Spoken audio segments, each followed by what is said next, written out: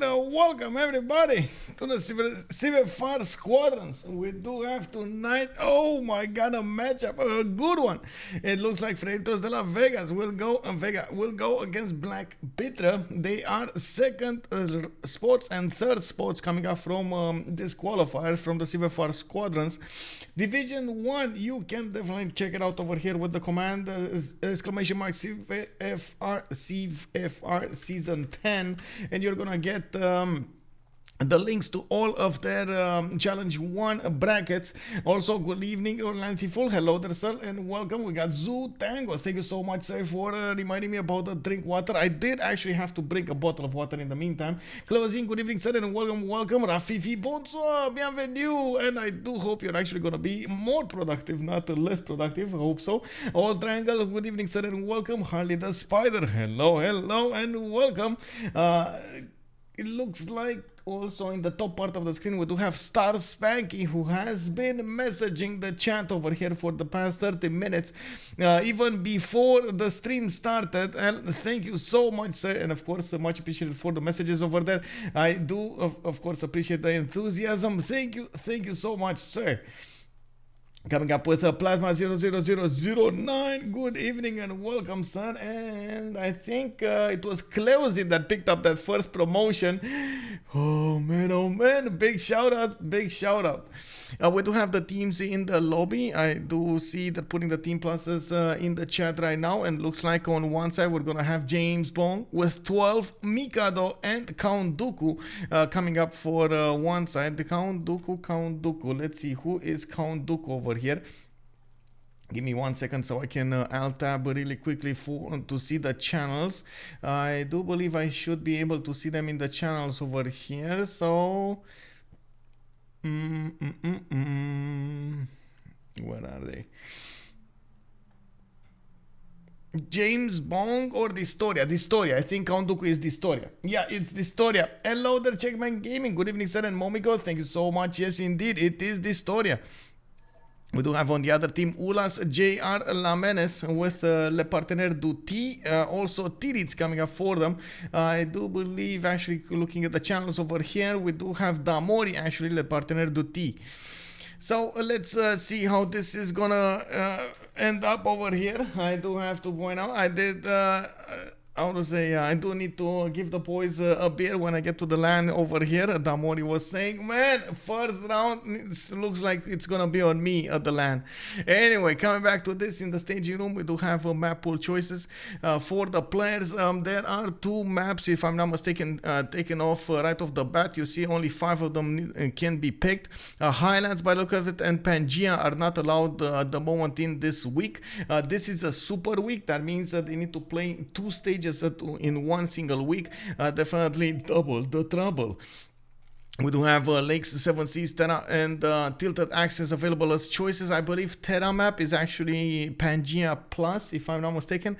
They do have, well, it's a little bit more detailed on the outskirts of continents. Not really that much of a difference, but it is, you know, it's here and there. It looks like they did take out Lakes, 7 Seas, 2 maps to go. They might actually end up playing on Pangea. I'm really not confident. I'm not really confident they're actually going to pick Tilted Axis. It's one of those casino type picks, and you don't know what's going to be the map like. But maybe that's something that Ulhas will want. Maybe some creating some chaos will be the choice here. No, it will be Terra map, and I do believe we're going to go for that Pangea Plus. We're going to get to see it exactly how it generates. Now, in the CivFR Squadrons, we do have the bans for those. I believe only Babylon is banned in the civilizations, and we do still have the bans for the wonders, and we're gonna have those 4 wonders that none of the communities go for at the moment. And since it is gonna be Pangea, we're gonna have quite a close proximity between the players. They're gonna get to settle a few cities, but then it's war, directly war. Not to mention we might see some shenanigans with the scouts, some central snatches, some backdoors, and of course we're going to need to see what the pages look like. We do also notice the goals have been taken out immediately. JamesBong is on the buttons over there with Ulhas on the other side. I want to put up over here, there we go, the click in the background. Looks like they're talking something. I'm not sure what they're talking, but they're talking. Okay. What does FDP mean? Can somebody tell me what does FDP mean? It's probably a shortening of something, like a short version of an expression. I would really love to see, because in Romania actually FDP means well, it used to mean, it was a clan name. It used to be fructe de pădure, which actually just means, you know, berries. What I should say, forest fruits. That's what it means. Forest fruits. Anyway, we do have them taking out Sumeria. Of course, coming up next, we're going to see those 4 bands. Let me actually switch the screen here so we got everything we need. There we go. C'est bien plus style avec un I. Okay, sure. So they're sending some arrows between each other right now, trolling a little bit in the chat. Okay, we're going to need to see if that... booming of the chest, banging of the chest will actually go into the game as well. And definitely JR over here is increasing the pressure on the game. We do have Crete taken out as the 3rd civilization. It's not that unusual to see civilizations that do have, of course, a lot of bias towards the coast, like Victoria, like Phoenicia on these maps. Sometimes the players do prefer to take out Mali and the gold generators. They don't prefer to actually take out that often Canada as a tundra civilization. We've seen it yesterday that both of the tundra civs were taken out on the lakes map. Well, this is a much smaller map when it comes to the tundra, and the players don't actually go there. And they will go for the bonus points. So we might actually see some Persia coming up over here. We might see some Byzantium. This is actually bizarre. We don't see Byzantium in the game, in the pick and ban phase. Have you noticed, by the way? Did anybody notice somebody actually missing totally from the ban phase? Also, Mapuche is still there. Mali too, indeed. Rome and Japan will follow. That's a good question. Rome and Japan are both very good nations on this map, and they might actually get picked. Not really banned. I do believe Byzantium is a much more scarier neighbor. Not to mention Zulu could also become a very scary neighbor here. So we're gonna need to see, because they only have 2 options. What do they deem worthy of a ban here? There is the option to just let everything in and try to focus on taking down or picking, I should say, one of those civilizations for yourself. Let both options on the table or multiple options on the table, so you do have them available. Looks like Congo was the last choice. Catherine de Medici, the 5th one. Okay, so they will let a lot of very good civilizations in the game. Even if we will see Rome over here being picked up first, Ulhas and JR will have the next choices. JR has been showing up a lot to favor Canada in the gameplays. It wasn't a ban for him, so he can definitely go for it if he wants to. Ulhas, he's a adaptable player. I don't think he has that much of a favorite civilization here, but it looks like he is gonna go for Vietnam. Okay, and then we got Lady 6 guy coming up from JR. Interesting. Not something that we're used to seeing, but definitely I like the change up. Batriu and Lady 6 guy on the same team here. A lot of culture, a lot of science, and then 12 picking up Wilfred Laurier from Big JR. Oh my god, he's not gonna let him. Well, JR was bamboozled, I guess, to pick something else. So they did have a higher priority in Lady 6 guy than he had in Wilfred Laurier, and it looks like 12 over here is gonna pick his favorite. Wilfred Laurier is gonna be played by BlackPitre. The thing with Byzantium is just except to make a religion of war, it's good to nothing. Good, okay. Khmer and Russia do better. Maya, I think Byzantium is kind of similar to Arabia, and it's a whole team set up around them to work. Yeah, I do tend to agree with that, but if you do manage to make it work, oh my god, it's amazing. Sino Mooney, good evening, son, and welcome. Rafifi, yep, definitely what you said there. I echo that statement. We've seen the boys picked their first 4 civilizations. Now they're going for the second ban phase. Still, Pangea Plus is gonna be... Oh, actually, let me actually ask over here. Terra is Pangea Plus. We...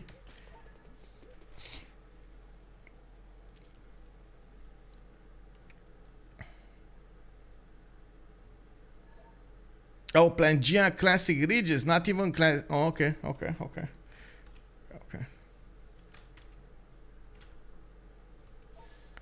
So it's Pangea Classic Ridges, not even Pangea Plus. Oh my god, okay. Okay, no standard. Okay, let's see how this gets. It's gonna be a lot of open terrain for them. No gold civs picked yet. Yeah, no naval indeed. They will need to pick those as well. I do have to point out Maya actually can generate quite a bit of gold, but not as much as you might think. Rome here, we've seen it multiple times that it does prefer to go for those commercials. Maybe go for campuses first, then discount the commercials. And then we do have, of course, the amazing Wilfred Laurier, which usually does get a lot of camps. At the beginning, it's good. Later on in the game, it's a problem. We definitely need to see one of those big gold generators. And I do see nobody actually banned Mali, which is definitely a surprise over here. Also, just to not make a mistake over here, MB, did I use it correctly? It's merci beaucoup, right? It's not, because it can be understood as my bad. We do have also Victoria taken out as a player. Wait, wait a minute. You have the last ban and you go for Victoria? Okay, but yeah, I mean, there's Japan, there's Phoenicia, there's Portugal, there's like so many other cities. Well, I guess Portugal on this map is kind of a casino style pick, but you might go for it. No, Mikado going for Alexander. This guy is set for war. Have you seen how fast he locked his civilization? Man, have you seen how fast Mikado locked his civilization? Click, click, click, click. We're gonna see him booming. With the Basilica pace, with those heteroids, it can get a lot of science coming up from these military victories. We do need to see how Distoria is gonna pick his last. We've seen him actually quite a few times go for more coastal civilizations rather than anything else, especially the last time he did go for Victoria. Looks, and they did want to take away that option from him. He's gonna go for Montezuma this time, and he is gonna have those builder charges to spend towards, as you can see, original district cost. Not to mention he's gonna have the 50% production towards melee units. Quite an interesting option over here for Montezuma. It does usually rely on the continent split because it does need to get a lot of amenities. We do need to see what the land would look like, how many remaps will they want to go for, and of course if it's viable or not to go to war. We do have Titiits here going also for Ghandi. Well, we do have India, actually one of the biggest simmers in the game. A lot of culture can be generated with it. It does have that extra movement on its settlers and builders. I am curious how this will play out. Who's actually gonna play Ghandi? Titiits here usually does like, of course, to play the Indias. Usually I saw him on Chandragupta, not Ghandi. So and that's why I'm curious. Maybe it's not gonna be him who's gonna actually go for this. We have 2 Ulhas. Oh.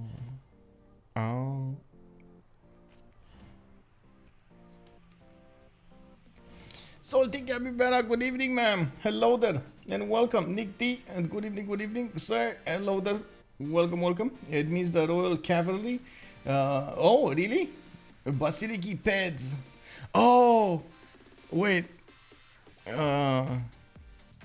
You told me that I need to pronounce it different. Somebody told me yesterday that I need to pronounce the Hetari, right? I need to pronounce instead of Hetaroi, I need to pronounce it Hetari. Because OI means I or something like that.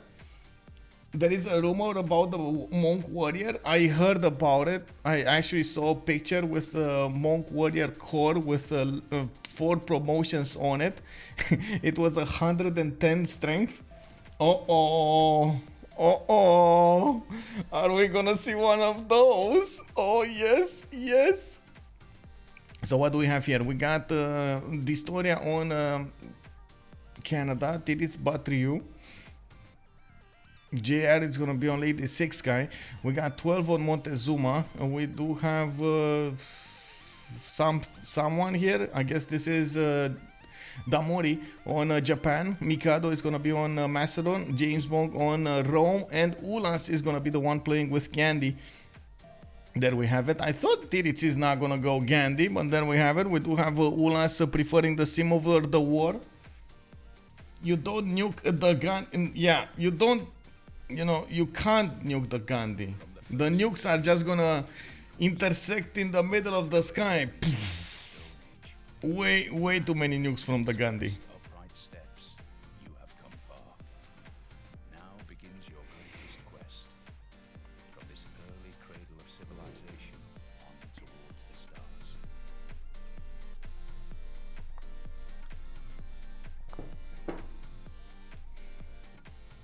What did you guys vote for here? How many remaps? We do have, well, I guess 4,800 points in the one, with somebody putting 1 point. Oh my god, literally 1 PowerPoint on 0.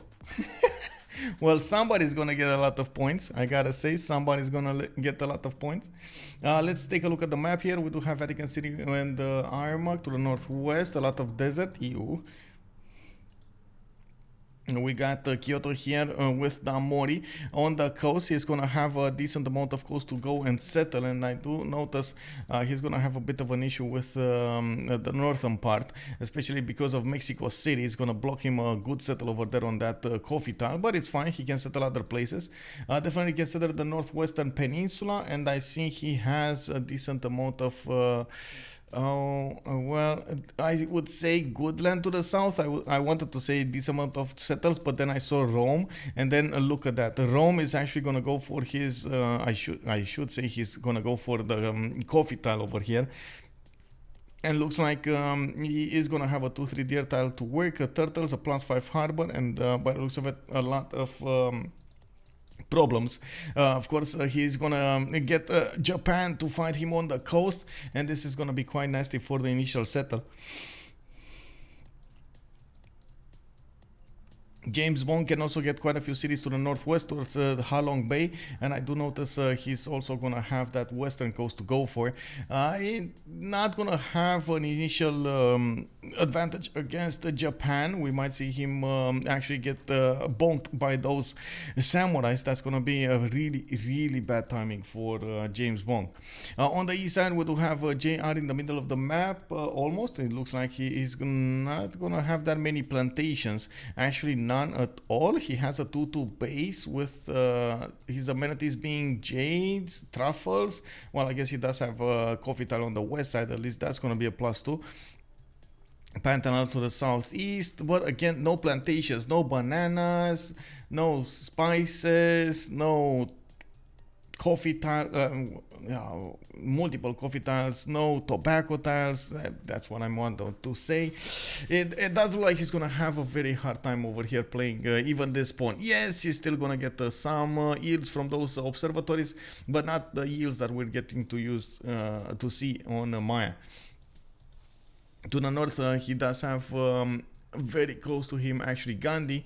He's gonna be trading with him quite a lot, and we do see Ghandi getting his 2-2 base with a 1-3-3 truffle tile, a 2-2 ship on the west side, and does have that geothermal with the extra adjacency towards his campus. Not bad, a +4 or so to the north. Good positions and also good options for his pantheons. He's gonna get quite a bit of extra faith probably if he's gonna go there. Usually Ghandi does prefer to go for holy sites. We do have to the southeast Thang Long coming up with a culture tile underneath his settle. That's a jade settle.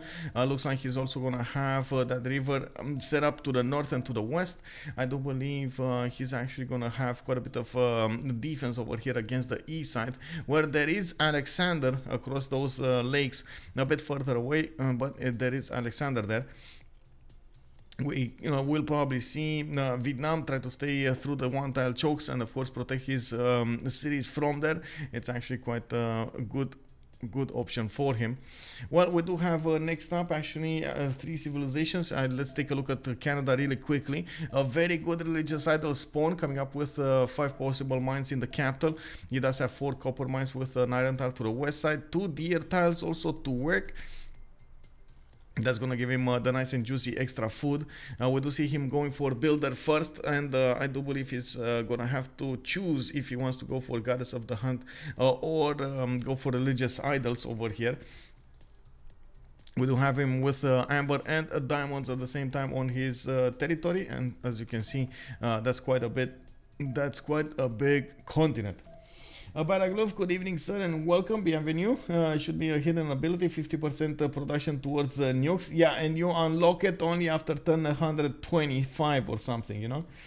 Canada is in the game and is not played by JR. I know, right? It's like, I don't know, JR just, you know, missed the train there.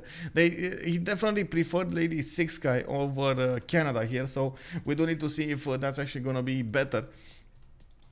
Coming up on Tenochtitlan, we do have 12 Aztec going for settler coming up in 6. Looks like he's gonna go towards the east side and settle that side. Of course, the ivory tile is gonna give him another amenity. He already has the turtle to improve in his capital, and from what I can see, he's gonna not. Well, he is gonna have a continent split. Oh wait, he is gonna have. So he's gonna have access to diamonds, spices, and honey tiles quite close to him.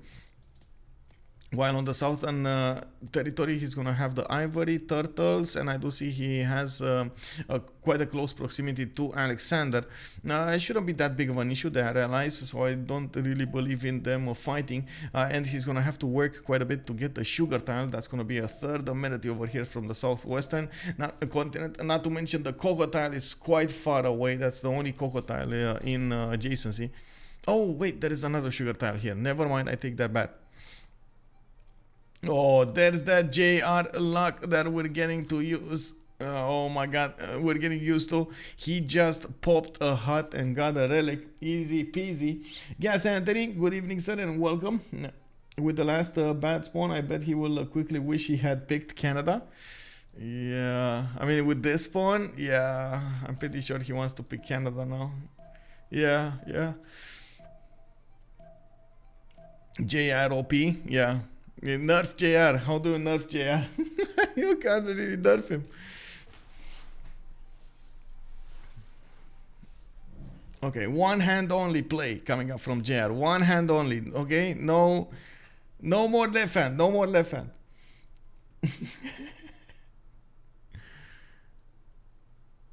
Oh, you know how to nerf him? How do you nerf JR?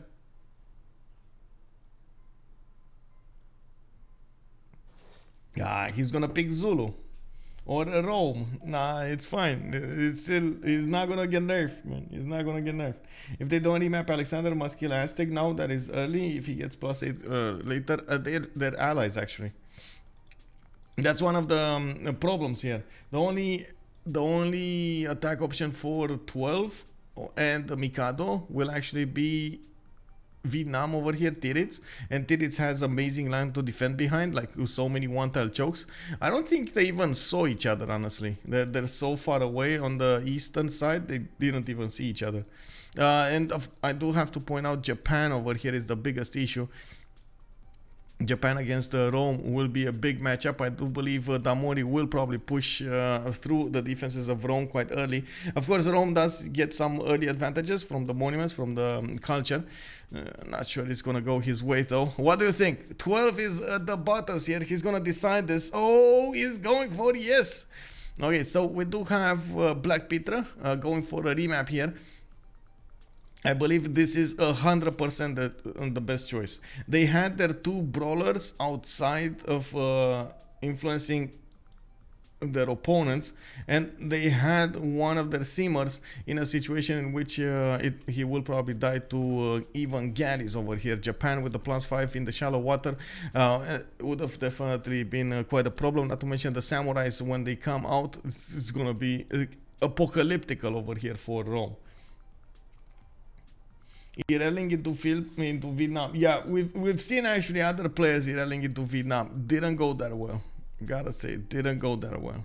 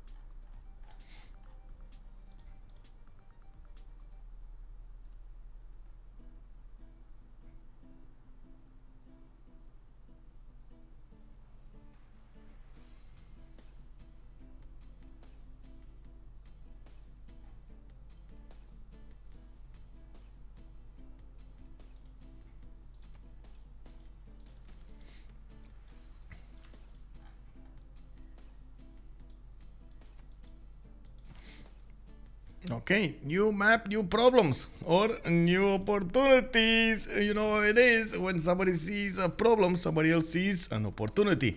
Let's actually take a look over here. Mikado with Pella, he did settle in place. We do have Canada to his north.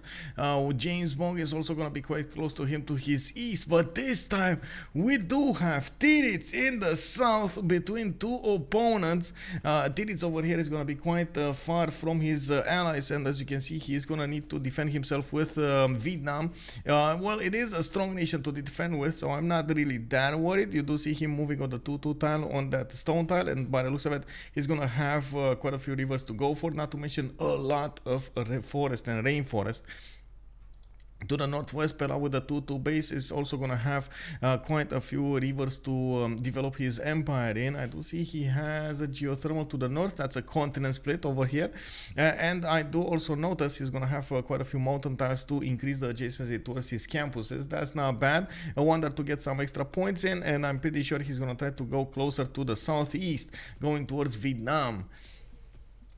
Canada in the north, this time we're not gonna have a lot of copper tiles. Actually, in the capital he has no copper tile. He does have a silver to the west side and 3 deer tiles. That's gonna be Goddess of the Hunt by the looks of it. More deer tiles and truffles coming up on the east. 1, 2, 3, 4 tiles over here. 5, 6. Yeah, Goddess of the Hunt seems to be the way to go over here, even with the truffles in the south. That would make a good choice. We do need to see if Count Dooku will want to go full in religion. There is an option for him to go for Dance of the Aurora, especially with so much flat tundra going around. He's going to need the food for his citizens anyway. Well, I guess you can go for something like work ethic and getting the food from the farms anyway, right? So might as well go there. Well, we do have him going for the builder first. He does have 3 amazing tiles to increase its yields on the deer tiles on the east. Not to mention, I do notice he has a lot of fresh water coming up from those lakes to develop other cities in. On Rome, we do have him on 2 geothermals. Oh my god, Rome is gonna have a +4 campus right off the bat. Looks like he's also getting a scout in 3 and probably click that button for campuses. Let's see. Yeah, he's going pottery. I'm pretty sure he's going to discover campuses as soon as possible, so he gets that +4 from the beginning. There is also, okay, there is no good scientist here, only Aryabhata coming up next. We do have him with quite a few cities going for the west and the south. Looks like he's going to get to settle that cattle tile to the southwest and the olive tile to the south. That's a lot of rethings. That's a lot of rethings. Wait, is this not gonna be the map? Is this not gonna be the map? Titiits normal age domination incoming? Yeah. Ooh. That's gonna be quite tough.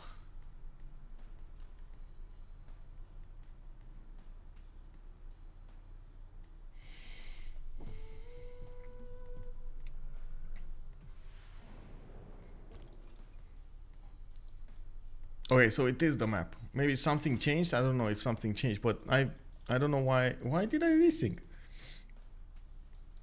That's so weird. Wait. Yeah, we still have. That's a lot of niter, by the way, on Canada. Anyway, we do have Japan coming up to the north. He's getting that scouting 3. Looks like he's also going to have a good harbor coming up on the coast here with the turtle tiles. And he is going to have a problem with India on his east. Ulhas is going to be there right after the mountains. And as you do see, he's creeping closer with his lands. He can get a positioning on these mountains to the north. That's actually going to keep Rome busy for quite some time. Bokmana 123. Thank you so much, sir, for the follow. We're actually 18 followers from getting to that 5,000 mark. Oh my god, we're getting it. Yesterday we got 2,000 on YouTube. Today, maybe tomorrow, maybe this week, I don't know, we're gonna get to that 5,000. We do have Delhi coming up with that scout. He is getting the extra mobility, the extra movement point, but it will be on the settlers and on the scouts. We do notice he went for a 2-2 base. He does have a 3-1 to go for the early food generation. Unfortunately, he's not going to have that extra production, and I'm pretty sure he's going to need to acquire a 2-2 tile, probably that cheap tile to the east. Looking at his land, I'm actually very surprised he didn't go for a builder first here. It kind of feels like this spawn needed a builder first, especially to improve those ship tiles. To get the extra production, you would need as much help as possible to generate the yields necessary to keep up with everybody else. In the south, we do have Aztec coming up with 12 continents play here to the northeast. Not gonna get to it, and I do see he could ideally settle a city to the west side, which would give him 3 amenities, 1 copper mine, diamond mine, and I believe it was a turtle. Good evening, Hunde Priest. Hello there, sir, and welcome. I'm actually quite curious if Titiits is going to get his golden age, but I do believe he's going to get his golden age. I don't think that's that big of a problem. Come on.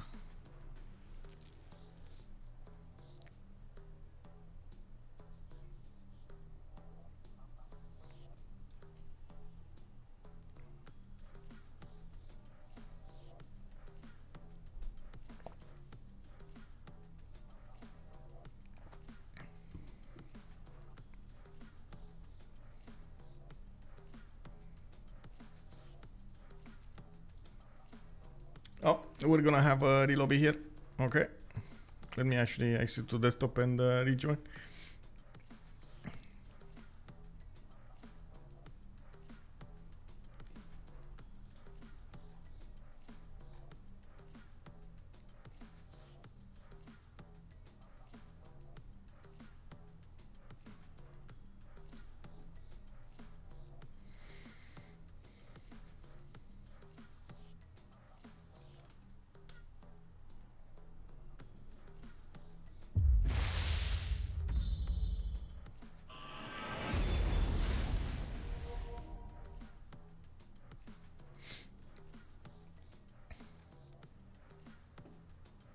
I need to take a look at the links here.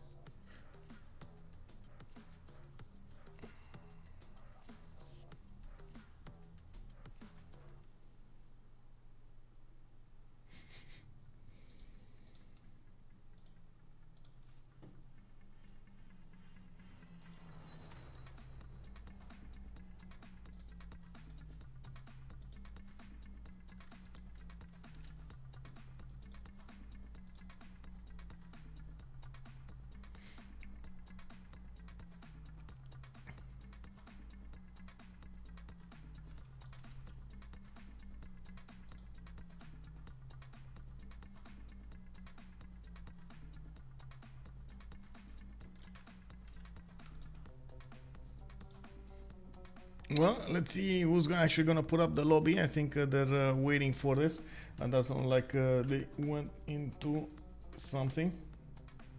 Okay, they're restarting their games. I believe they do wanna take a look at their mods over here and try to delete them manually. We're gonna need to see.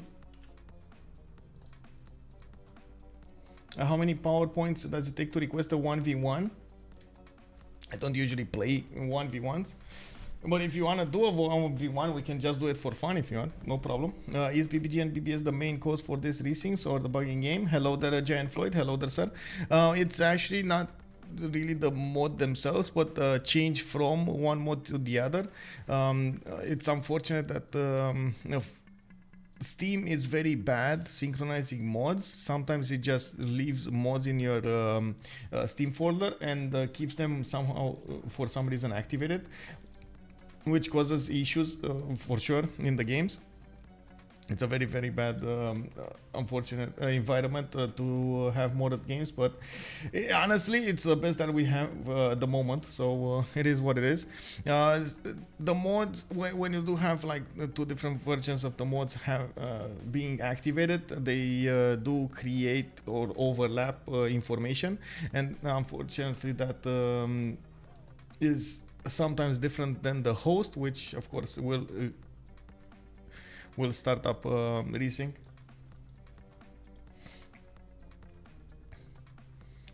One view on Michael versus Muriel. Oh my god. I mean, sure, we can play it, but it's gonna be a relatively fast game, man. Oh my god. You have Muriel that plays all the time, and then you have me that I mostly stream. I don't actually click the buttons to play. I don't know about that, man. I don't know about that.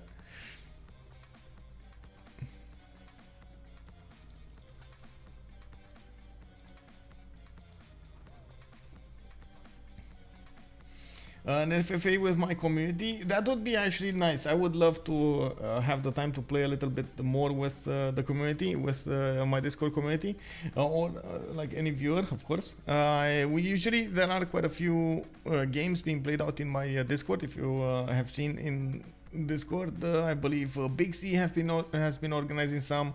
We saw also. Let me actually take a look here. Papa Sparta played some games over there. Yeah, they've been playing for a few weekends now. It's just most of the games are on weekends, and the games usually like overlap with the FFA game, and I want to keep true to the how to say competitions. Yeah, Guten Abend, Justice. Willkommen. What times do they play? I think usually 1600 GMT, 1700 GMT, something like that. Even sometimes I saw them synchronize earlier. We had also Akshat, if I'm not mistaken, but I think Akshat started school or something. He has been, focused on something else lately. Okay, do you consider making tutorial videos on YouTube about BBG? First move, last move, opening strategies, goal, expansion phase, good times, where to settle over, from the start to a game to the end. Oh man.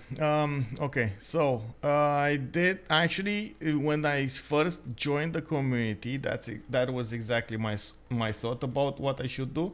When we did have the game stable enough, I did manage to put out tips and tricks video. Actually, I can give me a second. OnSpotTV, tips and tricks, tips tricks. So I did put out a video with that. Actually, it's viable right now, except the fact that the production overfall is not that good anymore. As in, you had production overflow back then. Now you don't have production overflow. The problem with Civ is you're always 100% gonna need to adapt to the land you have and the situation you're gonna be in. So it's not gonna be a one-stop shop. Oh my god, you're gonna need to do this all of the time and you're gonna win games. It's always gonna be something that that needs to cover 3, 4, 5 different scenarios at the same time. That's the problem here. It was especially in a changing environment like BBG does with the game, with the metas swinging from swinging from a few months to a few months. It's usually quite hard to put up those and be relevant in time, because my interest wouldn't be to have relevancy how to say, to have relevancy for a month. My interest would be to have relevancy 3, 4, 5 years. That's why the movie I made, or the Tips and Tricks movie I made a few years ago, just like you said right over there, it's like 5 years ago, and it's still relevant right now. You know, it's 2018. It's 4 years ago in March I did this Tips and Tricks, and it was like a few versions ago, and you still like those tips and tricks still help you out quite a bit. Build settlers, build commercials, rank managers in turns, dominate any and be proud of yourself. Yeah, there we go. We got Justice over here giving us the readout. Yeah.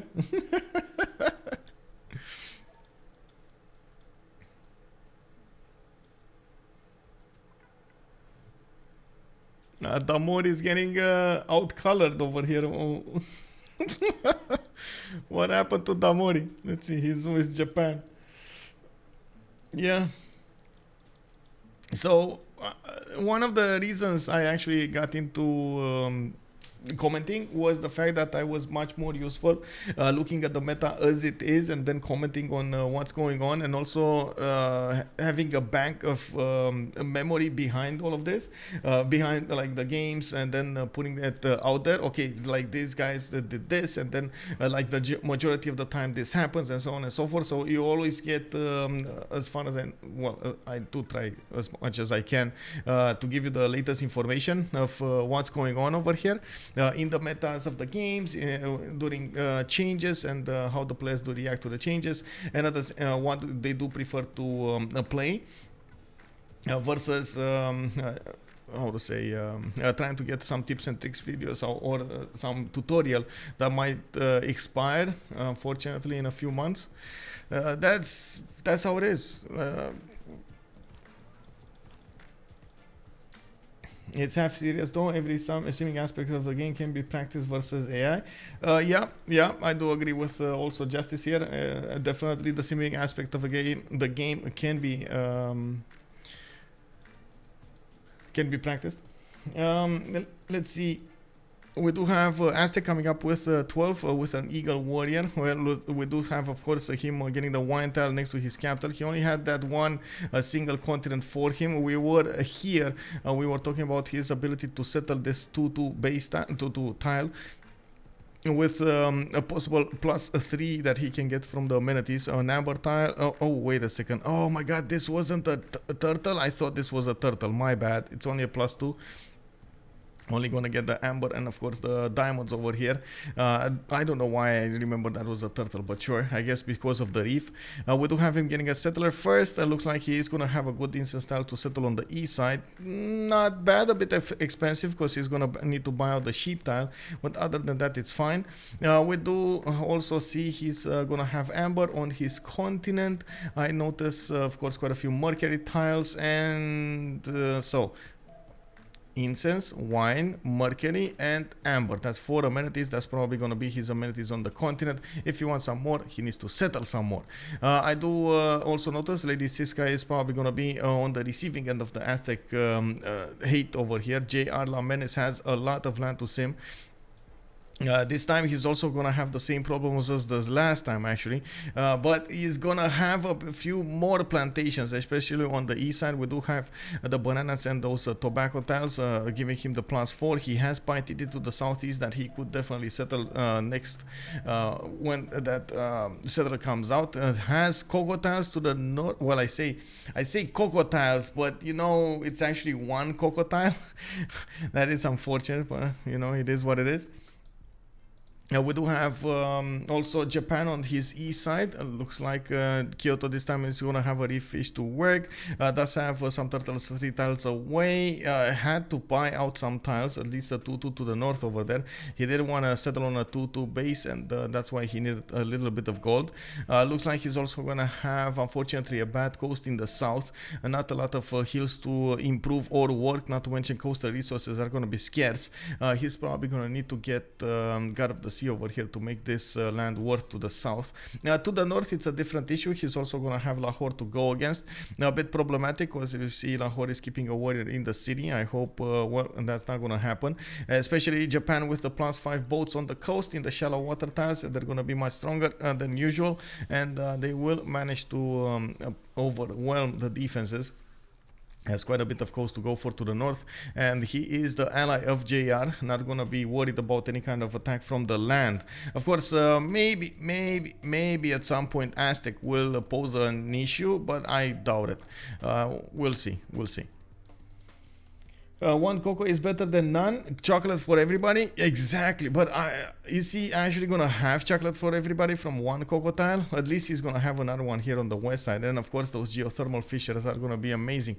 Wait, if I remember correctly, the observatories don't actually get adjacency from. Oh, not this. Observatory. From. Yeah, they don't get it, right? Wait, geothermals? They don't get it from geothermals? They get it from barrier reefs, but no geothermals? Okay, interesting. That sounds bad. Yeah. Anyway. We do have one team that did manage to get a remap earlier. That was BlackPitre. And looks like we're gonna need to wait for Freritos de la Vega to give us their option. The Great Barrier Reef. Yeah.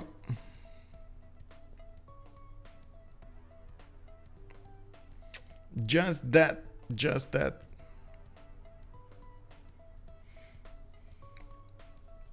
I didn't notice if in the Great People screen we do have a first Hypatia or not, and I can't really see it now. Yeah, I can't see it now. We're gonna need to wait for the vote to go through. There's a bit of a problem with the positioning, and yeah, there we go. We're gonna have a remap here, especially Vietnam coming up against two opponents here. He's gonna have an issue. He knew about one, didn't know about Rome. That he's, oh, maybe he did, because we do have Ulhas over here that might actually given the word to his opponent, to his neighbor, to his friend, that he has Rome over here to fight with as well. Let me actually quickly take a look at this. He didn't actually figure out Rome is here. It's fine. They didn't know about each other.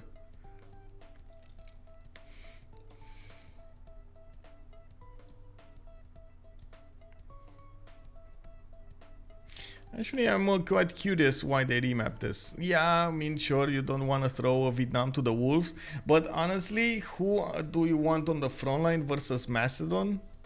If you're gonna remap, you know, somebody, this doesn't feel like a good reason to go for. Remapping for Macedon, sometimes it's, you know, a distraction. Well, that is something. I don't think anybody actually voted for the second option, for the two remaps. We do have two remaps coming up on Pangea Classic Regis, and you've seen the mountains. They are not that big.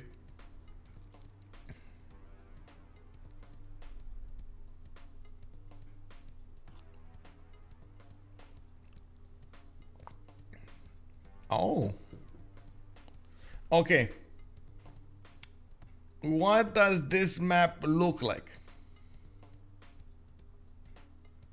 Let's put it up big on the screen over here. Let's put it up big on the screen. What does this map look like?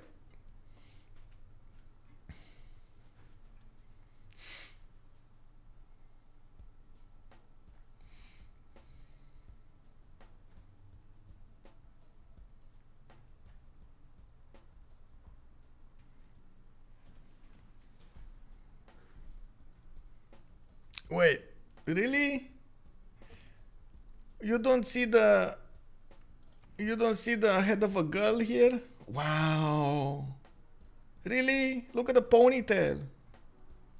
Come on.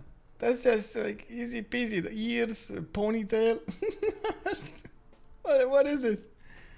Oh my god, look at Civ 6 just generating images through hexagon tiles.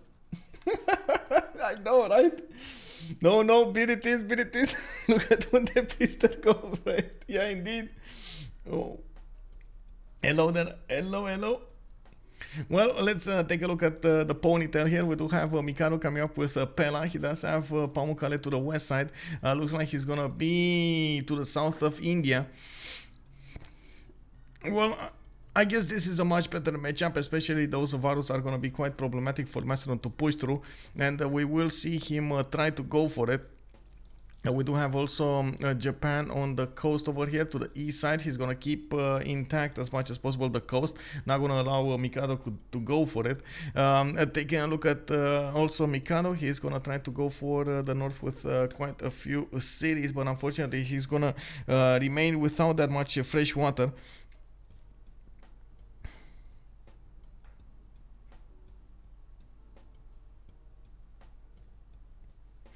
Looking at Delhi, we do have 5 charge builder coming up from Delhi. Looks like 3 population right now. He's getting the status to work.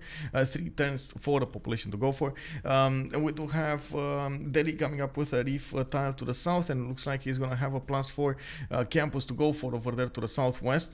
Quite curious if he's gonna start up with those holy sites or something else. We do have him going builder first. He is gonna try to improve his land, and I do want to finish the prediction. I don't think we're gonna have another remap. It has taken us 2 remaps to find out the map. Does Macedon have no wariness? Because this is a perfect match. This is a perfect match for Macedon. Macedon, I don't remember anything about the war awareness though, so let me actually take a look here. Yeah, cities do not incur war awareness. So this looks like it is going to be quite a matchup against India. But I do have to point out the problem with those. It will be a problem with the Varus. The Varus do apply a -5, and of course they will equal out the extra damage that Macedon is going to put from the general. On the strategic resources, we do have Pella coming up with an iron tile to the west side. First ring, 2 horses in the first ring and the third in the second ring. And again, we got a D-Sync going on. That's actually quite problematic. I don't know who, but there is somebody with a different mod. That's... or everybody has a different mod or something. That's quite problematic.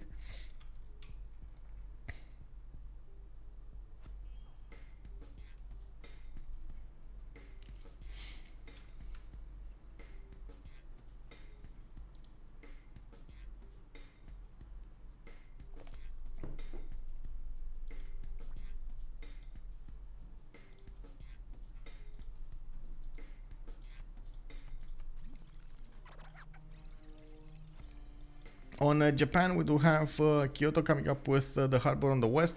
It looks like he does have a 2-2 tile, and I think we will probably see a relobby here for this map. We do have him with quite a bit of coast to go for the south here, and Titiits does have a problem. He is spawned coastally with Vietnam. Not really the ideal situation you want to find yourself in, but he is gonna at least have coastal trade routes towards his ally over here towards Japan, and it looks like in the southeast he's gonna have to fight Canada.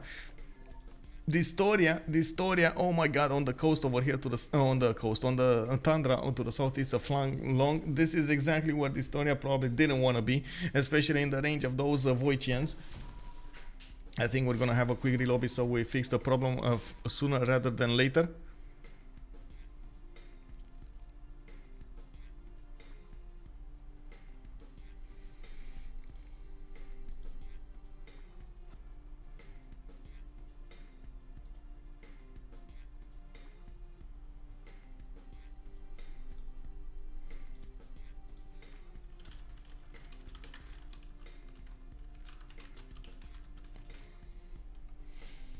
Hello, Nick D. Thank you so much for joining Discord.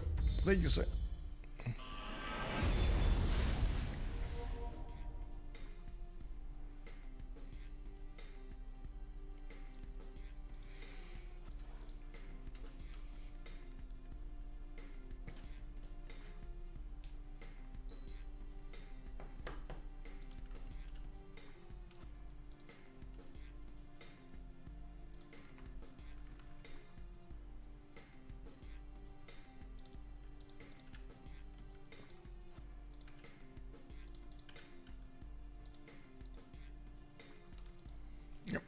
connecting to players.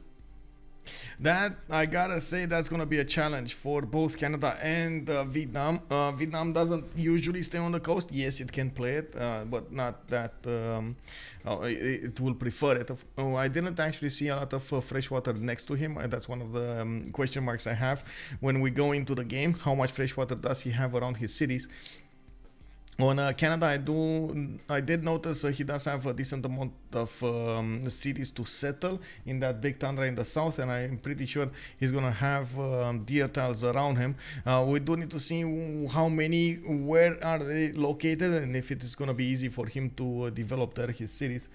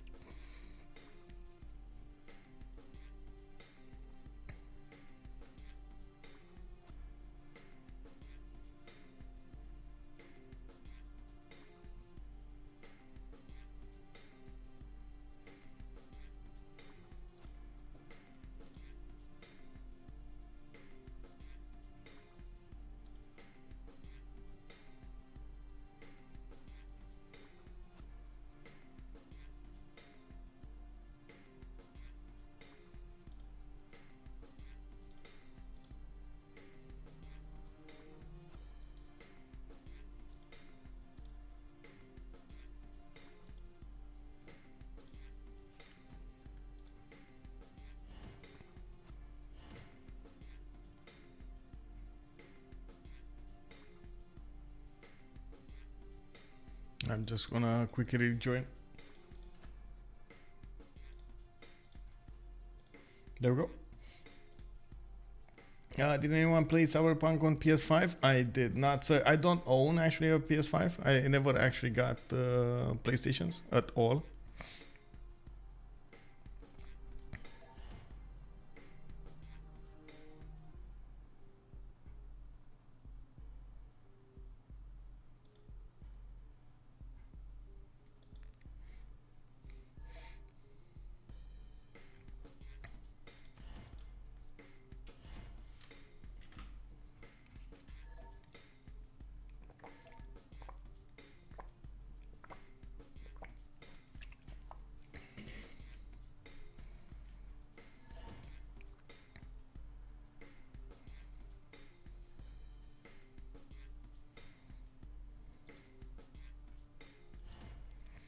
I was thinking if I should actually pick up Cyberpunk. I never actually played it. I don't know why I got thrown. Like, I watched the initial reviews, and then when I saw they just went straight ahead and put the game out with so many problems, and I just didn't want to play it at that point. Now, when it's 2 years later, it doesn't feel like I want to play it anymore anyway. Like, what, 1 year later or something? I believe it's out on a few marketplaces on half or something. It was 20 or 30 euros.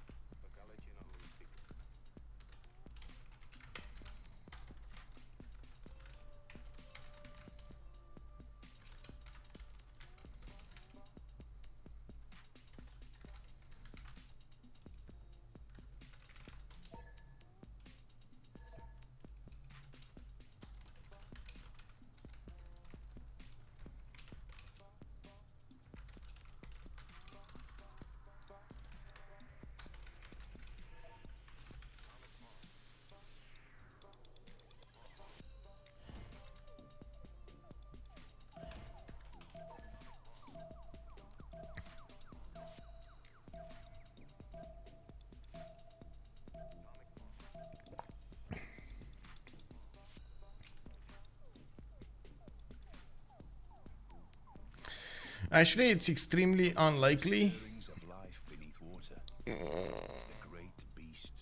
to have these kind of resyncs. This actually might be the host that has that problem. Now begins your greatest quest. From this early cradle of civilization on towards the stars.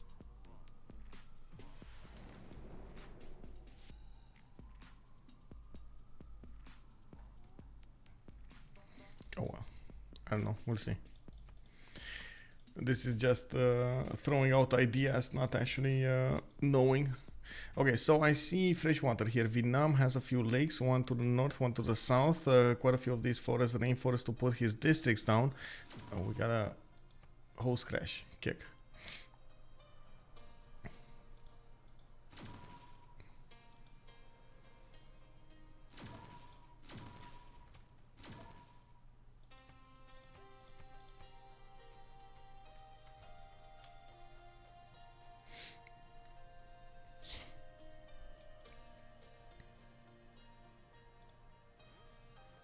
Well, black screen it is.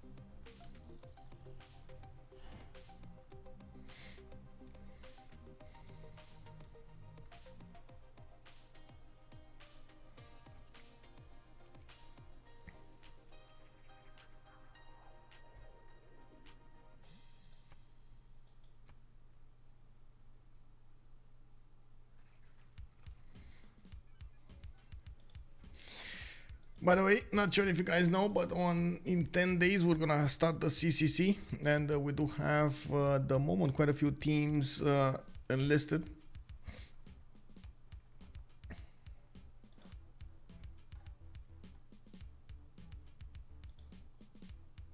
I think that today is the last day to actually get a team going, like a team registered, and then they have a few more days to get all of their members in.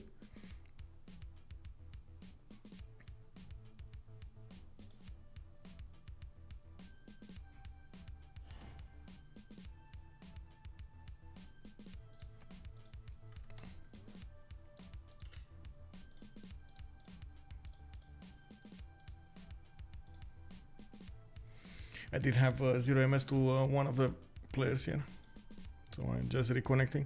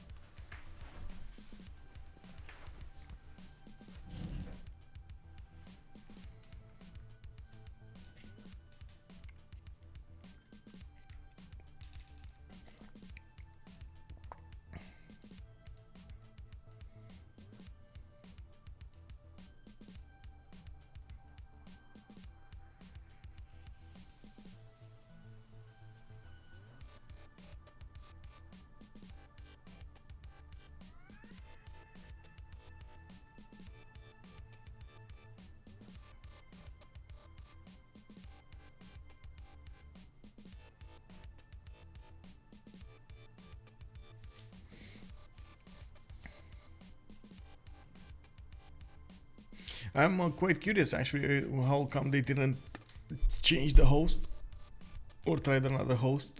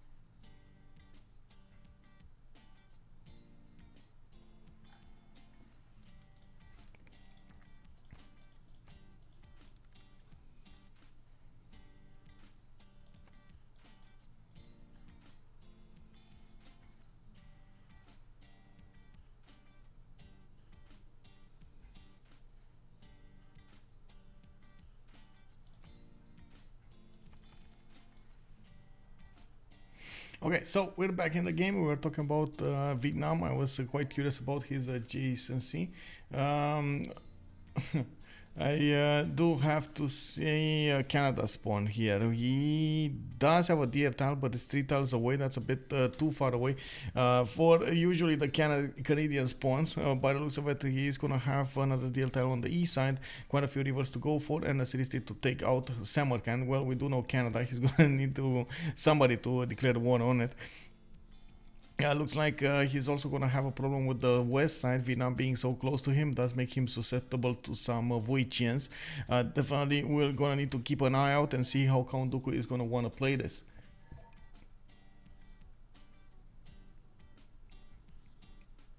Okay.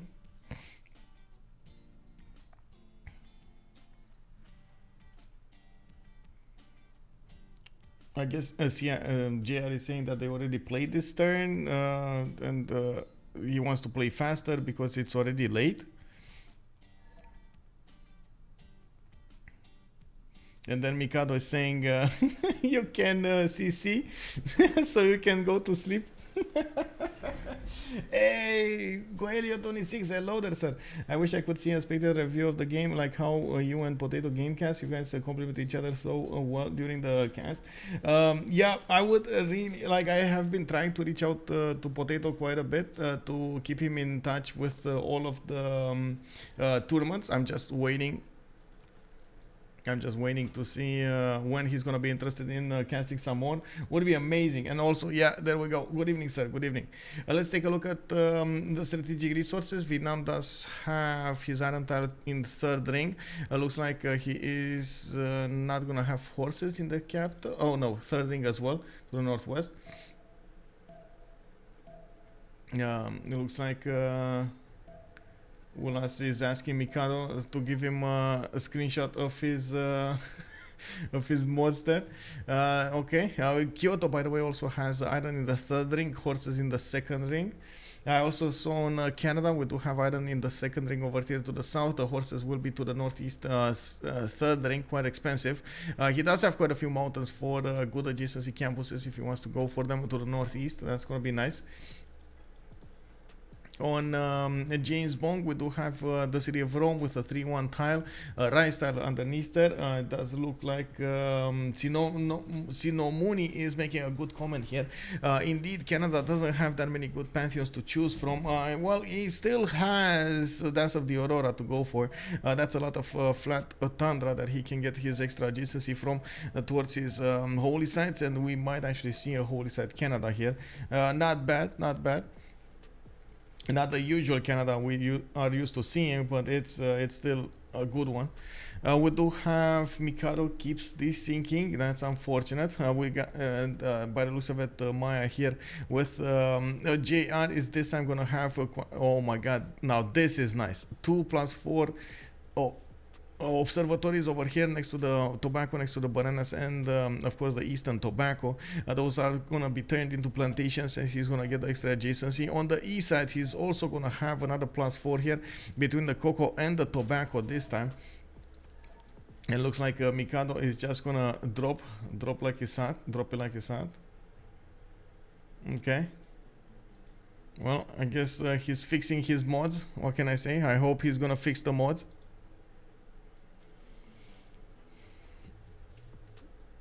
This time a much better spawn coming up from JR. I think he did settle on a maize tile, so he gets some extra gold from that settle. Doesn't really care about the fresh water coming up from the rivers anyway. That's just how Maya rolls. I do like the fact that this time he's gonna have 4 possible plantations, or 3 possible. Let's see, tobacco, cocoa, and tea are gonna be 3 of them. What's the 4th amenity that he's gonna benefit here on this continent? Do we have one? Do we have one? Oh, 4 of them. Look at that. He has the cotton as well to the east side. Yeah, he's gonna have a bit of a problem here. 12 is quite close to him, and we do see Aztec coming up with the Eagle Warriors directly towards JR's capital. He's a few turns away from getting there, but first he's gonna deviate to go for that hut. Well, the greed coming up from 12. The greed, he wants the hut, man. He wants the hut. I do believe also 12 is gonna try to get from Tenochtitlan quite a few more cities, and go as close to Maya as possible. It's not like Maya has anywhere to go that far on the west side, and he's gonna have a problem placing all of his cities here. Usually Maya does want to place as many cities as possible around his capital, because he does get penalties from not settling close to the initial settle. Well, we're gonna need to see. The mountain range is blocking him from having quite a few choices here on the west side. Full mountain range 4 times from cap. Yeah, exactly. Oh my god, there we go. We were thinking exactly the same thing, man. Exactly the same thing. We do have to the north Gobustan. Looks like on Aztec we do have Arental in the second ring. Also horses in the fourth ring to the west.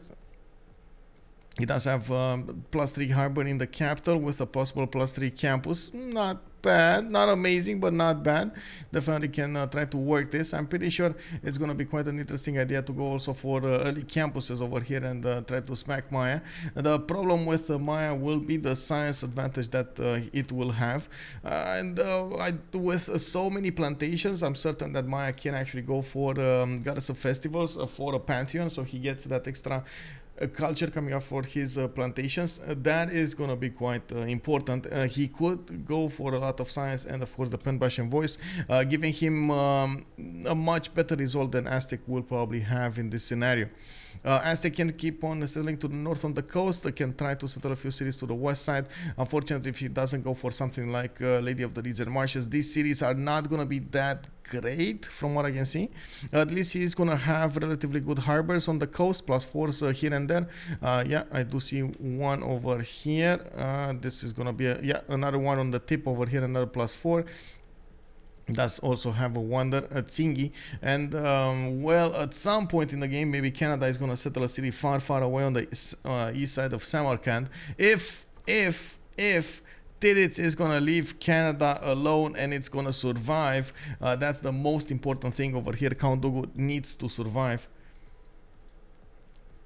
On the city of Wapcap now, JR does have access to horses. They are third ring. His Iron Tile is going to be a bit too far away on the fourth ring, and as you can see over here, he's probably going to want to settle that city. He does have a banana next to it, and I'm pretty sure he wants to put plantation somewhere over there. Doesn't want to actually settle the banana.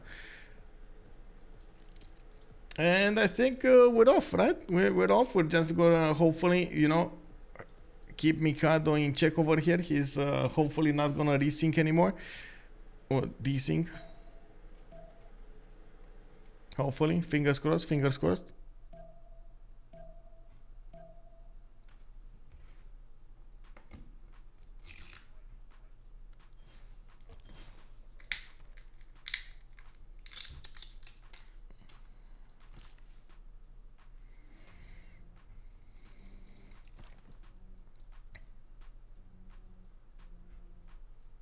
Okay, so let's put up the team names on the map. It looks like he didn't desync, so we might actually get this game going.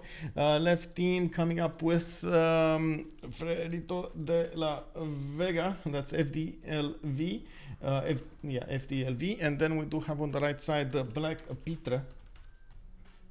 Okay, there we go. And FTFE needs to be put over here. There we go. We got the both team names. Let's go for the sorry about that.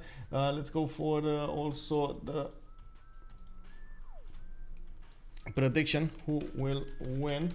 On one side, Freritos de la Vega. On the other side, we got BlackPitre. Start prediction. Got it. Yeah, glad I caught the game. Hello there, NG Jimmy. Good evening, sir, and welcome. Hello. Okay, so let's see what's gonna happen over here. Of course, we do have 3 big wars on the map, a lot more than we've seen actually on the other maps. One is gonna be Macedon going against India. From the south of India, we do have those Macedonian cities getting over there with quite a bit of land to go for. I'm pretty sure Macedon here is going to try to stay off the coast. He it really doesn't want to antagonize Japan, and I'm certain that Japan over here is going to be the one that's going to try to make that economy booming. We do have Mikado starting to get quite close to Ulhas with the warrior. He didn't yet see him, so it's still going to be a while until he's going to need to dedicate fully to this part of the empire. I'm not so certain if he's gonna go for his bronze working, but it looks like, yeah, he is gonna go bronze working in 10. He might go for that for the era score. He might go for that for initial war. We're gonna need to wait and see what's going on here. On the city of Pella, we do have him getting a settler out, and it looks like the moment he didn't pick a pantheon. We still turn 9, so it's quite early in the games. A very good settler coming up on the east side, but I'm pretty sure again he's not gonna want to go there, especially because of the coast. The cattle tile to the northwest would be much better as a choice. To the north, next to that hut tile, again a 2-2 base that he could settle, and of course he does have on the coast over here the city of Lahore. Good option coming up for him, a plus 10 faith hut, and it looks like yeah, he's going for the north with his setup. We got Delhi coming up over here with settler as well. Of course, India does benefit from 3 movement settlers. Very quick to advance with that settler to the south. Again, they don't know about each other, but that's the closest river that India was benefiting from. So he is going to try to get a city there. And of course, colonize that river, put as many cities as possible. He's not gonna be afraid of the coast. He is the ally of Damori of Japan, and they could trade coastally quite easily. Actually, I would say it would be an advantage for them to go for the coast over here and try to send those trade routes through the water. We do have next up with Japan coming up with 3 scouts trying to expand in a semicircle to the east side, since he does have the seas on the west. He's gonna put out one of these settlers coming up from Kyoto, and it does look like he is gonna have quite a few of these ivory tiles to the south to improve. I see in the north he will need to decide what he's gonna need to do with Rapa Nui. Of course, he's gonna need to he's probably gonna prefer to stay on the coast rather than settle inland, especially with Japan. He will need to somehow split this up with Vietnam. Titiits, what did you do, bro? Oh, we got Distoria trying to snatch that settler. He is the host, but didn't actually have the first moves. Click, click, click. He was definitely, you can hear the clicks on the screen over here. You can imagine it was like this. It was like this coming up from Distoria, but it wasn't meant to happen. And it got blocked. We do have Titiits managing to get the shift enter going to the north with the slinger. He will protect that settler.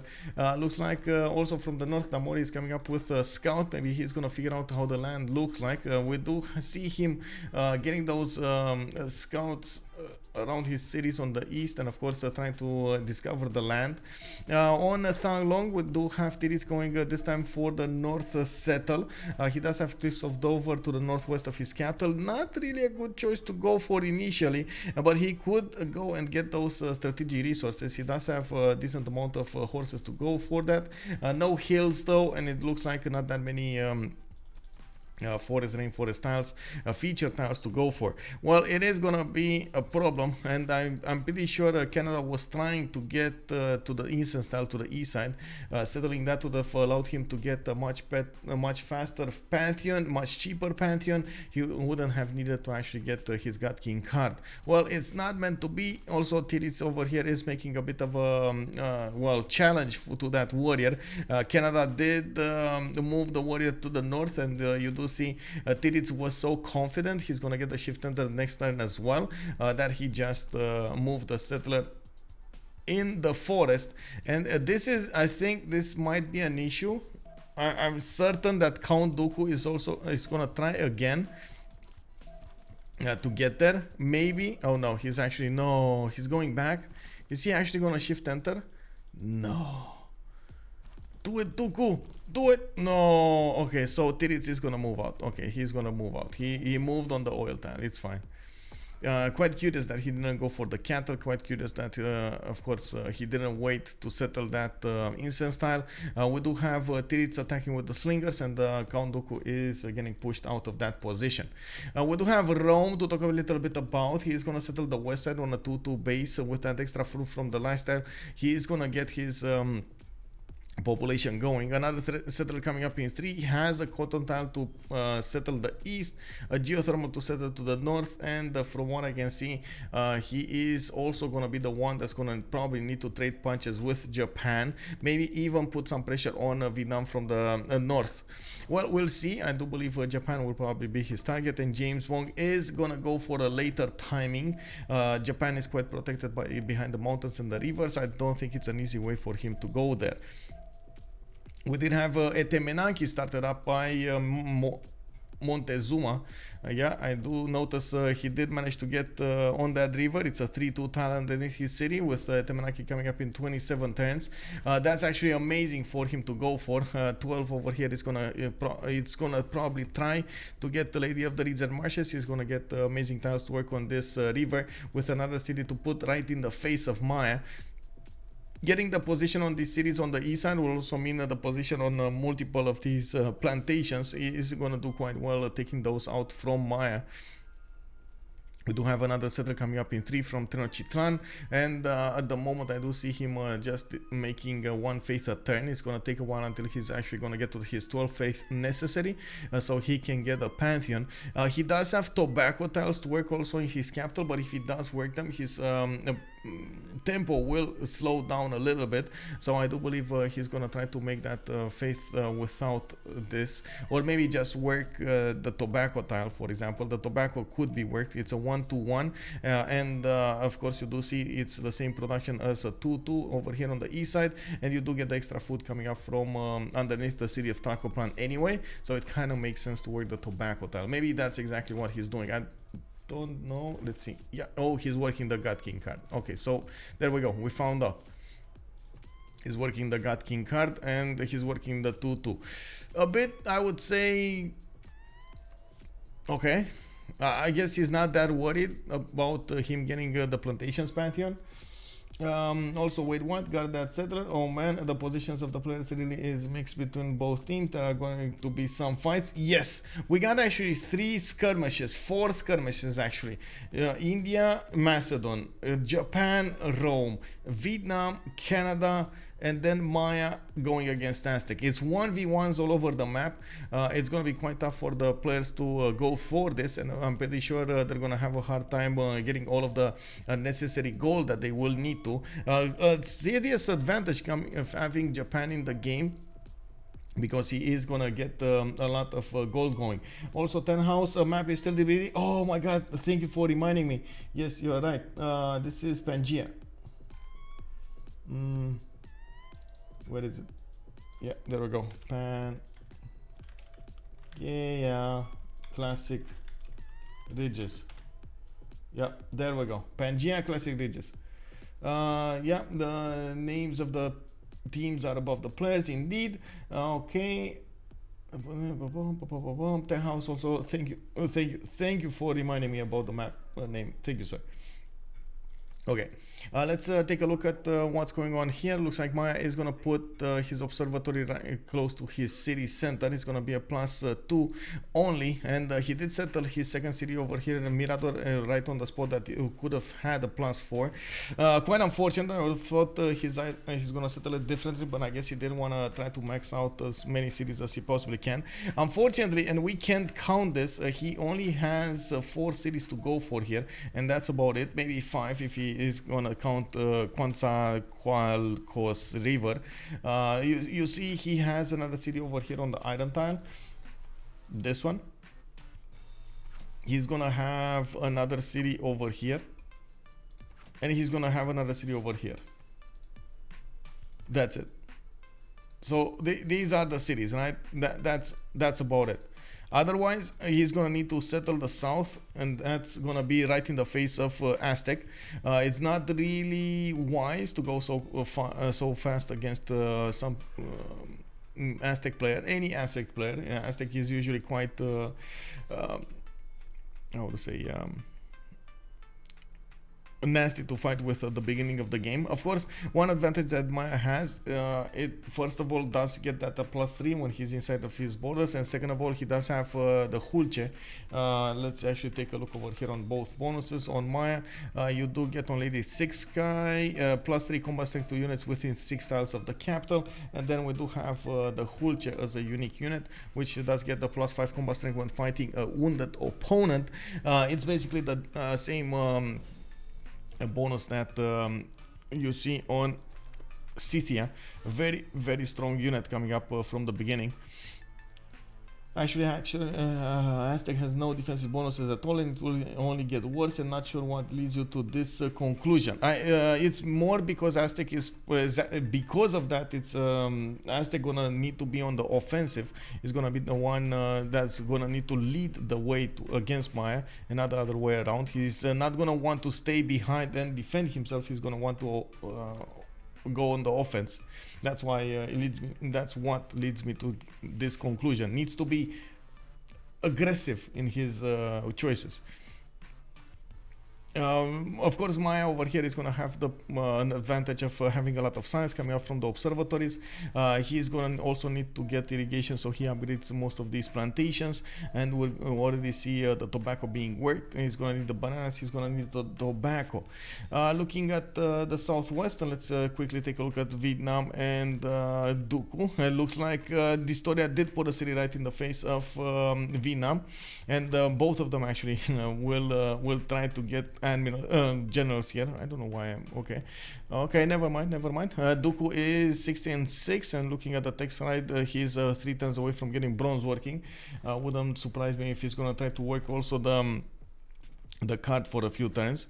We do have, of course, Vietnam over here with those tons. He did manage to get City Patrian Goddess. He didn't get his God of War and Plunder, which does mean that is do the pins crash the game? I hope not. I can delete them. Yeah, there we go. Sorry. On Vietnam, we don't have him getting God of War and Plunder, so he's not generating any great general points. He's going to need to actually get the barracks in, and at the same time get his projects going. I do notice he did put them in a line. He has a few times more to use for districts, not a lot of them, unfortunately. And you do see he has, well, it is what it is. It's kind of far away, and it's in Banner land over here to the northeast. I don't think he needs to care that much about that drought. We do have him improving a few tiles here, and still didn't go and improve his strategic resources. Only got the sheep tile. His strategic resources are to the west of Guang 3 in the second and the third ring. I don't see Aztec attacking anytime soon. Well, yeah, it does look like he's not. He is not. He should be. He's not, though. We do have on Macedon 5 science and 3 culture. He's quite far behind this. He's gonna get the extra food coming up from Tenochtitlan, and I do see a Temenaki coming up from Trakopan in 8. He's gonna get that extra science coming up from there, and he did get the Pantheon. That's gonna be Lady of the Reeds and Marshes. For Maya, we do have him going for fertility rites. Quite surprising, he didn't go for Goddess of the Hunt here. Goddess of the Hunt, wow. Goddess of Festivals, but we'll see.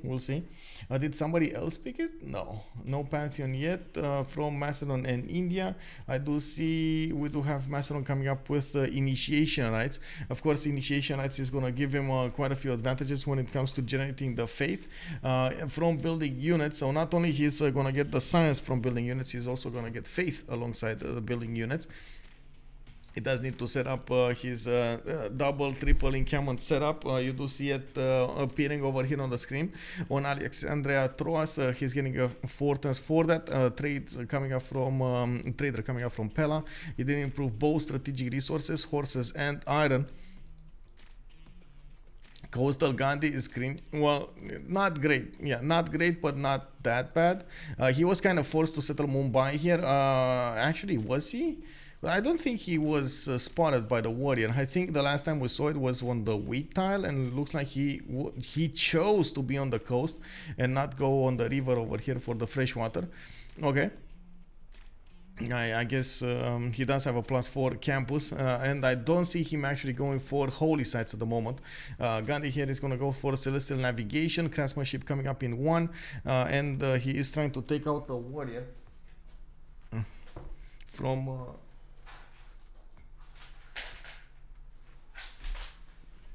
his opponent. For some reason, I caught a cable with my chair. I'm sorry. If Aztec needs to take hard to beat Maya, if Aztec can line up all the advantages, it will be good, but at least point annoying Maya will be best for now. Do you think Macedon's pantheon is to deny it this from India? No, I think it's more about him getting that bonus rather than denying it from India. I think India has quite a few bonuses to go quite a few pantheons to go for. Well, God of the Sea just got picked up, so maybe he's gonna need to get something else. I am actually a bit surprised he didn't go for something towards religion. Usually India does benefit from quite good religions, especially after he does manage to get those 3 beliefs. He gets quite a bit of a good use out of those. But anyway, we're going to need to see. He's going to definitely need to build an army here to defend against what's coming. Ulhas is going celestial navigation in 2. That might actually hurt him. Mikado is a 1 turn away archery. He has encampments coming out from both of his cities. A 4 settle over here, already getting the traders from Chalkidiki to probably go towards Pella. So he's going to create a road for those Hetari to go for the north. I see also India did manage to put the city of Chennai on the eastern coast towards Japan. He can get the coastal trade routes between him and his ally. Isolated with free trade to Japan. Wait, who? If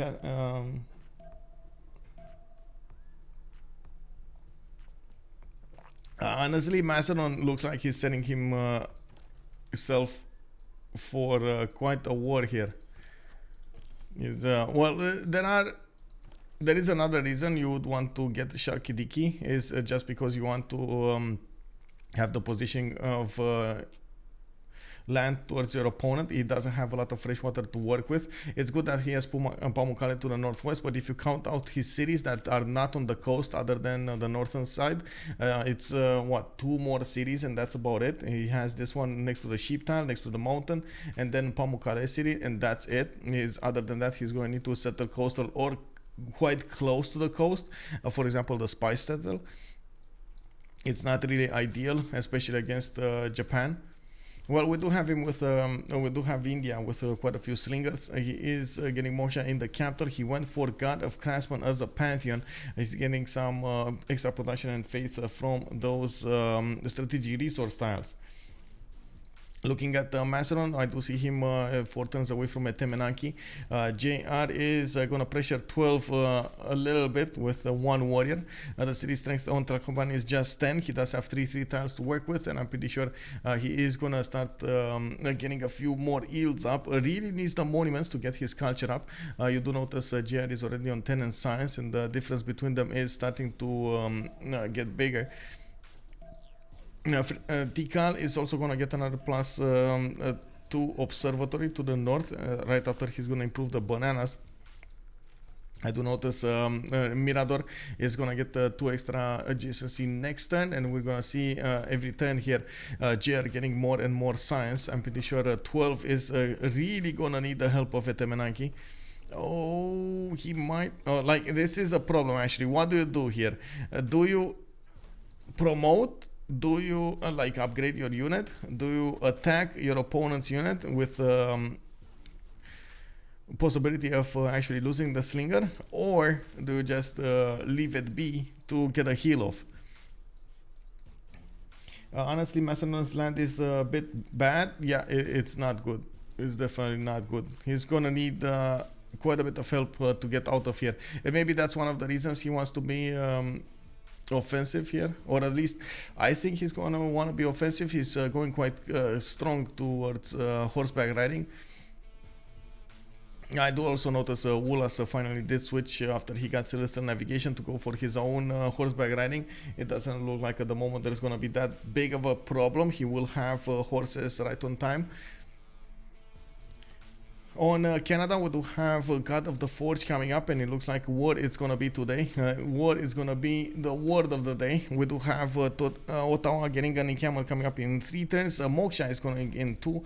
He's also gonna get a builder to chop or improve his iron. I think he's gonna actually improve the iron. Yeah, there we go. He's moving to improve the iron. We do have a campus set up in Halifax, so for some extra science.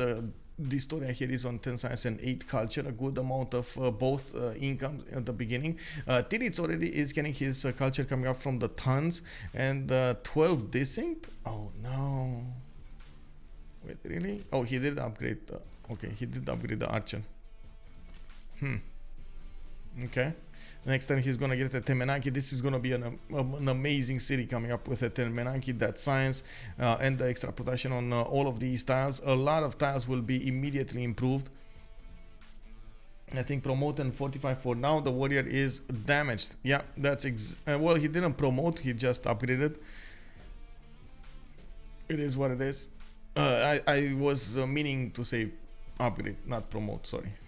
We got Moksha going in webcam now, of course, with JR's ability to get so much science coming up from these observatories. We will see him get the culture coming up from Moksha, from his capital city.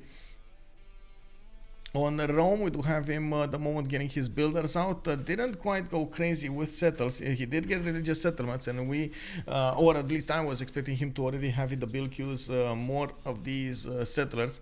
We do have him getting Mosha in 2 turns in Antium. Rome didn't get Magnus yet, and by the looks of it, he is finally putting some of those settlers in the queues. He just put on the card as well. I'm certain that he definitely needs to settle as many cities as he possibly can, including this inland sea. Doesn't need to worry about any kind of naval pressure. And this looks like ancestral Rome. Oh my god, you mean he's actually gonna wait for ancestral before he settles his cities? I don't know. I mean, I kind of agree. He has a lot of land to go for on the east side. He can go easily 10 cities over here. It's just, does he want to go 10 cities? I don't know. We'll see. God of the Sea coming up for Japan and getting himself some extra points of production on the coast tiles, on the coastal resources. He has those harbors coming up from Kyoto, and I do see Shizuoka getting some more. Sendai putting one down and getting a trader going. Magnus Internis is going to be the name of the game, and he is also going to need to generate the gold for his team.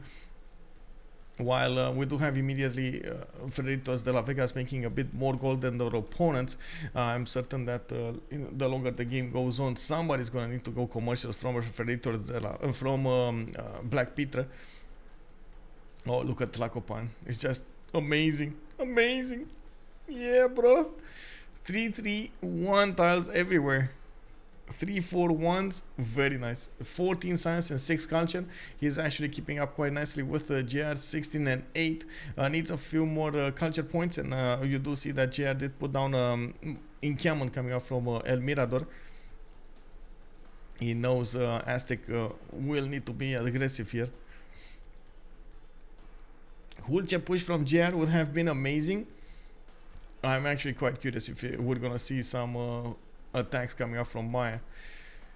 I'm certain that he's aware he can't put that many cities, and well, I guess he just switched a few points, a few tiles here. It's gonna be 1 and 2 cities, and that's oh wait, he can, no, he can't. So I guess this one is 2, 4, 6, 7 turns. Yeah, 7 tiles out from BlackPitre now, just 1 tile too far.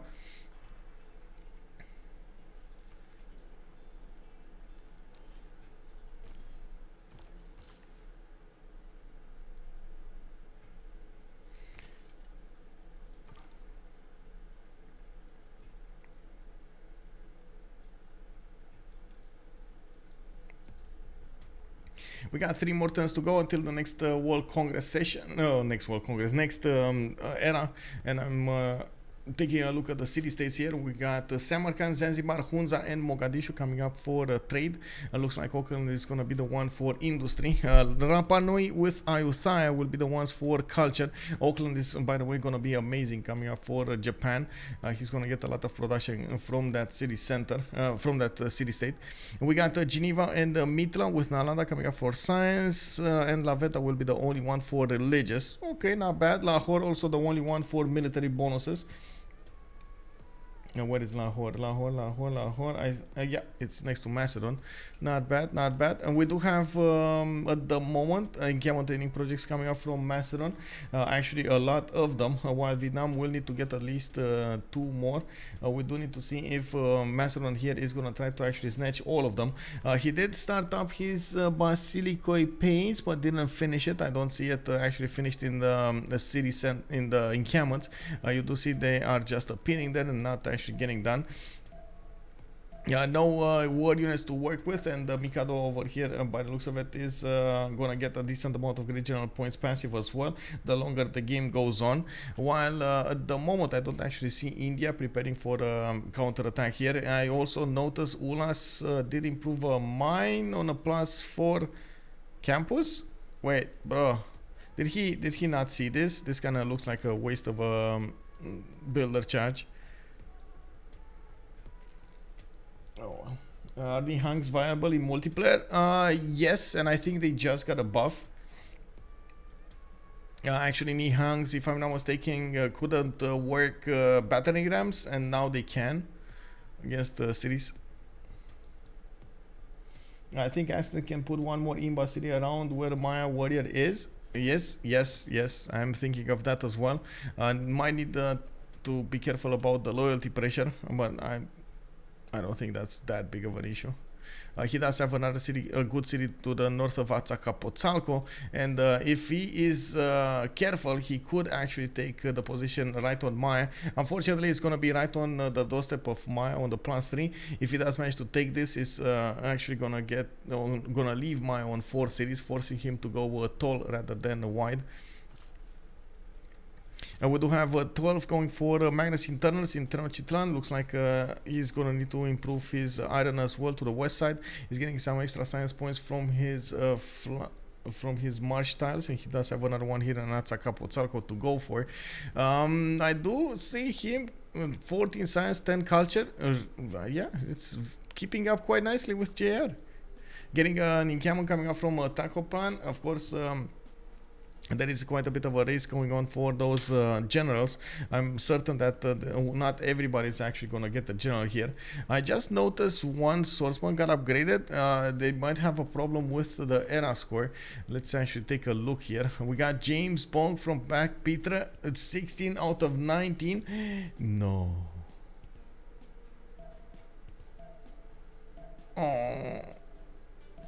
Oh. Man, somebody called it out. Somebody called it out in the chat here. Is this gonna be normal age Rome? Who called it out? We got 17 out of 19 coming up for JamesBong here. He could have gotten a boat, never got a boat. Oh wait, he got political philosophy. Maybe he's gonna get it. Chiefdom, come on, switch. Switches like it's hot. Switches like it's hot. Come on. You can do it, JamesBong. You can choose it. There we go. 1919. It's fine. He got it. He got it, boys. It's fine. Even chopping some settlers out. Doesn't care about actually building that ancestral hall. And it looks like JamesBong is going to go for campuses next. Getting Magnus established in 1 turn. And I do see he's getting more settlers from Antium. He's going to double his city count quite soon. If he closes Maya, builds some defensive units, and then makes 7-8 cities, and Maya with 3-4 cities in the long run, he can take him. Yep.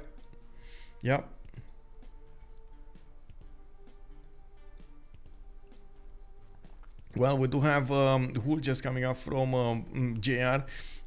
There is a bit of a problem here. I do notice 12 is resyncing. He's resyncing quite slowly, so he doesn't have any kind of first moves on him. He does have last moves. You'll see that he keeps on making his turn while everybody else's turn has finished. That's gonna be quite a bit of an advantage and disadvantage at the same time. Wouldn't you be kicked off the film if you got normal age first age on a free sim start? Yeah, sometimes I don't think you can. I don't think you get kicked off the team, but at the same time, I'm pretty sure none of these players are actually consistently getting normal ages in the first stage. It's just sometimes, just like Justice is saying, you can't do anything about it. Now, a lot of the points, a lot of the era score points in the team setup does come from your team discovering stuff, or you discovering other people, and getting the era score, the common era score bonuses, rather than you getting era score bonuses because of something you did.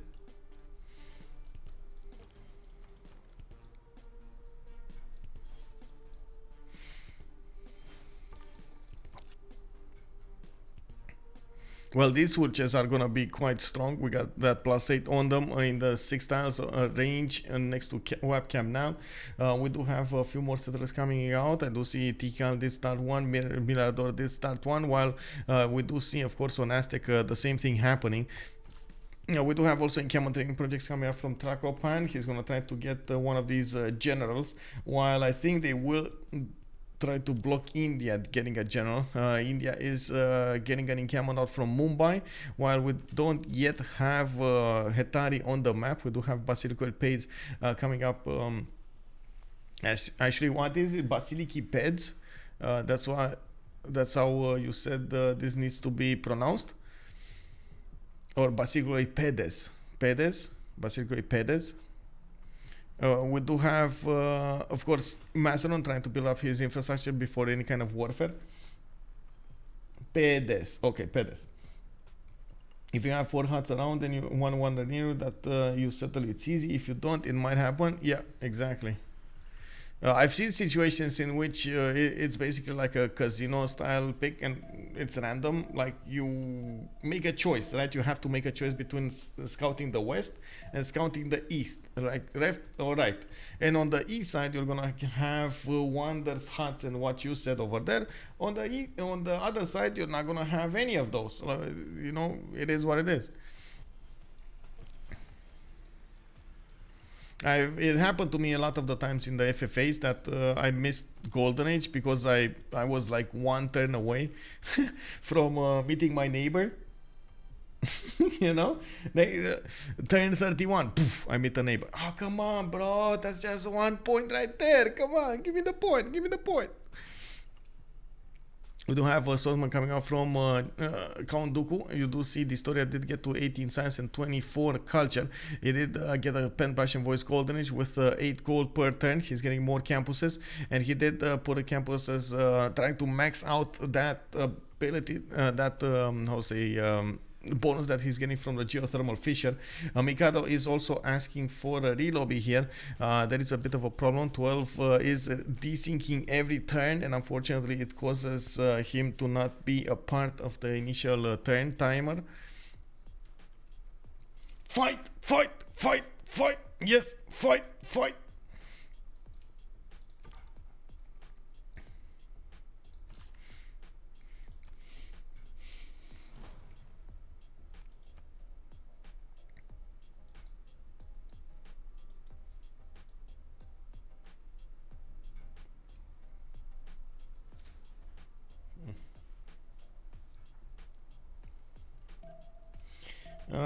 The one versus Aztec is really killing me.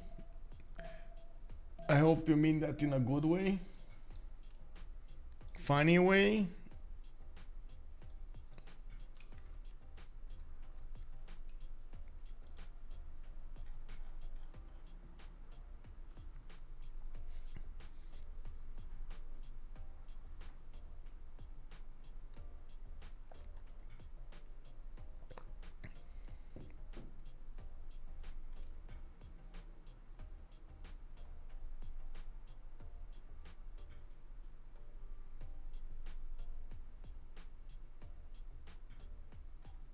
Okay, so we got a little bit really quickly here.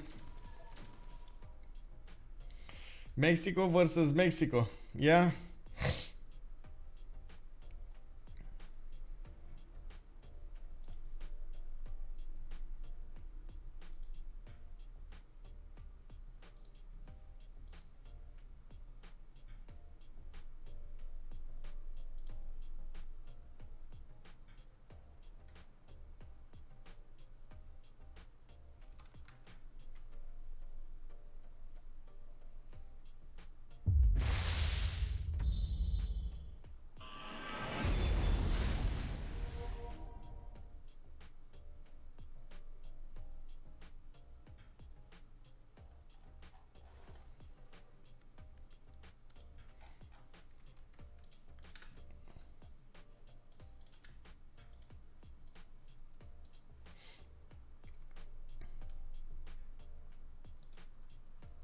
Oh, isn't that that festival where everybody dresses up and so on and so forth? Like, oh my god. Okay.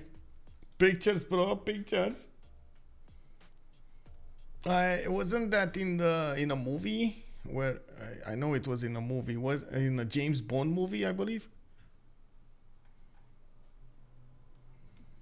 Apparently, it is pretty sweet there for the parades and such. Yeah, I heard about it. I heard about it.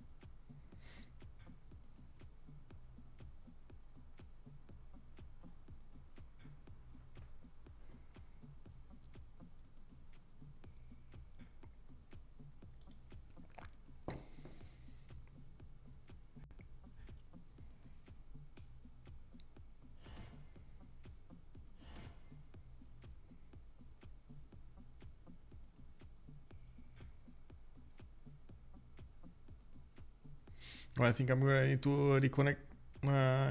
Yeah, just reconnect faster.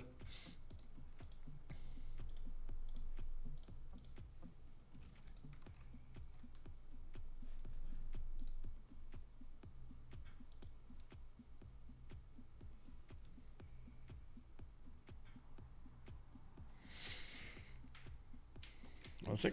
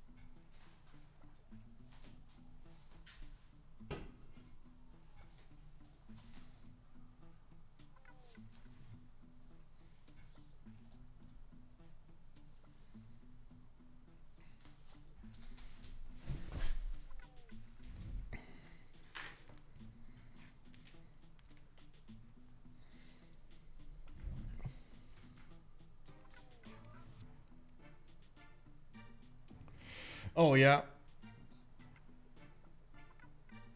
Wait, it hasn't been 2 hours and a half. Come on, come on. We started up, I think, less than 2 hours ago. But yeah, I get your point. It's kind of slow. I gotta agree with that. This is one of the reasons I have been asking as much as possible to be careful when you do updates, because if you do a lot of updates, you run the risk of having this every time you do an update. And if you do an update and 3-4 days are almost unplayable, it just takes out a lot of the fun out of the game. You've seen in other games that usually it's quite stable.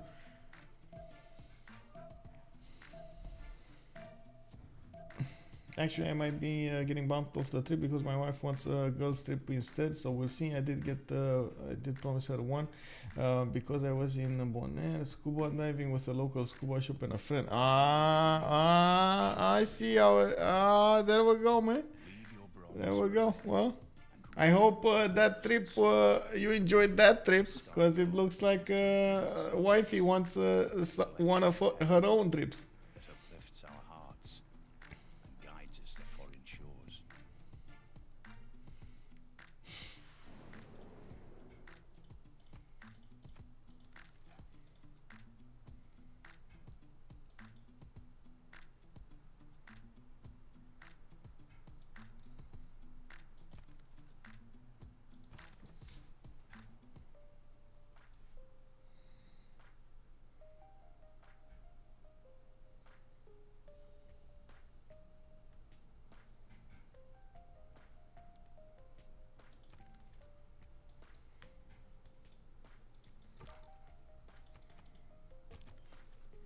Well, we do have encampment training projects coming up from Ulhas. He's going to try to be competitive here.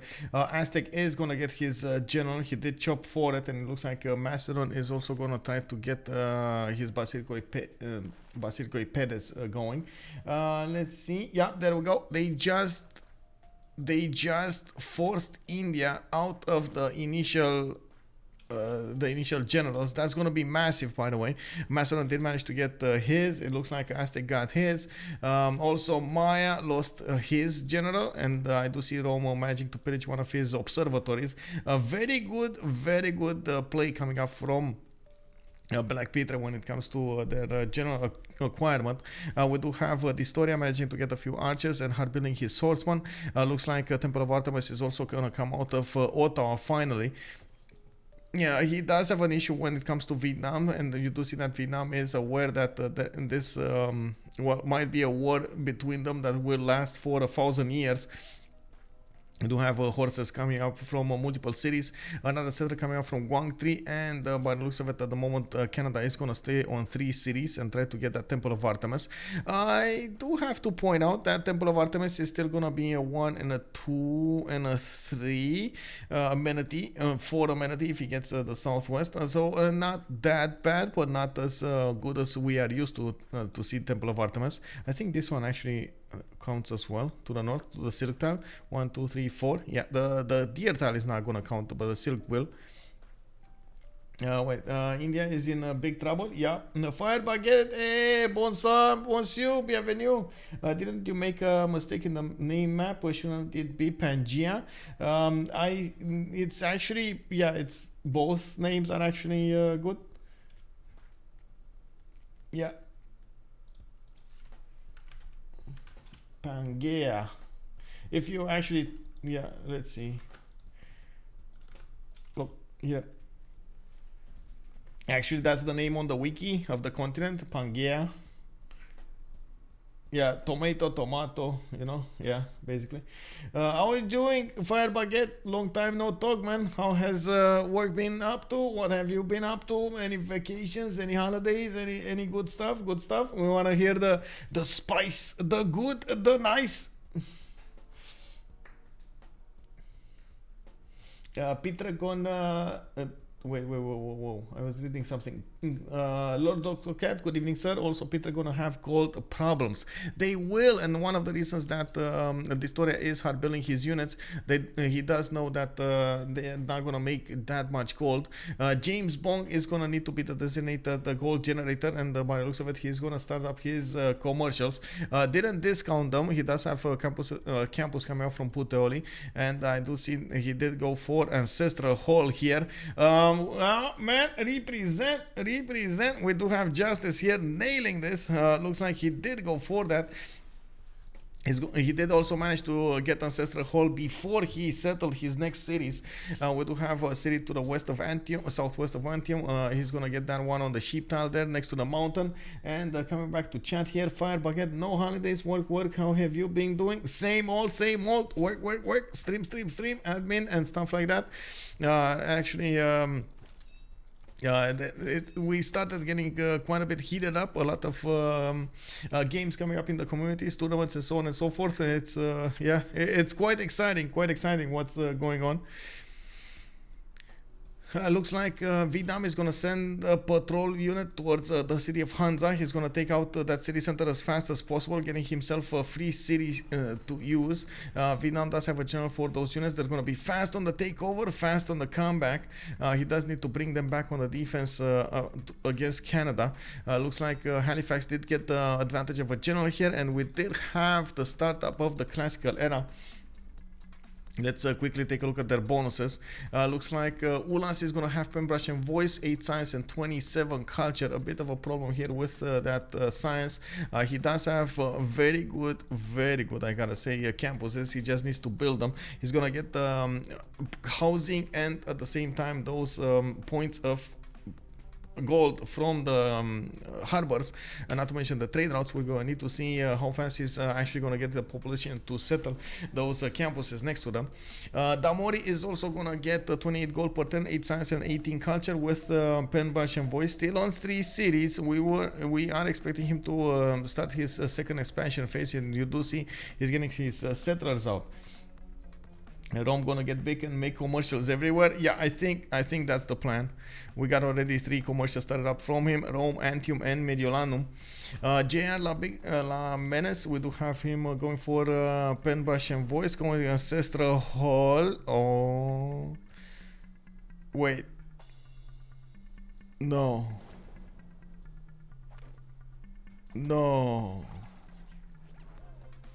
I really hope no.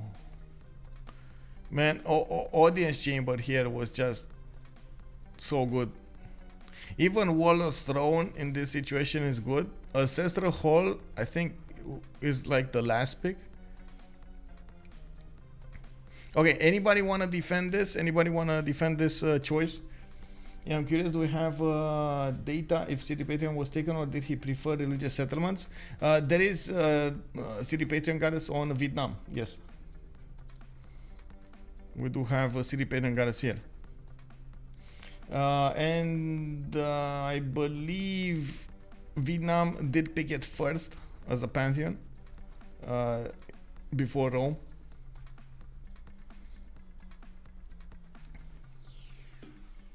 If Maya can hold Aztec line well, there's tons of room north of Maya, but still Ancestral feels odd for Maya. Yeah, it kind of feels like misclick, but he even chopped it out. He even put more production into that. Maybe he is quite tired. You saw him talking in the chat there that he was tired. Frisbee 3 Monk, good evening, sir. I want to defend it, but especially with Maya, it's really hard to defend Ancestral.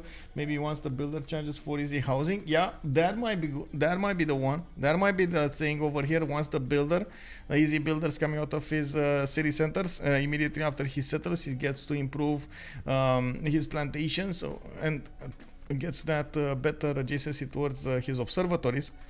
That might be good. Yeah, and gets the housing for farms. Yeah. Nick D also saying I think he thought that he needs more cities north, so he need faster settlers with builders ready to make up the traveling time. That's why you don't need housing with farm, but builder gets more tempo. Novak, good evening, sir, by the way. Hello, bienvenue.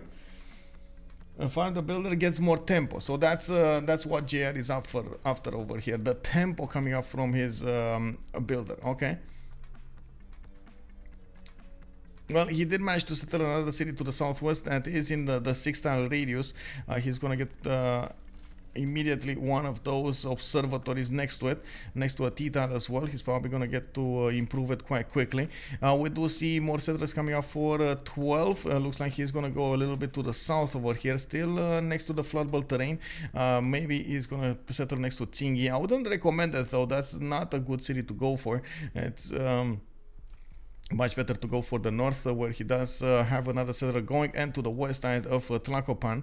Of course, we do have also Mayan scout getting inside of the city of Tenochtitlan. I do see there is a archer helping him out to defend this, and he should probably get another one there.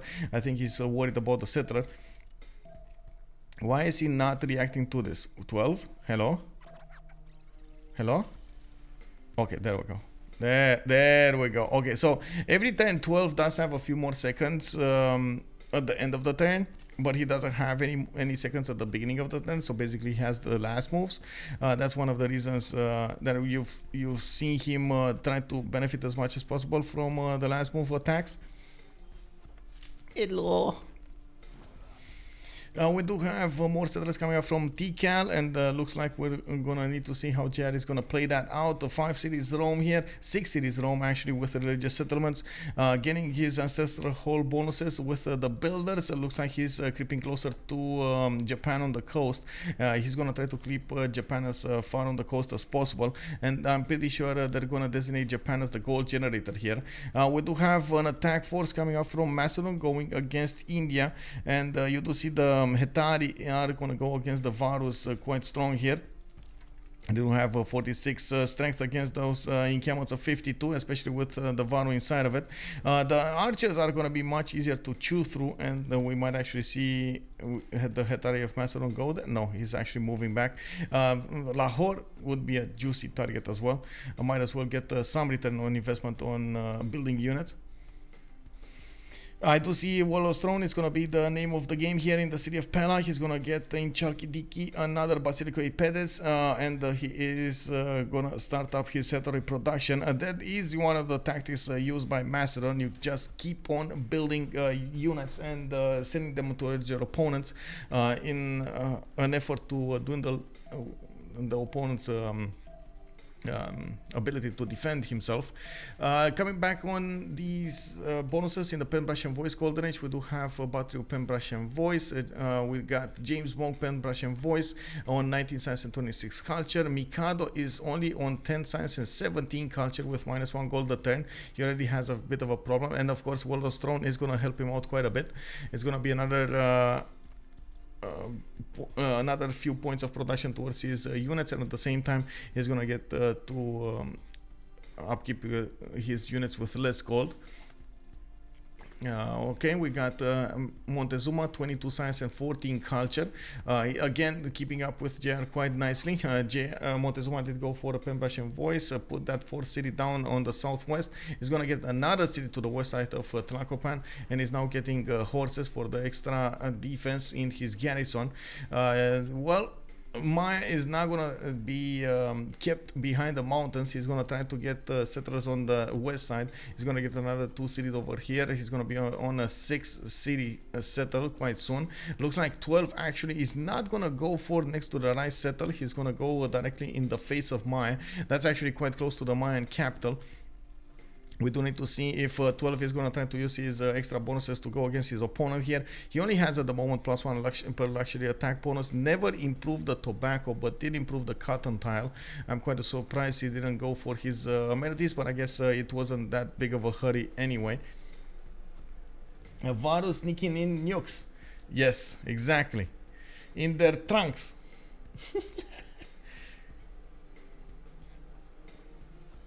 Macedon need only so more settlers and the cities to go for commercials and campuses. Yeah.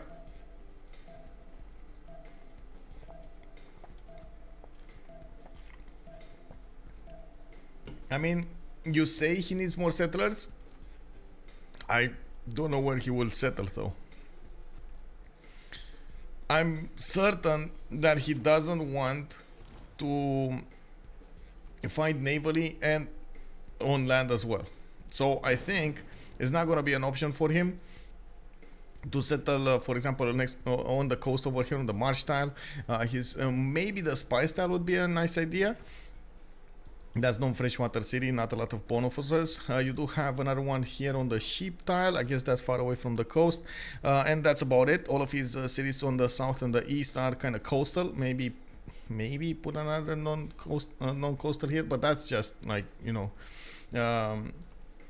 playing with fire, I would say. We do have a decent lineup of Indian archers, but we don't have that many strong units coming out from India.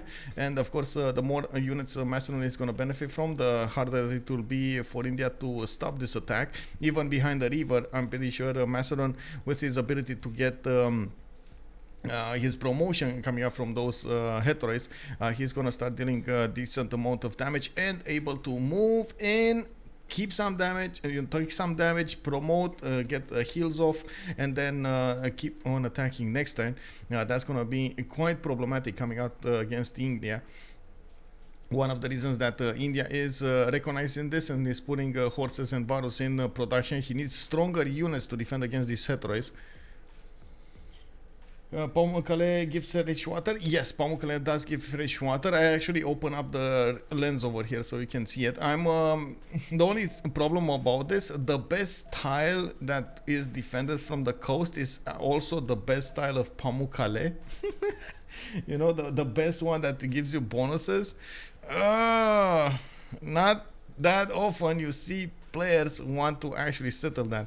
I don't even think he noticed this. Oh my god, he never saw that. He never saw the west side. He is fully focused on the war to the north against India. Never saw what's going on the west side there. Well, anyway, we do have Maya coming up with settlers. Those two settlers. Looks like there is a city, Chalpultepec, blocking any settler from Maya. He did put it a bit further away than we were expecting. And now we do have horses coming up from Aztec and Maya. Maya's horses cannot attack into the Aztec horses at the moment, especially because of that general. Even with the +3, the general does have the extra support for that horse. We do have more horses coming up over here. Looks like a builder coming up from Tracopan, and we do have all those strong coming up from Tronchitran as well. Governor Manes established in the city. Will give him the traders. Didn't go for a lot of them. And I do have to say, the longer the game goes on, if Maya survives, the Aztec capital is on the coast, so Japan might actually get the opportunity to take it. They do have a bit of a problem when it comes to that.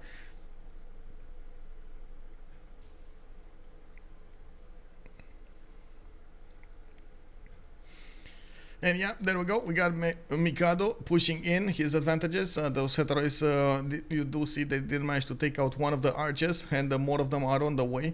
We do have them dealing a significant amount of damage against the Varus as well. And since he is 2-3 turning them from his cities, he's going to keep on building them.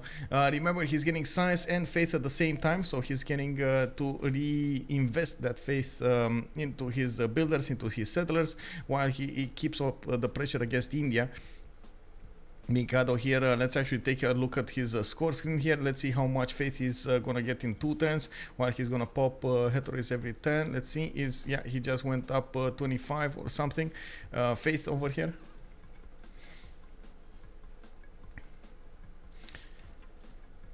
Whoa, wait, same with Maya, by the way. I'm pretty certain JR sees he doesn't have much tiles to work, so he might as well go ancestral because all this is pretty meaningless. Okay, I think if he sends 2 settlers, that's another, by the way, plus point for Maya to go ancestral. The city would be dog shit through anyway. Okay. Yeah, this city would be bad anyway. Yeah, I agree. Well, he could get some improvements on the dice tiles, on the spice tiles, +5. That's a +5, right? Or campus over there on the other side of Pamukkale. An encampment to pop units from, and needs to buy out some hills. Not bad, but to be fair, this is quite bad also. All of his options are kind of bad. Anyway, why is Japan on 3 cities? Because you needed to go for gold. he needed to get his harbors out, and now he's starting to pump out units, settlers. I do see Vietnam is also going to pillage one of the tiles of Rome. Rome is getting a few defensive knights on 246 cities, getting a lot of commercials out and more settlers in the meantime. He did go ancestral, and he has religious settlements. He's building these quite fast. Also, Nick D mentioned, I think if he sends two settlers far west to settle and produce some boats, I don't think he has a problem. Why? Because Japan will be full with Rome, and India, I think he is safe, will focus on land as long as he doesn't poke India. Also, boats all have Hasana as Macedon might take some cities from India if caught by surprise. Yeah, but just look at the spamming of units coming out from Macedon. This is usually what happens with Macedon. We've seen it in other games played a little bit differently, but this is usually the gameplay for Macedon, the tactic for Macedon. You just get your setup going, and then you max out your production and go against your opponent with these units. They're gonna go through the archer line immediately. Of course, India is gonna react with a few ancient walls, and we do have him given a few swordsmen. Every unit that he can put in the front line to stop these settlers is gonna be a good unit. Also, Mikado 77 faith in the bank. He just popped 40 more faith, two more Hetari coming out. He keeps on building them. There we go. I do want to also check out the total tab. We do have, for example, Mikado on the same science level as Ulhas. Is almost the same. They're like 20 points apart. Ulhas is 263. Mikado is 243. Remember that every time Macedon pumps out a unit, he's getting some science. Every time he kills a unit, he's getting some science, and this all adds up. Ulhas has been ahead of him a little bit with the science, and you do see him right now on the 16 science versus Mikado's 12. We might see actually Mikado get more science than his opponent soon. India goes World Thrones. No, he went Audience Chamber. He already went Audience Chamber. That's not going to change.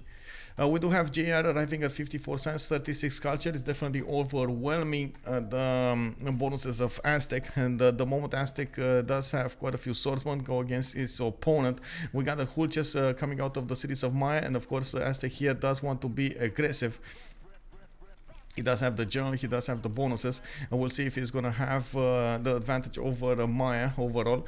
Quite a few more of these horses coming up from him, and we do see archers coming up from Teotihuacan units. He did get his World's Throne half built in Tenochtitlan, and I would have expected him to get a few more chops in the units. Needs to put a few more units on the front line and keep on switching those that get damaged. Of course, the more he keeps Maya on the west side, the better it will be for him. Looks like Maya kind of blocked himself into one settle over here on the banana. He sacrificed that one settle, that one plantation, so he could get an extra city, Calakmul. 2, 4, 6 settles at the moment for Maya. Look at the number. I think it doesn't work well with science other than... Oh, Xifi, good evening. Hello there, sir. Bonsoir, bonsoir. Oh, comment ça va, monsieur? You have been lurking for some time here, asking me to look at the tech side. I think total tech, where is it? Total tech is here. No, wait, it's here. Yeah, it's Mikado on 11 technologies known, and then we do have Ulhas on 12 technologies known, so she's still ahead with one. Let's see, we got a Hetore going behind the scenes over here, going against these archers. Walls will come up from Mumbai, while we do have a few Hetari coming up over here on the west. I say a few, I thought there were two, but it's just one. The other one got repositioned on the east side, and it looks like they are going to start pushing through the northeast. I do have to say Mikado doesn't have two generals yet. He just got Timur, and yes, he's going to try to work his way towards the north over here. Timur doesn't or shouldn't give him bonuses towards Hetari. He should only get bonuses towards... these are classical units, right? If I'm not mistaken, Hetari. They come out of iron working. Yep.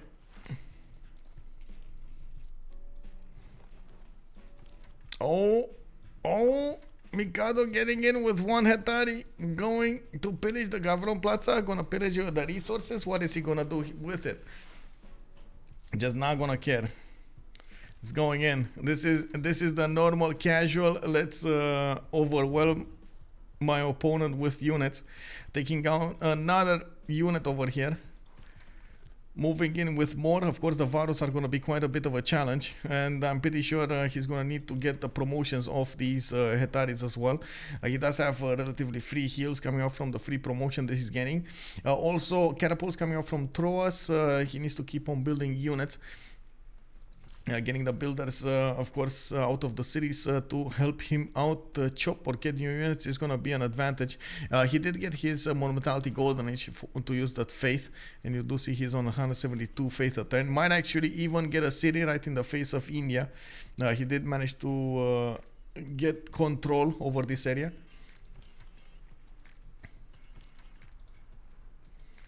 What's happening here? It looks like Aztec is gonna be pushed back.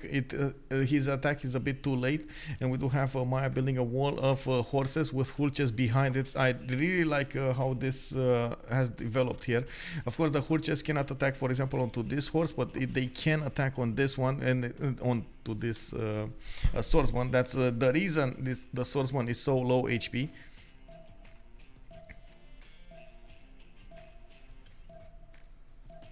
I think if it was almost any other civ in place of India, it would be dead by now. You see he's dwindling in numbers, and we have more Macedonian units coming up on the front line. His production is just not keeping up with how many units Macedon can put onto the field.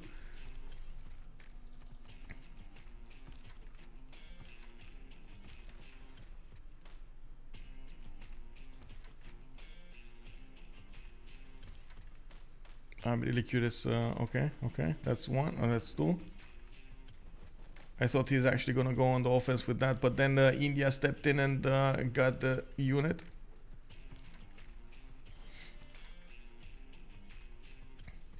You got quite a few promotions at this point.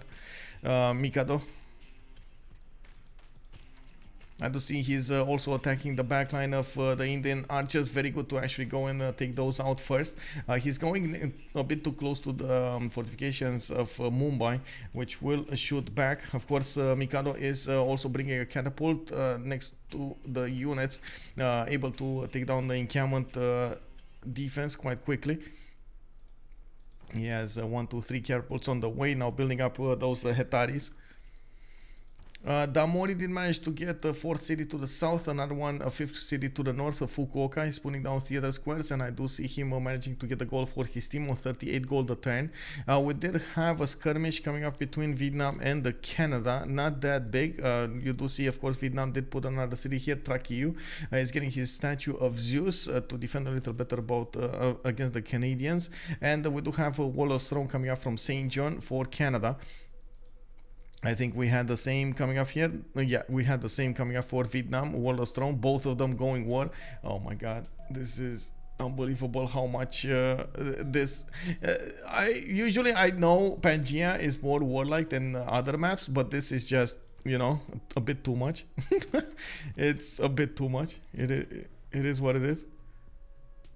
Can he get a Varu here? I know he can get the archer, but can he get a Varu? Oh, he can get gold though. That's still good. The new One Punch Man manga is out. Go read it. Yeah. Mikado is ruining it. No, Mikado is doing amazing. It's fine. Look at him go. He's taking down his opponent over here. Oh my god, Ulhas is in trouble. His Varus are being pumped out of the cities a bit too slow. That's just Macedon production for you. 3 hours in, turn 46. Yeah. The Varu is dealing that -5 to the Hetaris. It's kind of bad, but it is what it is. And you do see how much it counts that you have a lot of units to just throw at your opponent. Like, it doesn't even matter they're dying. It's just Mikado needs to keep on pushing.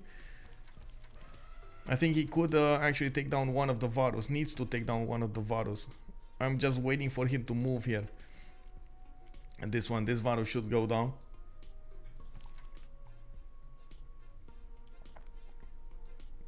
If he gets this Varu, he can attack this one with 4 units next turn. 1, 2, 3, 4 units. Just needs to get the position really quickly.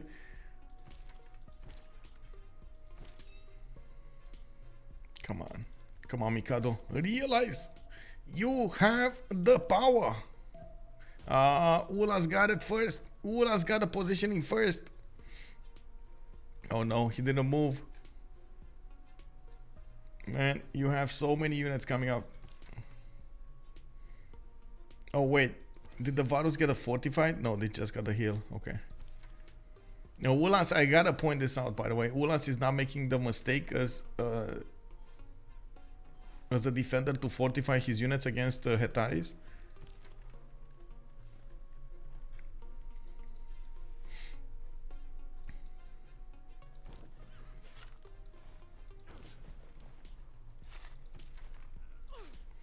Okay, nothing's happening there. Looks like Aztec has been pushed back. Maya can actually push forward and try to deal the damage against the Aztec units. There aren't that many of them, and of course we do see that Aztec is also trying to get his sim up. He's on 34 science and 25 culture. JR did jump up to 74 and 43. He just got his double card for his observatories, and we do see he has quite a few amazing ones, +5s, +4s, +6s. We do have him getting quite a few builders for those chops and improving his land for more production. The longer the game goes on, Maya is going to be much better equipped when it comes to its equipment, I should say technology. On Canada, we do have him with 45 science and 32 culture versus Titiits 34 and 66. It looks like there is a bit of an advantage for Distoria in the science screen, and I'm pretty sure that's because of the opening with campuses here. But that advantage is slowly going down, especially since Vietnam does have a lot more cities out, and he does have the position against Canada. He's also going to have coastal trade routes to Japan, which will yield him a lot of gold. At the moment, he's not using any. He's using the internals. We'll see when he's going to switch. Definitely an advantage when it comes to the production. 75 production versus Count Dooku's 43. That's a massive advantage there. And yeah, there we go. Macedon just went in and deleted one of those Varus. We do have him also slowly taking down the encampment in the south of Mumbai, where there is a Varu over there that just popped. He can't attack directly into the encampment, but he can slowly take it down with the catapults, and there we go. That's what's happening. We got a boat coming up from Ulhas going towards the south side. He wants to see if there's any kind of city that he could go against, while Mikado is bringing more firepower on the field. It will be a mistake for India to give up on this defense, by the way, next to the river. He really needs the extra +5 that he gets from the river. Otherwise, these Macedonian units will get quite strong. And of course, we do see immediately when he starts getting up to war, this is going to be a problem. Swordsman, come on. What you gonna do? What you gonna do when they come for you? Huh? Swordsman, come on. Like, Swordsman can take out the Swordsman. Like, come on. Hetaris, you know, don't matter. Just take out the units of India. They're so expensive. To put it in perspective, we do have Ulhas needing 4-5 turns to get one single Varu out, while Macedon needs 2 turns to get a Hetari. Or 1 turn. So he can get 2.5 Hetaris for one single Varu. Can you imagine the mismatch that's happening over here in just sheer number of units that can be put onto the field? We do have Mikado coming up with 66 production. The only thing that he needs to do is keep up the pressure and keep on attacking. That's the only thing he needs to do. Keep up the pressure.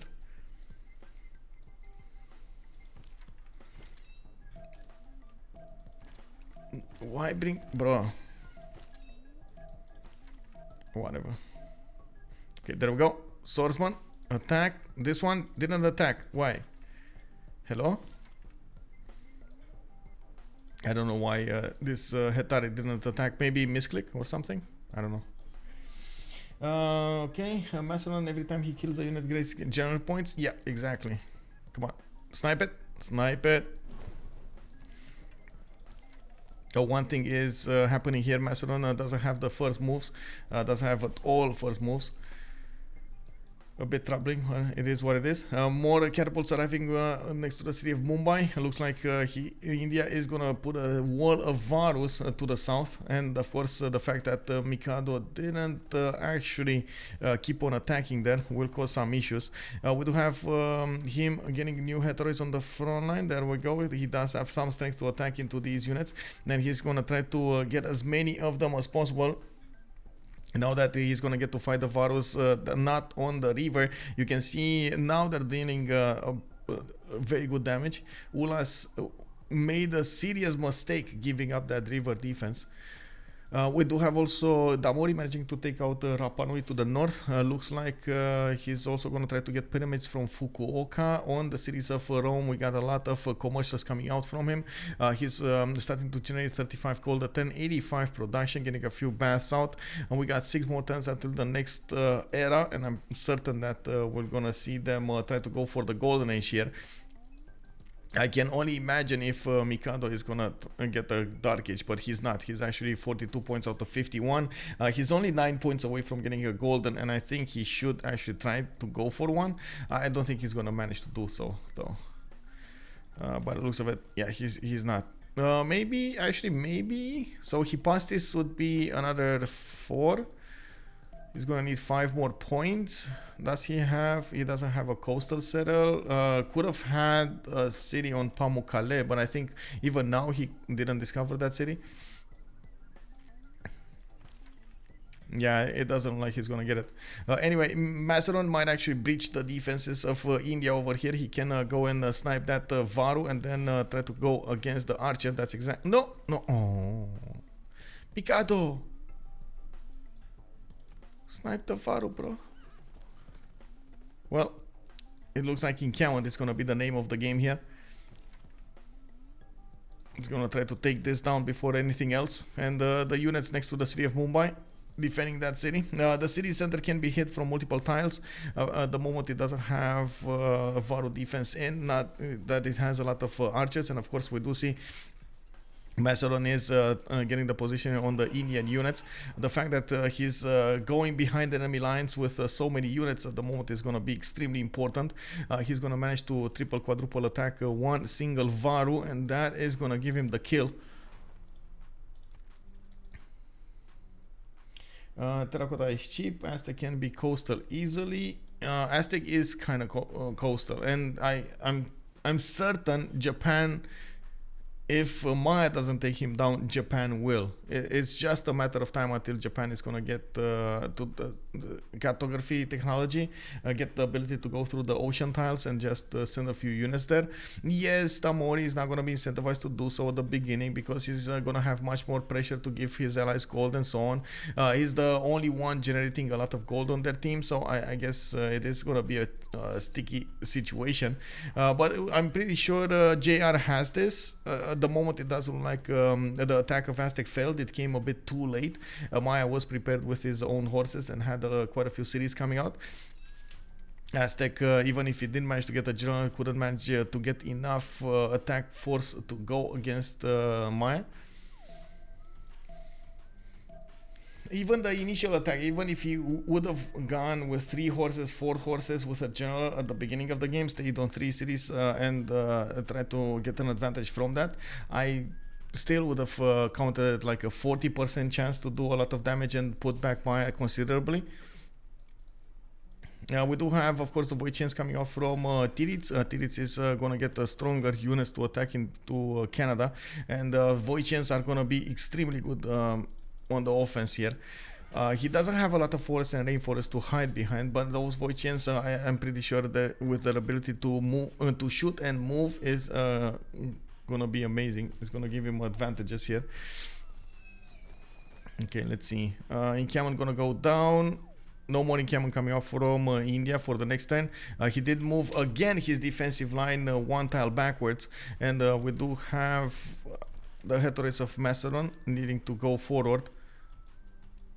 more offensive units coming out. 1, 2, 3 more heteroids with 2 more catapults coming out, and just look at the mismatch here. It's it is quite something to see how Macedon just fills the land with units.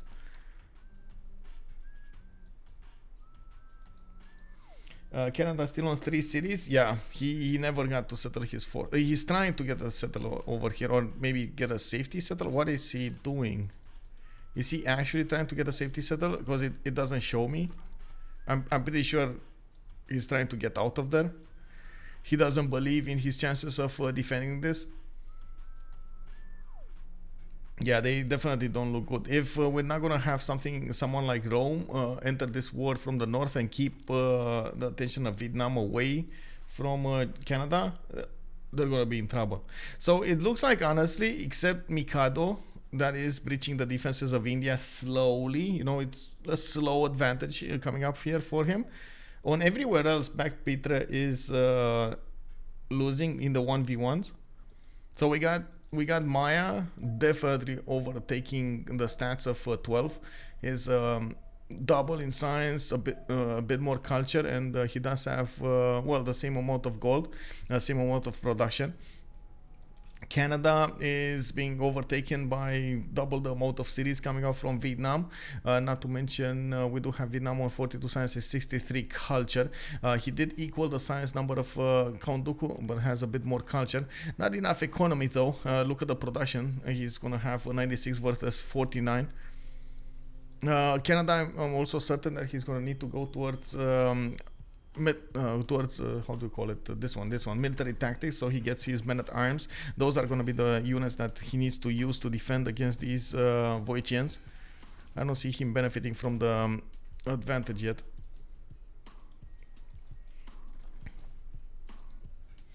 Naval trading with Aztec, not really, actually. He could, but not really. We got India trading with Kyoto though.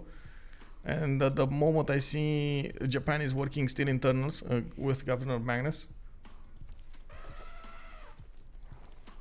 Take it. Oh my god, wait. Oh, I guess, he doesn't have movement, never mind. Just keep on attacking, bro. Keep on attacking. That's all you need to do. Mikado, just click those buttons, attack your opponent. Bam, bam, bam, bam.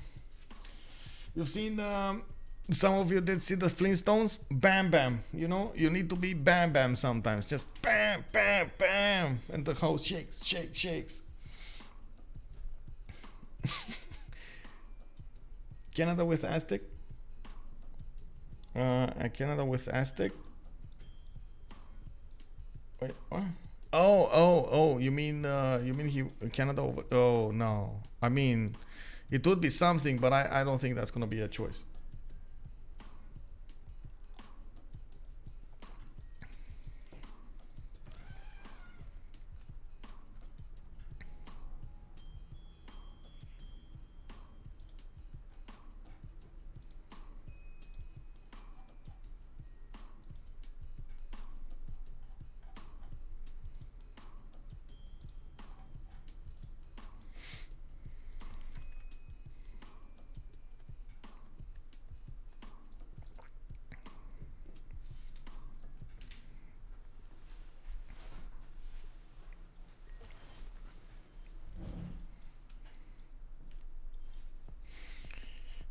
Two, 4, 6, 8, 10, 9 actually cities coming up from Rome. He can take out Zanzibar at some point if he manages to get an army out.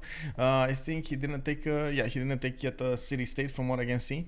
No attacks coming up from Maya, no pushes coming up, but we do have Aztec getting a few more units out. A really good defensive line at the moment with multiple archers and that general on the front line. On the west side, we do have Macedon managing to breach the defenses of India.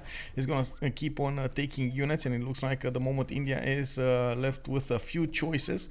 Well, this is going to help him take Mumbai, and I'm pretty sure Mikado is going to need to get a few units back and replenish them with new ones from the front line. We do have, but also with the positioning of those catapults to go and attack the cities of the city of Mumbai, while the Varus are trying to move in. That left actually a possibility for some of the heteros to move in through the mine, through the hill over here, the smoking mine, to attack directly at the crossbow. It's very important to take out these units. And of course, maybe he's going to manage to take down the city of Chennai. That is going to be the port towards his ally, towards Japan.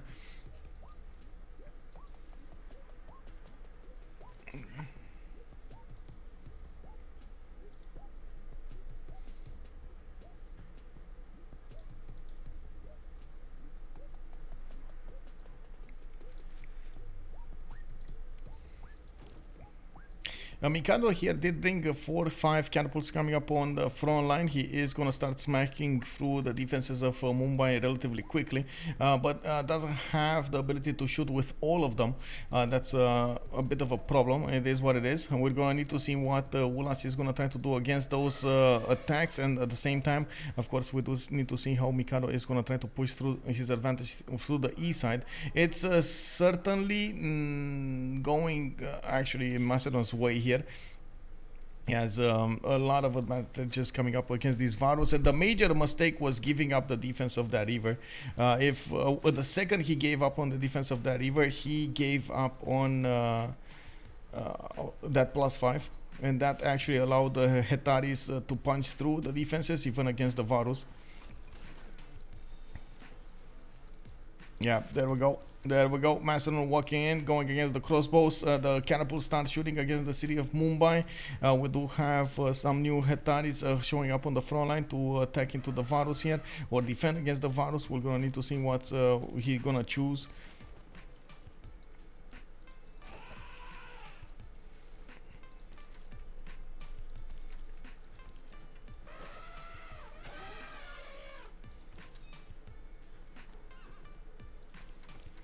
I'm actually curious what's happening in the general screen. We got Macedon here with 68 general points a turn, and of course we've seen how many of those points he's getting. He got LC as well, while Vietnam did get Ethelfred. Vietnam started his push a little bit towards the south. Canada did manage to get men at arms. This is going to be a strong unit to defend against the Voichen. You can see the 50 strength of the Voichen attacking into the men at arms 58, and that's without the +10 promotion from Tortos.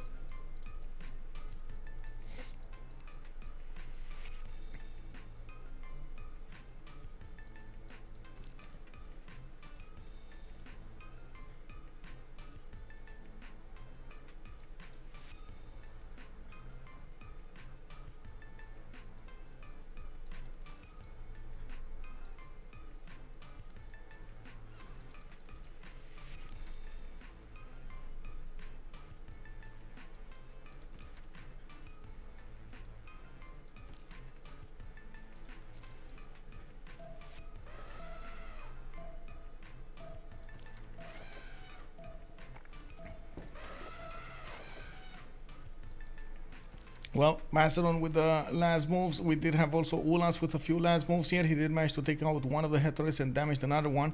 They're trying to use every little bit of an advantage that they can get, and of course quite a few units will die this turn from India. We do see Macedon here is taking it slowly. He knows he has the advantage when it comes to the units damaged by him, and we're going to need to see how fast he's going to manage to get that advantage going. I'm a bit concerned about his there we go. Okay, he got it. I was a bit concerned about his ability to move fast, and usually, especially when you're on the offense, you don't want to give your opponent the ability, or I should say the opportunity, to upgrade his units, promote his units to get free health. You want to keep on attacking against those units, and taking them down really quickly is going to be an advantage. We do have Voichen slowly taking down the units of Canada. We did jump into the next era, one turn until the next World Congress session. Really quickly, let's see who got the Golden Ages. Oh my god, Freritos de la Vega, 2 Golden Ages, 2 normal or Dark Ages. Ulhas going dark. He's gonna get to use his +5 card. That's actually gonna be a good thing for him. We do have a JR normal age here. Unfortunately, didn't get his pen brush and voice. I do see Damori golden age with free inquiry this time. A lot of science and culture. Titiits is 56 and 74 pen brush and voice. We got on the other side, one single golden age coming up from Rome, the free simmer. He's getting a pen brush and voice golden age, and he does have a 49 cents with 62 culture. Looks like Mikado is gonna still be on 20 and 21. Looking at the total tab here, he still is keeping up with everybody else in the game, though, even if he does have a very, very bad stats. We got 12 with normal age, 52 and 33. Looks like he still has the same amount of culture as DR, but well, half the science. Count Dooku 51 and 26. He's in a dark age now, and again the +5 card might actually help him out quite a bit. Defend against the Vietnam. Oh, okay, let's go recon. Oh my god, if they go heavy calves now, oh my god, that's gonna be a problem. Oh wait, I go B. Recon. Okay.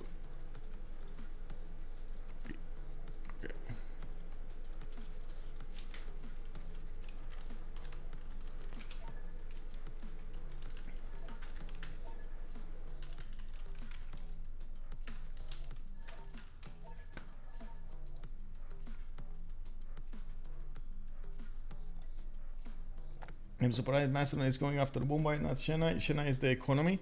Yeah. I mean, honestly, he's just taking down the armies of India, and he did put down India back to 246 units. That's about it. 6.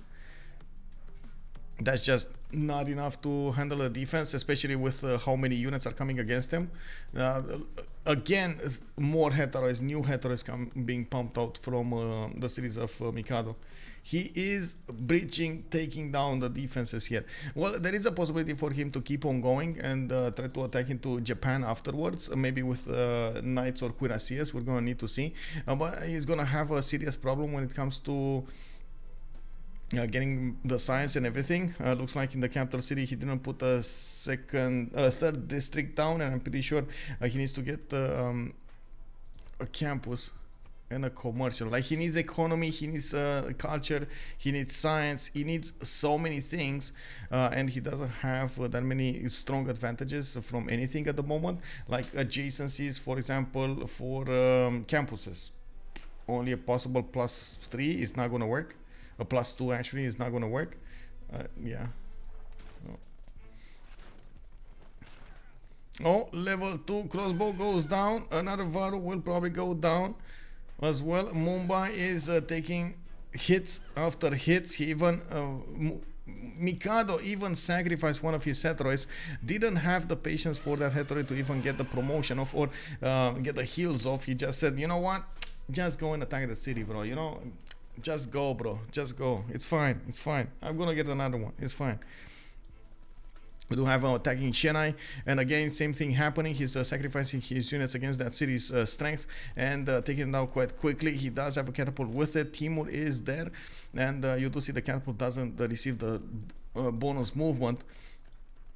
He does need to get Hannibal Barca, and unfortunately, it was a bit too far away to get there. And it's fine. It's fine. Oh my god, they might actually take a player down. So Canada keeps being strong. We got Japan in the middle of the land here.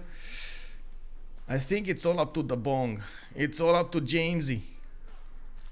So what do you think? What do you guys think? If they lose Ulhas, will they CC this?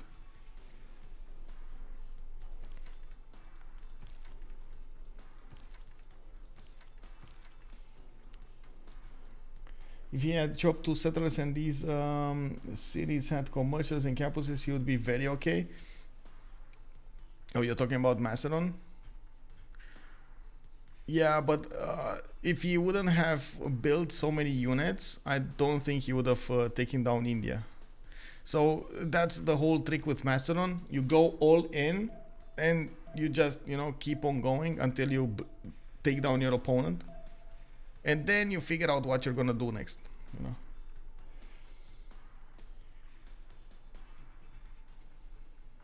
By taking those Indian 3 cities with harbor, this echo is fine. Yeah, I think it's gonna be fine indeed.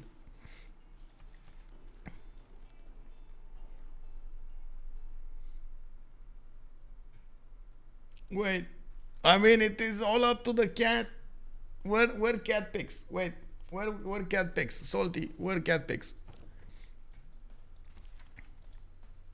You have a cat and you didn't show us Jamesy? Oh, another level 2 crossbow goes down. Looks like Macedon here is gonna take the city of Mumbai this turn as well. That's the first city taken from the game, and it will be Mikado who's gonna get the kill here. He is going against India, and it looks like the last Varo is gonna go down. Chennai is also about to fall. Fortunately for India, we do have him getting the walls up next, and it's gonna take a little bit more time for those catapults to chew through the defenses. Of course, Mikado here is gonna put catapults on the portals of Delhi and Chennai at the same time. We got a new full strength heteroids crossing the rivers to the south, and at the same time I do have to point out he's building more from his cities. He's not gonna stop on India, he's gonna keep on going, and Japan is probably gonna be next. At the moment Japan is not building units, but I think he has a decent amount of production to keep on going for it. JamesBong with 140 production and 154 health. He did manage food. He did manage to take over the city of Zanzibar with just 2 legions, and now I do see him putting down his campuses. He did manage to start getting baths, which does allow him to actually get those boggy industrial zones with the extra adjacency towards production, and we're going to see him get higher and higher. The problem is he doesn't have a lot of science and culture at the moment, but he does have the economy to upkeep his allies quite nicely. Did go for that first rather than anything else. A bit of a problem with the population in the city of Rome. He is gonna start. He's gonna definitely need the bath to go down, and he's gonna need to maybe build something to get food going. I think at the moment the stoppage is, I would say, that housing, not anything else. Wait, did he just? Bro, don't. Okay, sure. He's just JamesBong. The man, the only, the bong. Come back, bro. We got actually Aztec going for Oracle. Wait, what? Okay, interesting. Interesting choice of a wonder here for Aztec. He's gonna get a lot of general points. He's also gonna get quite a few of those theater square points for the writers for. And by the looks of it, 12 is on 63 science and 35 culture. He's gonna get a bit more adjacency from that. Did build a few of these campuses, plus 6 in the capital. He got his harbors up, and I do believe in Chapultepec he just got armies out. I don't see any kind of district. I think that Oracle is more useful as a denied than for his own use. Yeah, I guess so. But nobody was building Oracle, so I guess you're right. But again, nobody was actually going for it. We got the bomb. The bomb.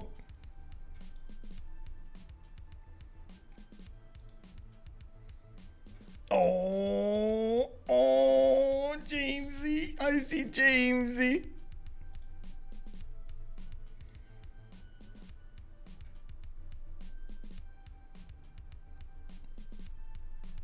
Oh, so cute.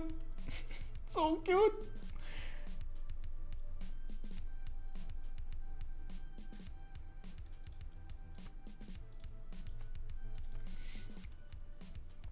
And by now it's also quite cheap. Yeah, yep. He definitely got quite a bit of production there to build it quickly. He did also get Liang in the city of Tlacopan for that extra production. on the floodable terrain tiles. He has a significant amount of them. 1, 2, 3, 4, 5, 6. I think he also did manage to get watermill. Yeah, he got watermill as well. It's a lot of food of production from just one city.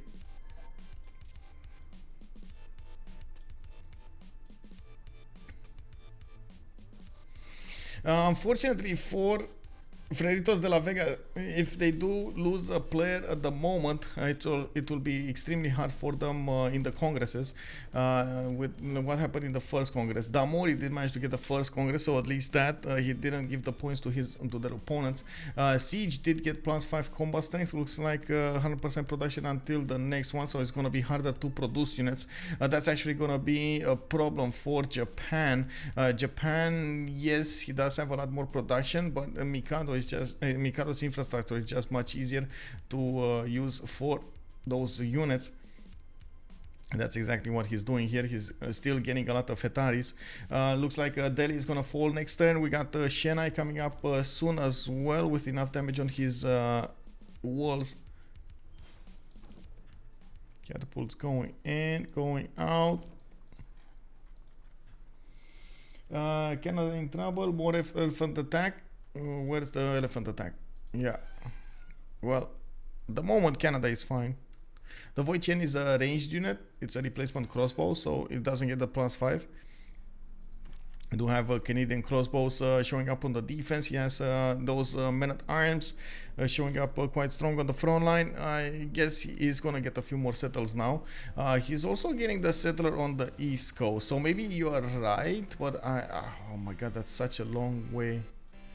You see, he can't even trade coastally, by the way, here, because he doesn't have this land discovered. They will need to discover all of this so they can put up the trades.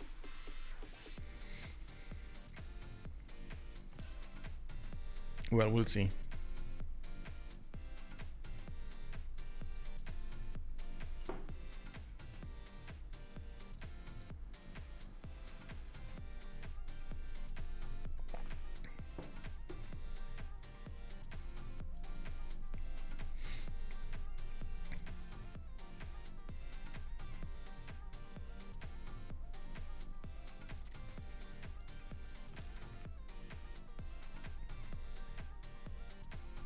JamesBong here did manage to get the gold, 102 gold generation going. Looks like 12 is also going to be on 25. Mikado is losing a little bit of gold, Count Dooku a little bit of gold, and I'm pretty sure that JamesBong is going to explode with his the science generation soon when he's going to get his next tier pop.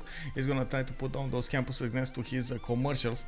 We got Stonehenge also coming up from Kyoto. Looks like, of course, Damori's usual tactic of getting a religion with his city, so it's gonna be used here. Maya did levy Mitla, and at the moment I do see GR just managing to get so much science. What is he gonna do with the science though? He has the production, he has the science, he doesn't have the gold, and they're gonna lose a player here soon, and that's 23 gold just taken away from them, not to mention a lot of at least a military alliance. With that military alliance is gonna be a problem. Who's gonna lose the military alliance? Is it gonna be Maya? Is it gonna be Vietnam? Maya or Vietnam? I think those are the two candidates here. If Vietnam loses the +5, he's gonna lose the ability to push through Canada. If we're gonna see Maya lose this, again, he's gonna lose the ability to push through Aztec, and Aztec will just buy himself more time. Full credit to Macedon, all that army and not being as big as gold thing as someone picked Basil. Yeah, that's just Macedon being Macedon here. It's easy when you are a viewer to think, and and you have all the info when you play, though it's a different story. Yeah, I totally agree with that. Totally agree with that. It's so different when you get to play.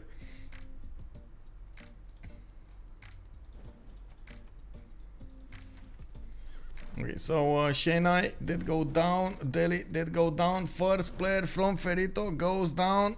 They are gonna play 4 versus 3. I didn't see any escape settler anywhere, so I guess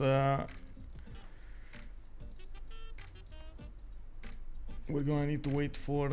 I think actually Ulhas is gonna stay in the game just to keep the. Oh no, it's actually on Count Dooku. Never mind. It's on Distoria, the host. I thought he was host. I don't know why I thought he was host. Anyway, let's actually take a look who lost his military alliance. That's very important. Spearman doesn't have a military alliance. There we go. So it's Vietnam that lost the military alliance. Now he can't push anymore. It's the Void Chen is 55 strength against the Venatan 71, and that's not even with the +10 on him. That's it. Does Japan have any units to stop Macedon from just swinging east now? That's a good question. He doesn't have units, but he's building quite a few of them. He got one knight for the extra garrison defense strength, and I do see warriors coming out. I guess Macedon is gonna try to get an economy now, and I am actually quite curious what Mikado's next move will be. I guess the best choice is to put a little bit more pressure on Japan to make him spend more production onto military units and help him help Rome get more sim up. Like the more production will Japan put on the defense of Rapa Nui, the less sim he's gonna get, and that will be extremely important for JamesBong. We do see Damori is 94.95 while JamesBong is 72.76 on 109 gold a turn. We got 55 on Damori, but in total they're making around what, 67 gold, while we got JR over here on minus 16. That's quite a bit of a problem. He did go for the production rather than the gold, and he's going to rely entirely on Japan.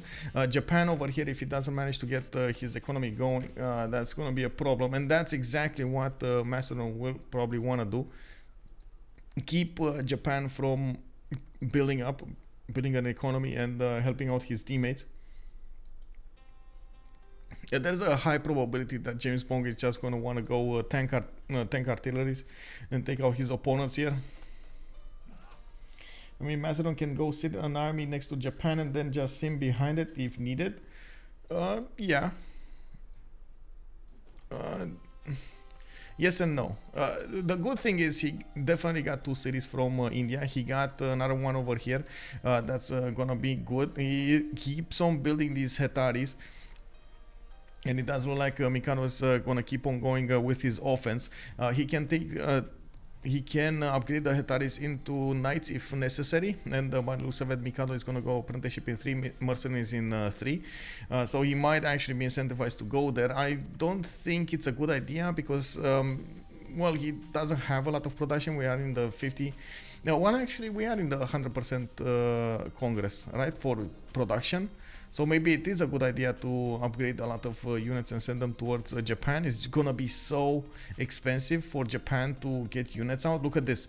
He's 4 turning a warrior. Can you imagine if he had to build a samurai? That was like 10 turns. Hey, Ryotsun, bienvenue, bonjour. I think it's late for Macedon to sim now. I think pressure is the way so Rome can sim or help and kill Japan. Yeah, I think so. I also think so. Japan is gonna have an issue if Rome is left unchecked. I'm certain JamesBong is gonna get the necessary production here. With one I see in his setup, he just needs to get a decent amount of population in his cities, and that's gonna be the issue here, getting enough housing and at the same time enough food. He did get the housing from the bath. He's gonna get the food from. He's gonna need to get the food from somewhere.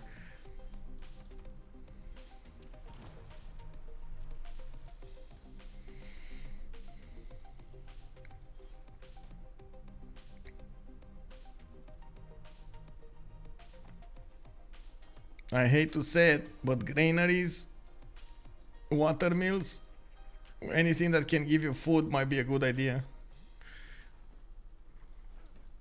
They are totally gonna overwhelm Japan if they both attack. Well, you gotta remember, samurais are gonna stop dead in the tracks any attack from Japan, especially on the coast. They are very strong units.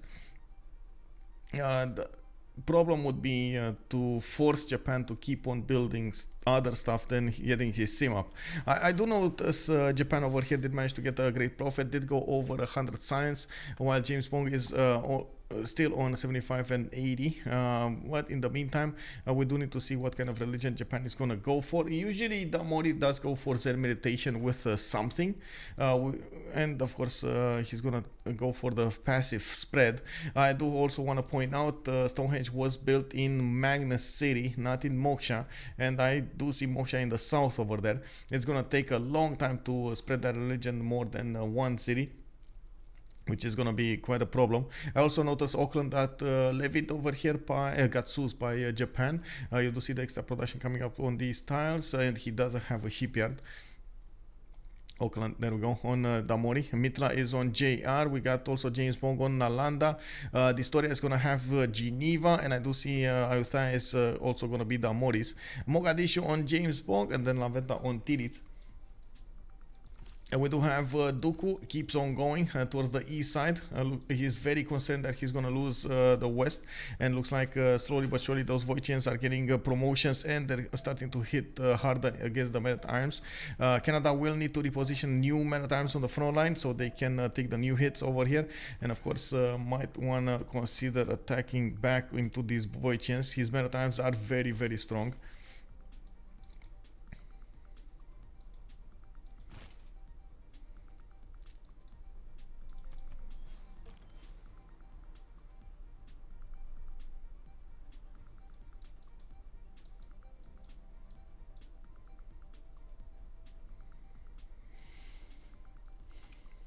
Canada being eaten by Vietnam. Well, at the moment, nobody's basically eating nobody. We do have Macedon getting the cities of Delhi and Mumbai, so they did manage to take out a player here, and it does look like he's repositioning his army with trebuchets going against Japan. Japan did manage to get a samurai, and I do want to point out this is a 50 strength unit. The Hetaris don't have enough strength to defend against this.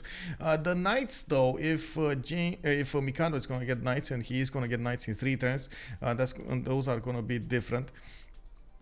He has a lot of pre-builds to upgrade into knights, and that's not something that Japan will have over here. He still is struggling to get a few warriors towards the north, towards Rapa Nui. We do see also Rome did manage to get those extra points of production, 193 points of production with 123 gold. I do also notice he is going up every turn in the science department. He put a lot of campuses down. Still quite problematic when it comes to the food generation, especially in the city of Rome here. Since he did go ancestral hall and built a lot of cities around this empire, he's going to have quite a few issues getting the population needed in the city of Rome for all of the districts that he's going to need to require, especially the industrial zone, for example, that needs 10 pop. What is the upgrade gold mine? Wait, where? Upgrade gold, Mike? Upgrade gold.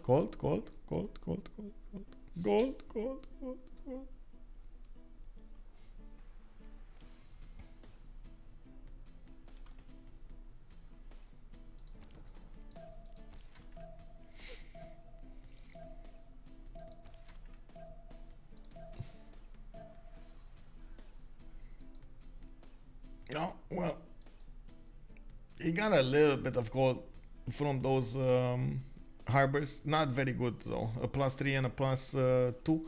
In Mumbai, unfortunately, an encampment got settled to the south, and he didn't get the +4 campus. That would have also put him quite nicely with a lot of science. Oh, you mean upgrade gold? Oh! It's from Bong. It's from Bong. Look at the gold. He has 627 gold in the bank. It's fine. He's gonna upgrade all of those. JamesBong has a lot of gold. It's fine. Yeah. For some reason I had a brain fart at that moment, and I was thinking like, what do you mean upgrade gold? You know, like. What is that? Is that a new mechanic I'm not aware of? You can actually upgrade gold. Does it turn into, I don't know, platinum or something?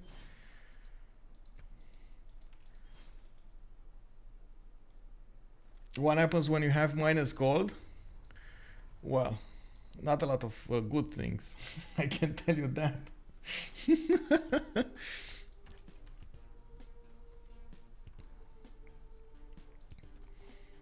Vietnam versus Canada. Yeah, well, Vietnam keeps trying to push, not going anywhere. And you do see Distoria is trying to get more settles out.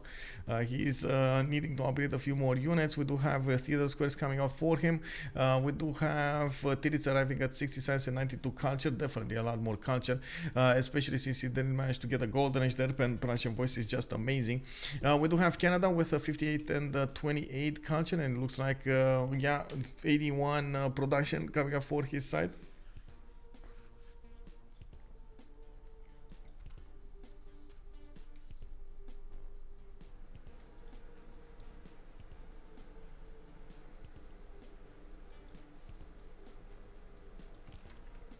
Aztec did manage to get +4 per luxury attack bonus, and I do see him getting a few builders out at the same time. We do have some piemen coming out. No offensive units coming out from Maya though. Only a few defensive Ulhas. I don't know exactly where. Oh, he moved his army towards Yokib. Okay, he moved his army south somewhere. And now Maya is working to get a few more culture points. He's only on 40 culture, 157 production though. Got quite a few of these industrial zones. He's gonna get aqueduct going from Sunan Tunich. Now the knights come out. Yeah, there we go. Now the knights come out. We got knights over here, but you do see even these units are not strong enough to attack into the samurais. The samurais are just booming, banging. I guess it's all about the position over here. If they do manage to get the northern position, they will probably take down Damori. Let's see, Damori. No, still not enough damage. 60 versus 70. Garrison commander, all of the defenses, all of the bonuses coming up for Damori. Very nice, very nice. We do have also a religion coming up for Rapa Nui. I just noticed there is a holy site there. So he did manage to get Defender of the Faith. That very, very good move coming up from Damori, getting Defender of the Faith in that northern city of Rapa Nui. He's gonna get an extra +3 on those city styles. The Battle of Mexico. Yeah. Mexico. What's going on here?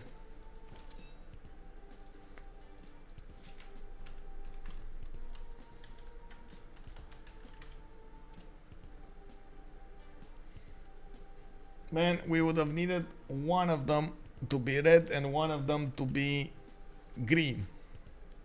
And then we would have had a serious battle for Mexico in Mexico's flag colors.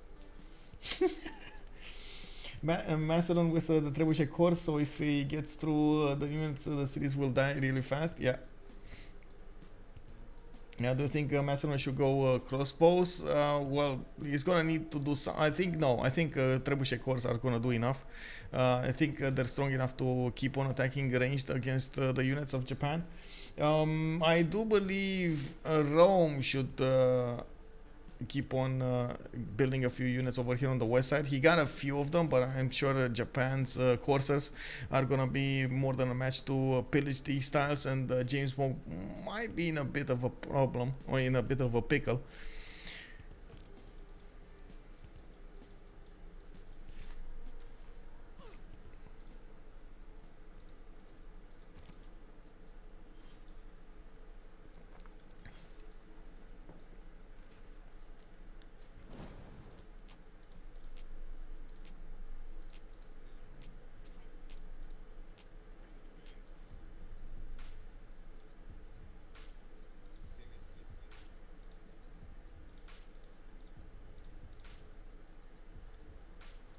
Okay, there we go. Mogadishu got defeated. Mogadishu.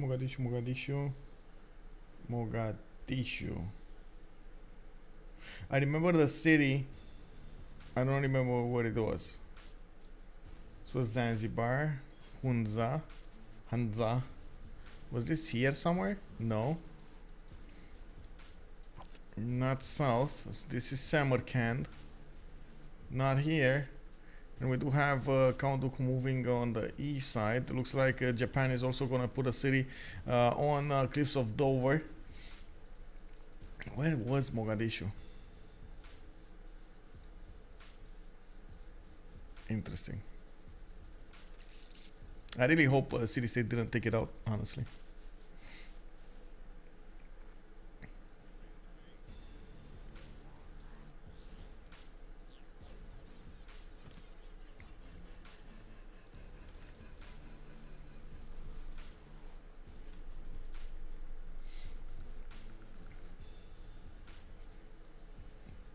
Rome just crossing the 100 mark. Well, yeah, but we're gonna need to see how JR is gonna use that. He's getting a lot of science, a lot of campus research projects. He is probably gonna try to get to Newton.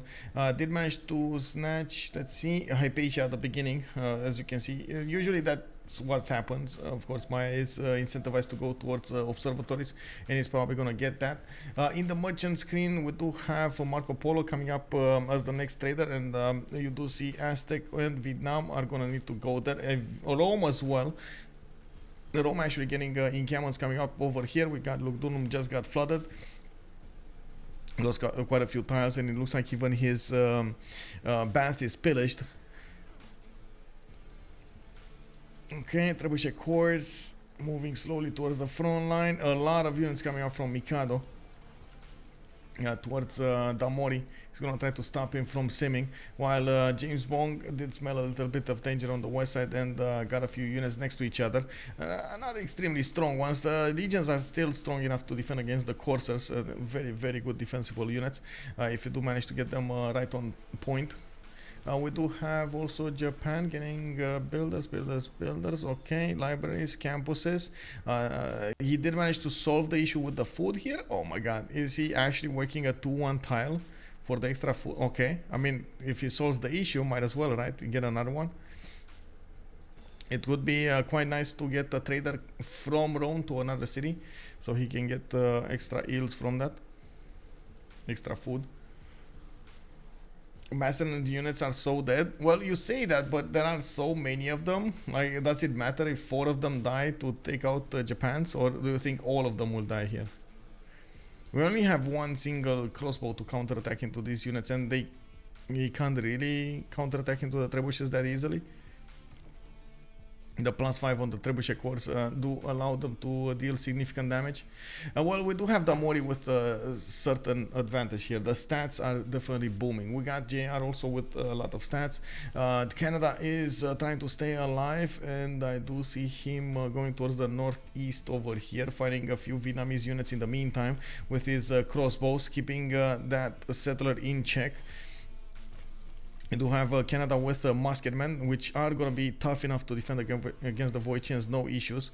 And we do have them also one-shotting the Voitians if they get too close. Yeah, well, it is what it is. Roman Macedon making a Japan sandwich. Yeah, it looks like.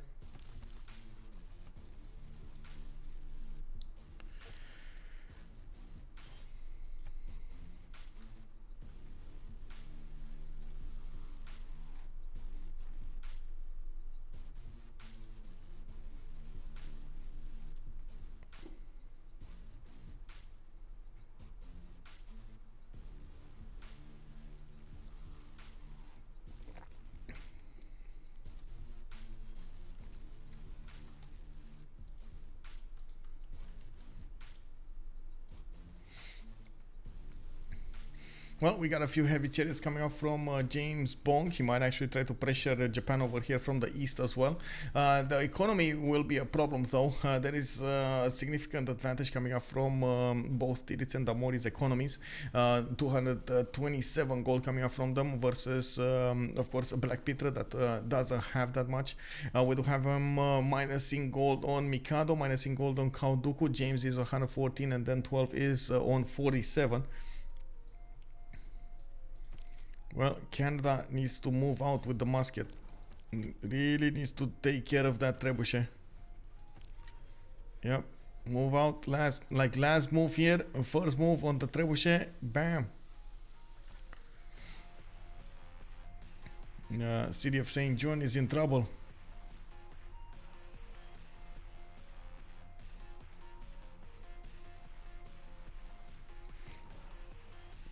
Now the trebuchet courier arrive in range to attack the samurai. You do see it deals a significant damage even against the samurai from afar. We do have a lot of units showing up on the field here, and it does look like even the knights are starting to do significant damage. Those units are in 45, and most of the knights do have the promotions on them, especially the 45, the charge promotion and the marauding. Hey, Trojan man, good evening, sir. Hello, how are you doing? How are you doing, sir? Welcome.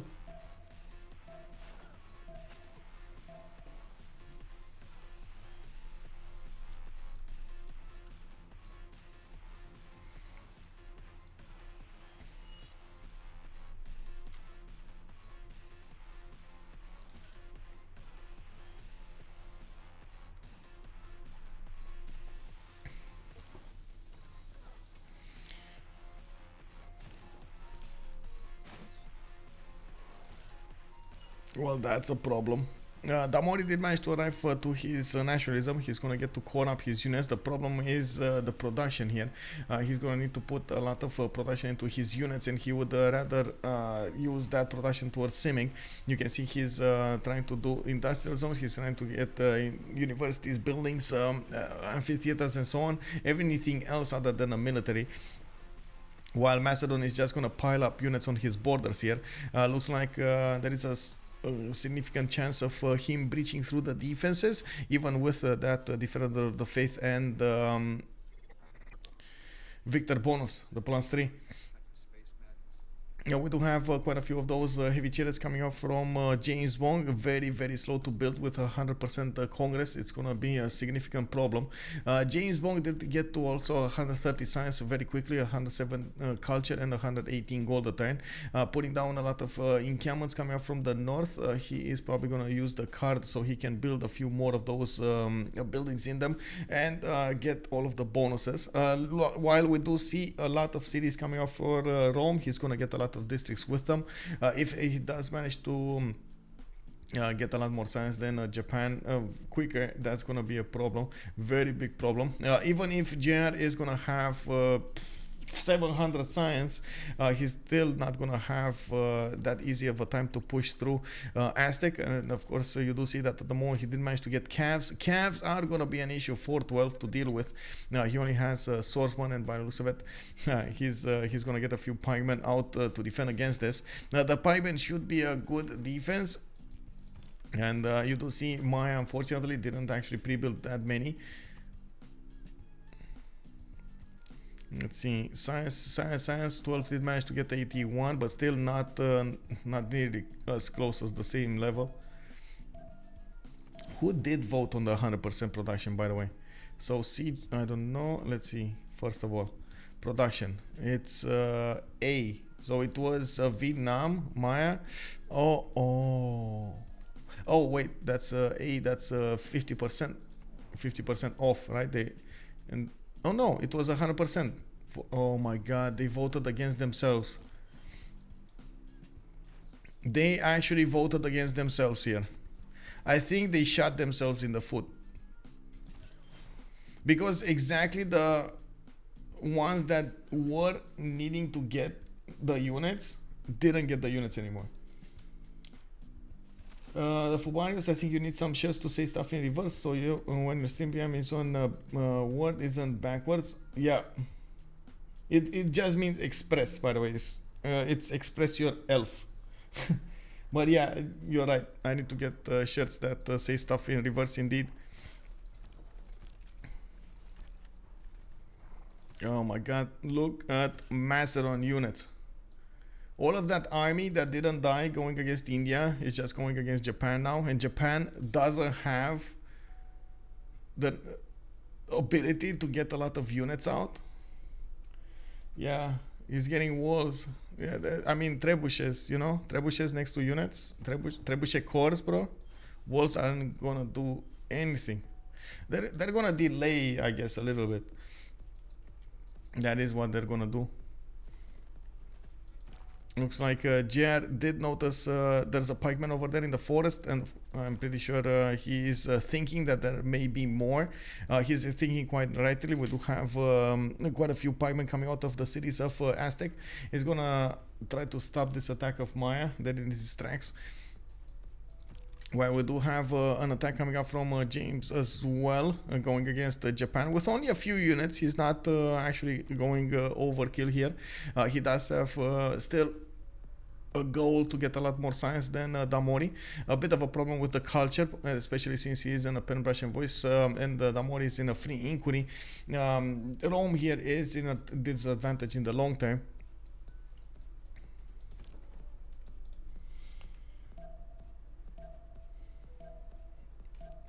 What is my favorite civ? I will make you a gift. My favorite civ, Persia. I would say Persia. It's either Rome or Persia. I would prefer Persia though, most of the time.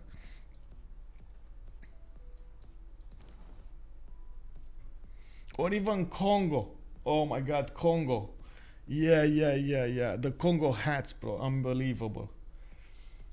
Cyrus, a man of my own heart. Yeah. I'm so sad we don't see more Cyrus in the games, by the way. Uh-oh, that's a dead musket. Oh, wait, he's going for the city. Oh, kick. Uh-oh. Well, that city's gonna get walls here, and it looks like Mikado is gonna keep banging on the city's doorstep. Crossbow. He does have... Okay, there we go. Trebuchet attacks on the musket man. More knights. Yeah, that's just... if the first city falls, the next ones will be butter. That's the biggest citadel that Damori has. It's being put under siege right now with the knight, and that's the advantage of having a lot of units versus not that many units. You do see Mikado also is probably gonna get another attack on Rapa Nui, and the ancient walls are probably not gonna be that strong to defend against the Trebuchet Corps attacks. Guys, it happened. Canada got the fourth city. He should have picked Russia. Wait. Oh yeah, he got this city, right? Brantford. Yeah. Hello, Seb, and welcome. Look at that. Salty playing Cyrus right now. Yeah. Amazing. Very nice, very nice. How are you doing in the game? How are you enjoying those juicy internal trade routes? I guess Rapa Nui shouldn't have been building that amphitheater in the face of Macedon. Yeah, but I gotta say that 100% Congress just was deadly.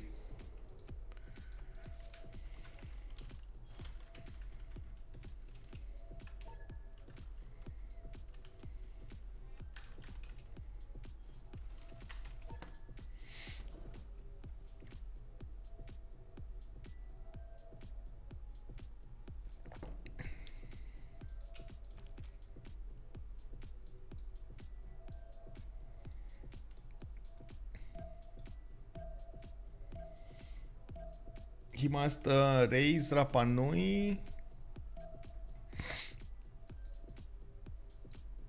Oh yeah, because he kept Lahore. That's what you mean. Well, yeah, for sure he can't keep it, but he can flip it. He can get 100 favor. The problem would be he's gonna lose a lot of positioning over here.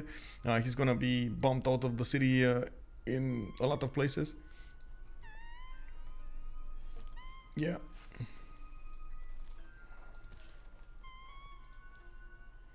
And there goes the walls. It wasn't even a one turn advantage. Oh my god. Yeah, the walls. Where the walls, bro? Where the walls? Yeah. What happens when you build walls?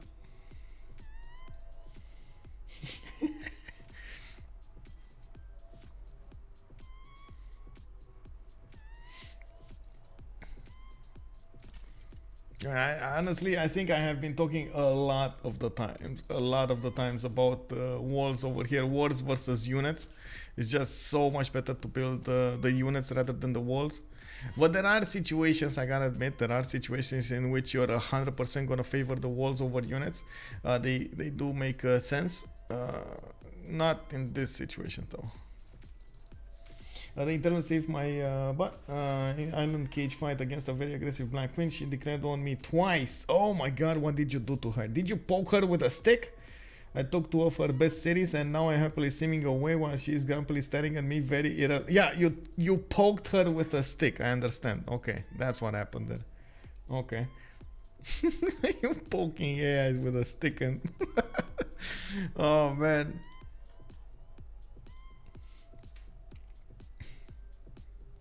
Yeah. Well, you gotta take into account Japan is in a golden age, so there's a lot of loyalty pressure going around on that city center. He can't keep it though. He's either gonna need to liberate it or gonna need to raise it. Wait, he kept it? You can't keep it up on. Oh wait, it was a city state of his opponent. I think he can keep it. I think he can. It wasn't an opponent. It wasn't a free city state. I think he should be able to keep it. Let me see. Well, I guess they don't care. So yeah, they're gonna keep it. Is the rule that once of CS? Oh yes, you can conquer it and keep it. For a second there, I totally forgot about that little addition to the rule that we made at some point. It used to be that you can't keep anything, but then if a player took it, you would be able to do it. It's free game.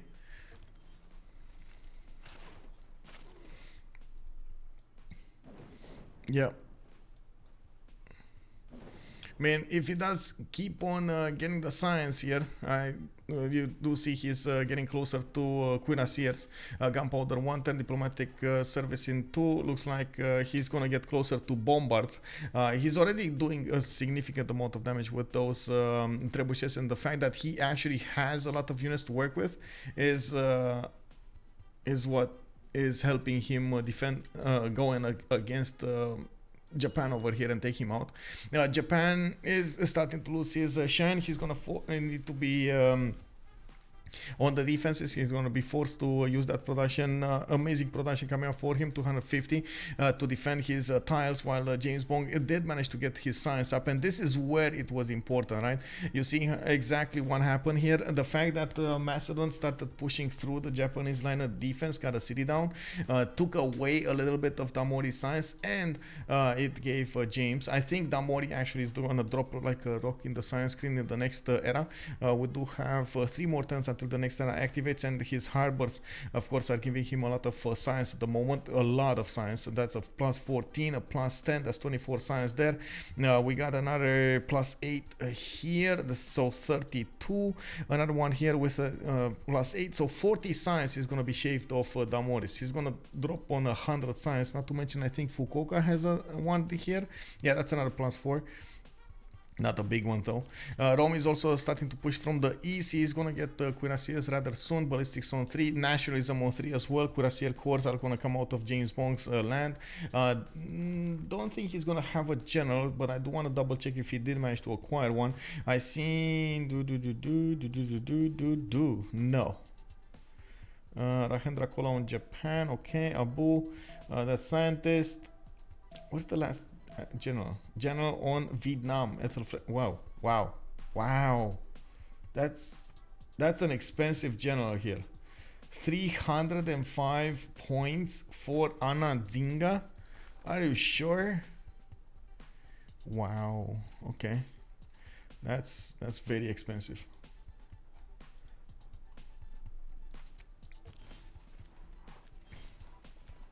Well, we do have Damori getting line infantry, and these are going to be strong enough units to defend the incursion of the Japanese units. In the meantime, of course, you do see the trebuchet corps are not going to be faced by those units. They're going to keep on attacking the line of defense of Damori, and we're going to see the crossbows also go to the south there. We do see Macedon also pillaging as many tiles as possible. He's going to get some more eels to work with against Japan, while he's going to take out his knights. Do have calves on the east side, also upgraded. The fact that he didn't manage to get to military science. Damori is not actually benefiting from ballistics yet. He's going to need to go back towards the middle tree, bottom middle tree. Yeah, we do have St. John losing its walls, but then it doesn't look like he managed to lose the city entirely. We do have Canada managing to push back with a few units, took down the trebuchet that was messing up with his walls, and even if he lost one of his musketmen, he did manage to survive there. We still have a few Voitians alive, and it does look like he had a settler going here. I don't know where that settler went. Did it die? I think it died, right? It actually died. I honestly, I don't know why he didn't settle more cities here. I think he overestimated a little bit Titiits' advantages and his timing. And instead of settling more cities, Distoria just thought from the beginning he's going to lose this. So he never actually went ahead. I'm also having the same feel about Damori sim here, over here. It's kind of a half-hearted effort. Ooh, Aztec pushing in. Wait, whoa, whoa, whoa, whoa, whoa. Whoa. Are you for real, bro? We got actually Aztec pillaging the tiles of Maya right in his face, and Maya can't do anything. Maya is trying to go for tanks. You see he's refining in Fortens, 189 in science.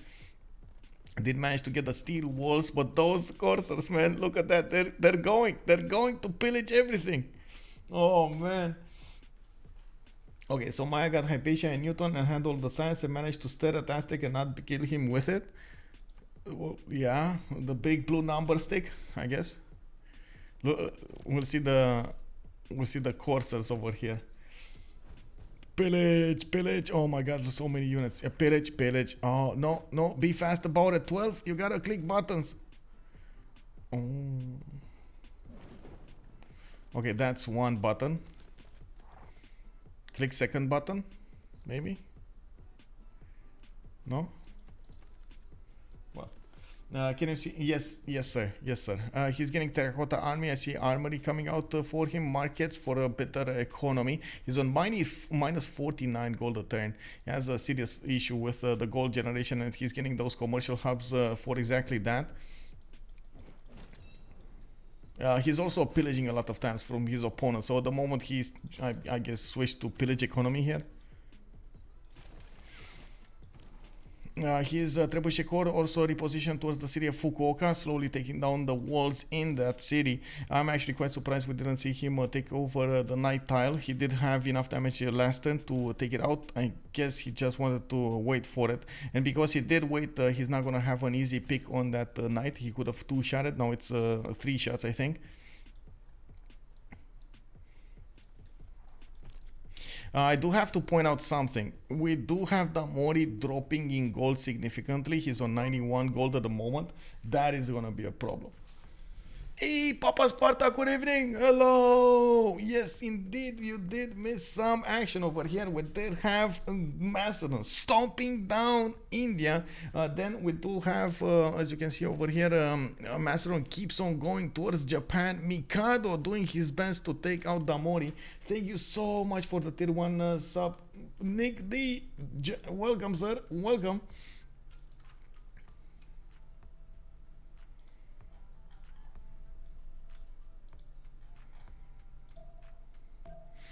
We do have a samurai coming up from Shizuoka. He doesn't have enough units to core them up, but he does have nationalism. Japan should be able to get stronger units. He already has a problem attacking into the knights, even with his line infantry. The stronger units would help him against that.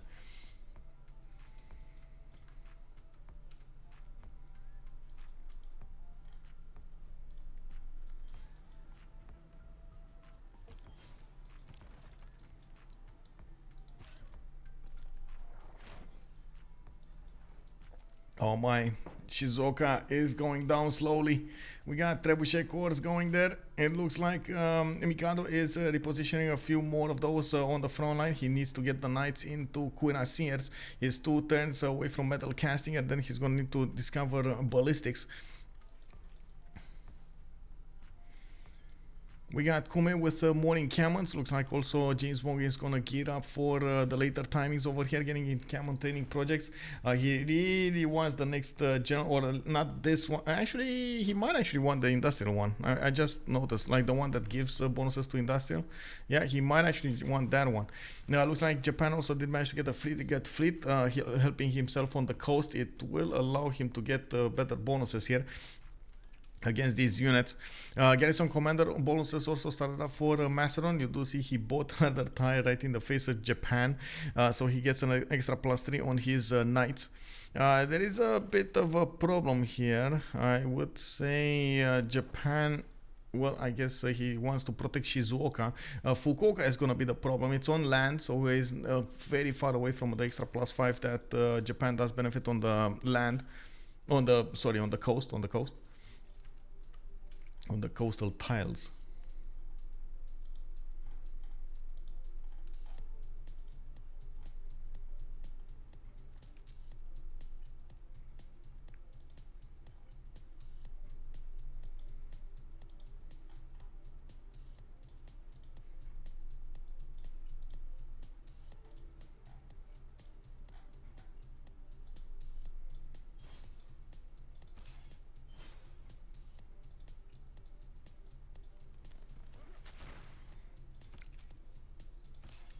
Well, the calves of Japan are doing quite a bit of damage, and you do see the muskets of Rome can't actually push through. They will take a little bit of damage, and the more damage Fukuoka is gonna take, the easier it will be to be taken over. The city cannot be put under siege because of that one tile choke, and I do need to talk about those bonuses for the Golden Age. Let's actually go for this Confucianist, and then this.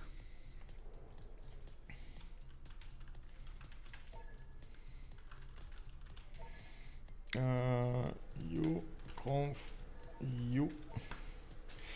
Oh, give me a second here. I really need to go to the bathroom. I need to start this up. This, and then be right back.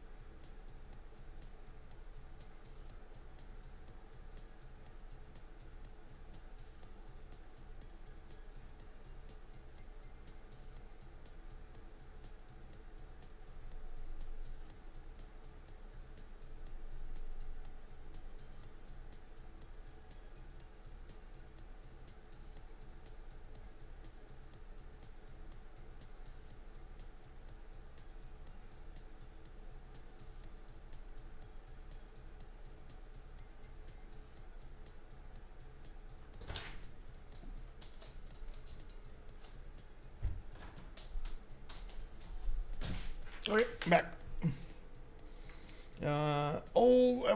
Have a nice evening. Baba Sparta, thank you so much for stopping by. Much appreciated, sir. Thank you so much.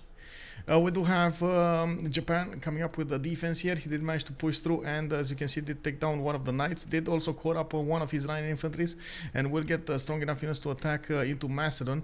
Macedon now needs ballistics as soon as possible. And Count Duke is asking for a quick pause. Okay, I do have to point out this war between him and Vietnam did stall.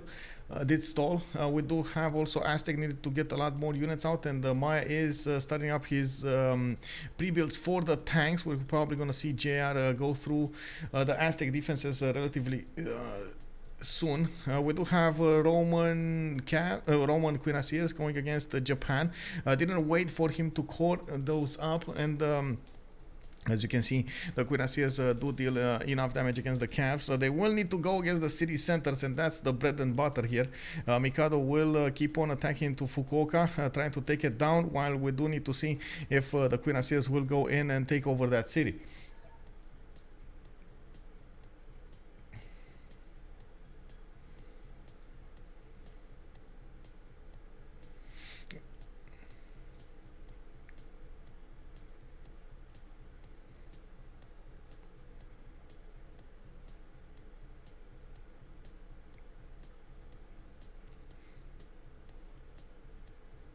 They're saying that it's already too late. It's late. JR is saying it's late.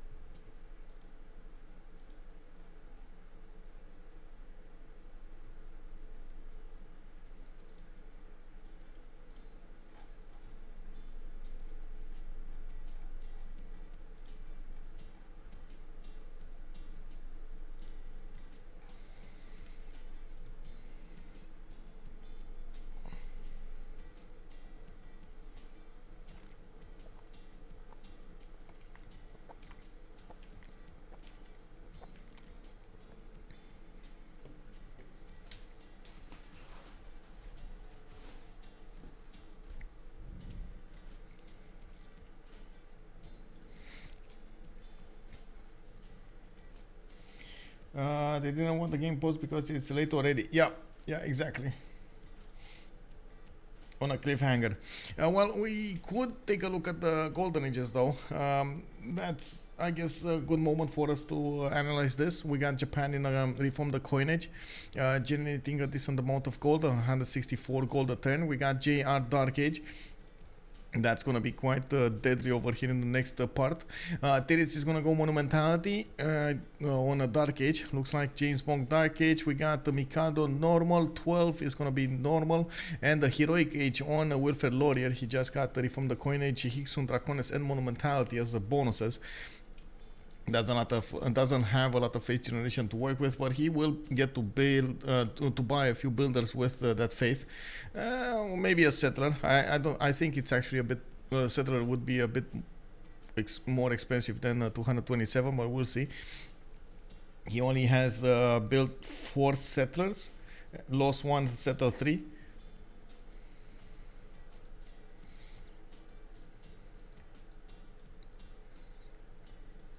JamesBong did also arrive at 192 science. Now he is managing to overwhelm Japanese science of only 100. The bonuses on the coast though are going to be quite strong over here for Japan, and he now is going to get his he's going to get his units. He's going to build a lot of line infantries, and he's going to start to take down a lot of these Macedonian tiles.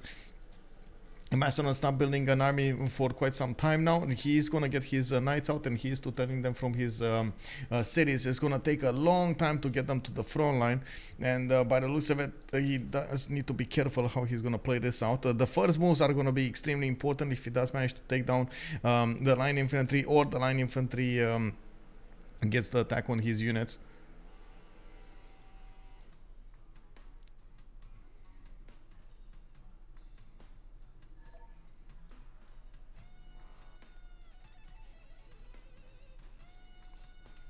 If he had 3 more settlers, he would be very helpful for his team. Yeah, I think so too. I definitely think so too. I don't know. I still don't know exactly why he didn't settle this. I just have a few ideas, a few assumptions that I can make because of his actions. I would definitely think he overestimated his ability to take his cities out, and then when he defended, he got caught in a situation in which it's hard to catch back up from.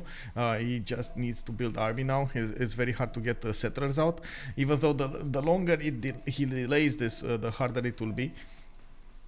I can't really say Titiits has amazing stats. He's on 74 and 115.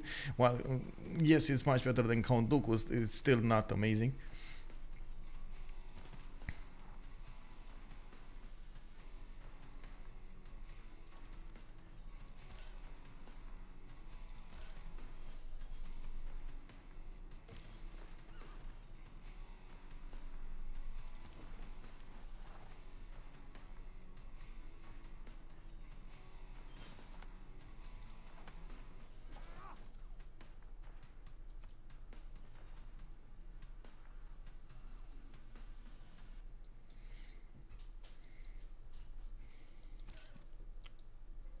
This is yeah, I know, I know. 6 cities would have been amazing on him.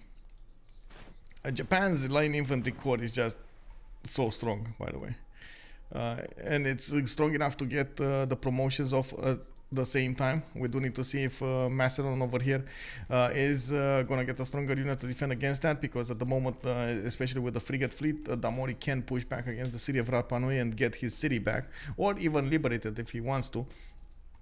In the World Congress, we did have Lady Siskai not going via culture. Confucianism did get, well, the A option, the B option, and JamesBong did get the 2 Diplo points. He can get the Statue of Liberty over here in the Inland Sea. Shouldn't be an issue for him. I do also notice we got commercial hub investment coming up from Rome. We got multiple granaries coming up here. For Rome, finally, he's getting more population in that city center, and I'm certain that he's going to need to build more farms. He's going for the mines first, but the farms are going to be extremely important for Rome to get the next year population level. Finally, we got trebuchets coming up towards Fukuoka. They need to get as much strength against that city as possible, and we're probably gonna see actually him upgrading them into bombards here soon enough. Rome is on banking. Okay, he needs more gold, I guess. He was getting okay. So many granaries indeed. Mike, I like how Sandro Games played the Macedon against Aztecos, Vietnam 1 versus 1. Yeah, it was amazing. Problem for Macedon is that Rome is not simming. Simmitting? Committing. You mean committing. Oh, I see. Well, JamesBong does have an issue here. He needs to be stronger than JR and stronger than Damori, both of the simmers of his opponents, and he's gonna need to do something about this, right? His opponents will have enough gold to upkeep their tanks, while JamesBong will need to have that economy at the same time. So it's very hard for JamesBong to have all of those while trying to keep alive Mikado. Well, now Damori, especially after this World Congress, he did manage to get strong enough units to counter attack into Macedon, and as you can see, Mikado does have an issue until he's gonna get his ballistics, which is coming in 3 turns. He's gonna have a serious issue going against his opponent. He keeps on trying to take down the city of Fukuoka, just put it under siege, and that actually puts him a bit closer to Mikado. Oh, never mind, there we go. Damori counterattacked, and the line infantry smacked that horse silly. And we do need to see again, Macedon has the same problem when it comes to buildings, when it comes to units. He stopped building units, and because of that, his supply line towards his front line is just so long, he might not get there. Yes, we do have Mikado with an ability to get the trebuchets into bombards, and I think he should get the trebuchets into bombards, much stronger units to use, and he has a few of them that will allow him to attack into the cities of Fukuoka with much stronger strength, but then he's gonna need some gold for his units as well, for his cuirassiers.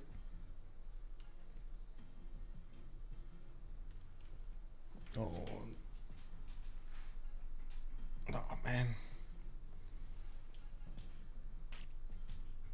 1 second, I found a smelly one. 1 second.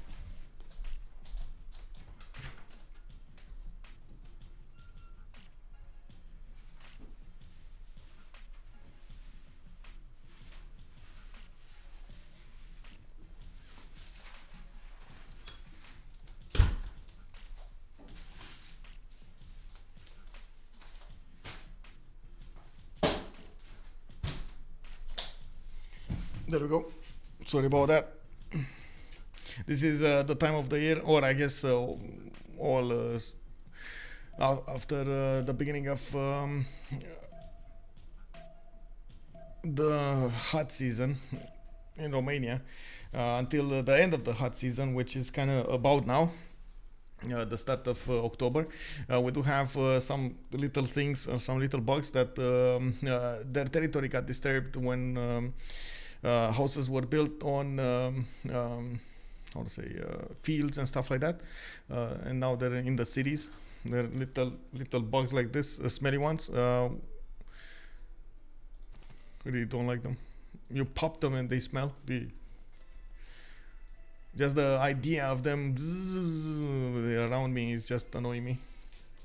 Rip trebuchet. Let me see. Sorry, got distracted there. We got over here. Yeah, there we go. Yeah. Infantry corps did get next to the city, and you do see the moment. First of all, the frigate fleet cannot attack into the city of Rapa Nui, while the infantry corps cannot fully damage the city. Infantry corps will have a promotion, so if it doesn't die this turn, it will get popped off the promotion next turn. It doesn't like Fukuoka was defended. JamesBong will need to commit a lot more military hardware to take over that city, especially with line infantry inside. It is 83 strength, and boom, we do have Terracotta Army started up. He's gonna get a lot of promotions and heals back his units. The green one, well, some are green, some are brown. Yeah.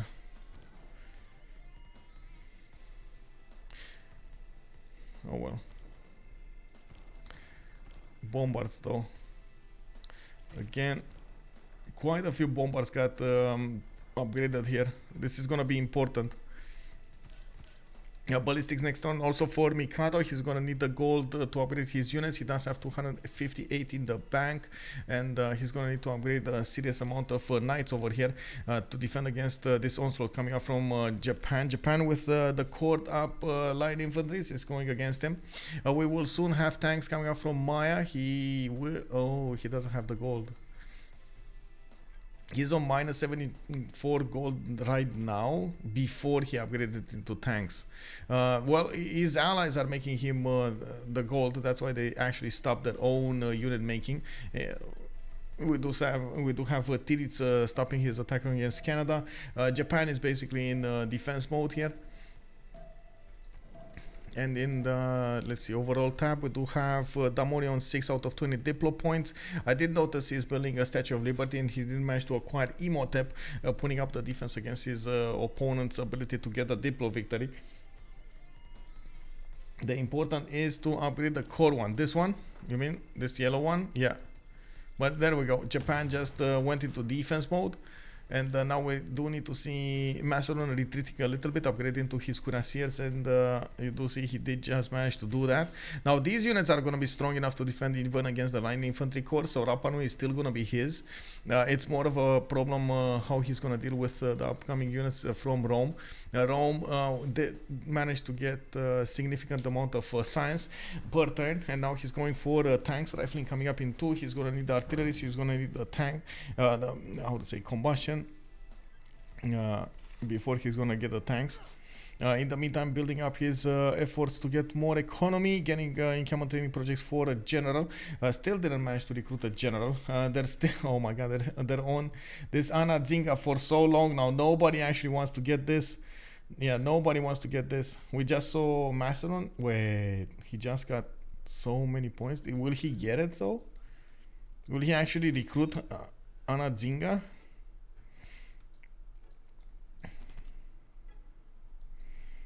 That sounds like such a expensive use of points there. But I guess he could just try to pass it, see who pops it. Imaragost, good evening, sir. Is Alex actually killing his second nation? Wait, who? Oh, you mean Damori? Yeah, he's trying to, but he's not really killing him. He tried to. Damori was, or I should say, Japan over here was way too strong. He did manage to take Rapa Nui though. Good evening, sir. By the way, good evening. Welcome.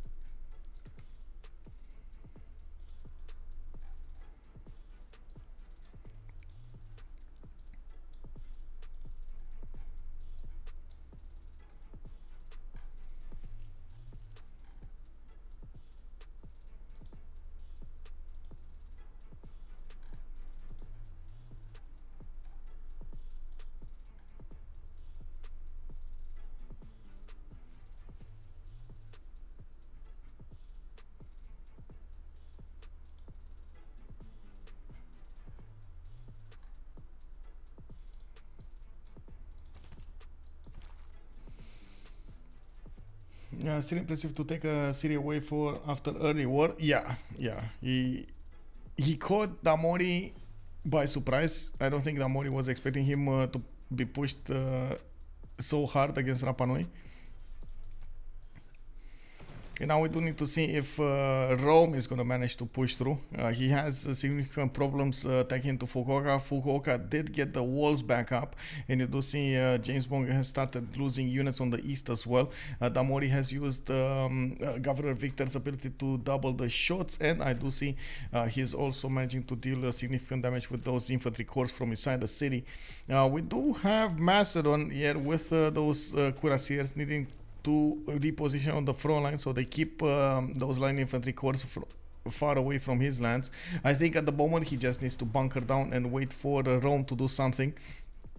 And more income training projects coming up from JamesBong. He's getting his markets up, and of course we will need to see the tanks of JR go against Aztec. We do have tank corps coming up from Aztec, and this is what I was well, we were expecting this for some time now. This is gonna be a problem. Aztec here is gonna get pushed and he can't push back. A lot of piking shots coming out from Aztec. He's gonna try to use the anti-cavs against these tanks. Not gonna work though. Not gonna work. Let's see. These field cannons, well, he does only have +4 attack luxury bonus. He could have maybe at some point settled another city here to get more points, but yeah, didn't. Too hard, too far. Not to mention too taxing to go for cartography on the top 3 when you do need to go towards steel. Otherwise, you're probably gonna be dead. Can you imagine a tank in front of an actual ancient wall? Yeah, well, to be fair, no, let's be fair about this. Like, if the tank doesn't actually shoot against the wall, well, which it will shoot anyway, let's be fair about this. Ancient walls weren't that easy. Like, let me ancient walls. Let's put it up on the screen here. Let's think about this for a little while. Now, these walls, some of them were like a meter thick or something. And can you imagine trying to go against that with even with a tank? Especially the early tanks were really, really bad. Were very bad. Yes, they were good at eating bullets, but very bad on everything else. The other ones, like the modern tanks, yeah, totally different. I mean, okay, let's see the tanks coming up over here.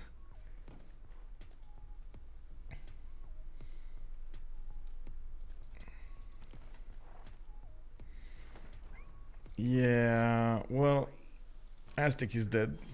Something that we did foresee, for some time now.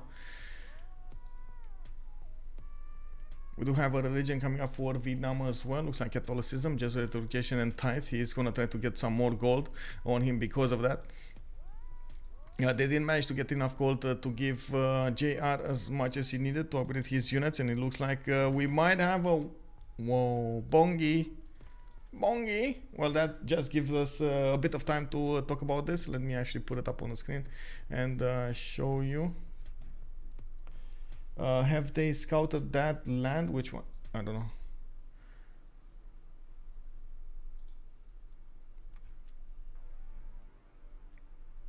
Okay. So this is what if I ask Discord ancient walls, this is what I have for ancient walls, right? Look at this one though. Kek W, bro. Right? This is hard to push even with a tank. Like, wow, you know, this is tough.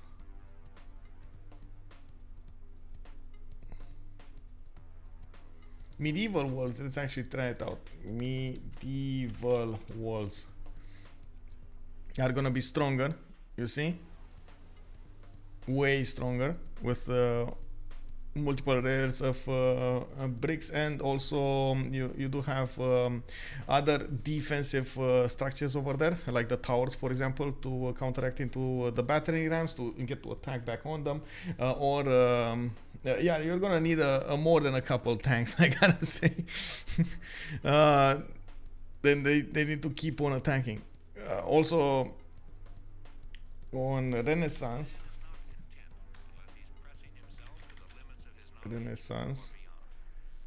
these were just on another level, right? These were the pinnacle of defensive structures. Well, I would say stone defensive structures. Yeah, they do not resist. Well, they resisted for some time. Yeah, they don't resist it, but they resisted for some time, and that's why you get like siege units, right? They just throw explosive. Also, yeah, Star Fortress. Yeah, this one. This one is amazing. Have you seen the anti-air? By the way, this is something that is not in the game. Anti-air Berlin. Have you seen? No, what is it? No, Fortress. There's a structure made in World War II. This one. Have you ever seen this? The anti-aircraft fortress. Now this is a structure with the flag tower. Oh my god, bro! Like, it was so hard to push through this. The main problem is, of course, it's static, but it was so hard to push through this.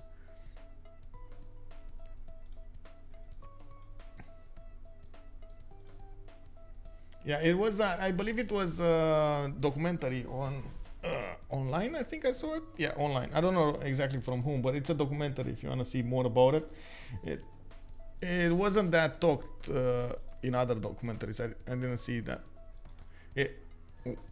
Too many details, I believe, for it to be just mentioned. You know.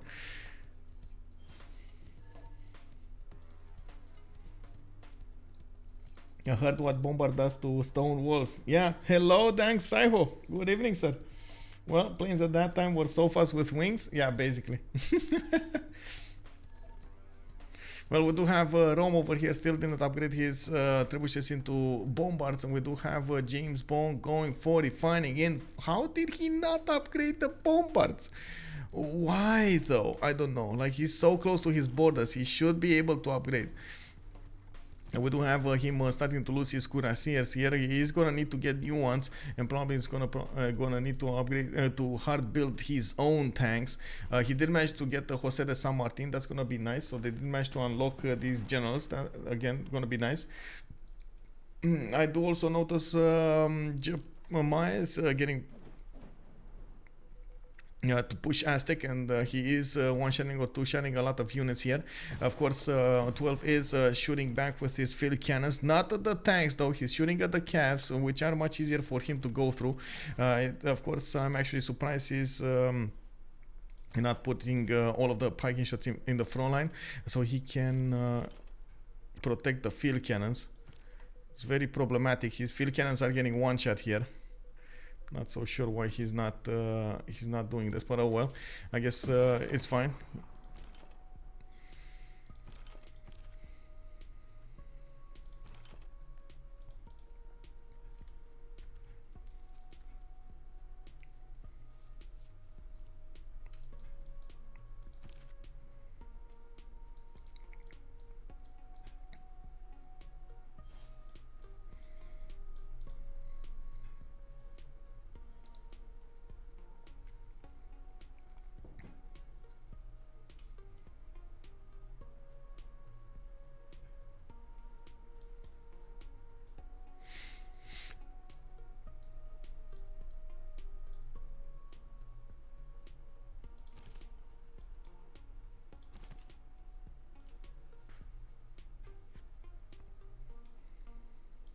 Well, now that we have bombards on the coast coming up from Macedon, he can trade shots with the fleet on the coast from Damori. Damori didn't actually build a fleet. He just got the free boats or some of those squadrons pre-built and then fleeted up with the admiral. We do see him also. I think actually these are all admirals, so, to be honest. We do see him trying to get more shipyards so he can get the production boost. He's on 280 production at the moment while he is pushing back on Rome. How can this happen? Wow, pushing back on Rome. Trebuchets, they're running. Oh my god. Well, we do need to see when the second line of attack coming is out from JamesBong, because definitely he's going to need to punish Japan for this. Damori is desinking, unfortunately. For him, it looks like JamesBong is going to get to move out with the trebuchet. JR just noticed it, and I'm pretty sure they're talking about it. Yeah, they might want to do a reload before for this. And there we go. We do have JR moving across the river, getting closer and closer to that field cannon line. He's probably going to one-shot each and every one of them, but he did also get closer to the other encampments.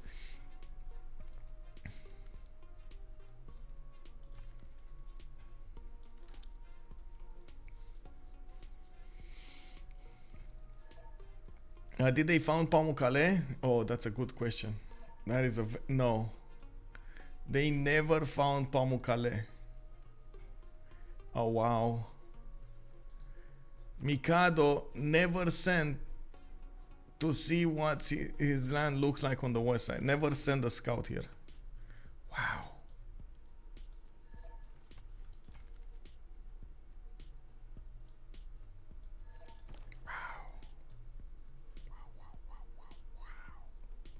That's quite something. That is quite something.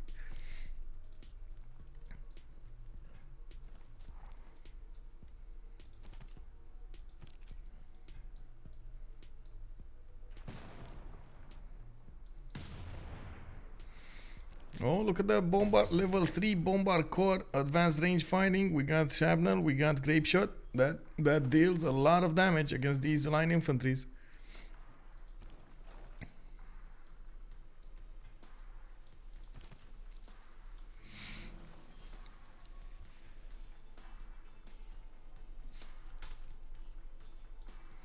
More industrial zone logistics coming from Rome. I believe they did lose Statue of Liberty, or will lose Statue of Liberty. It was being built over here by Damori. I guess he stopped at some point. It doesn't look like it's finished. It's halfway done.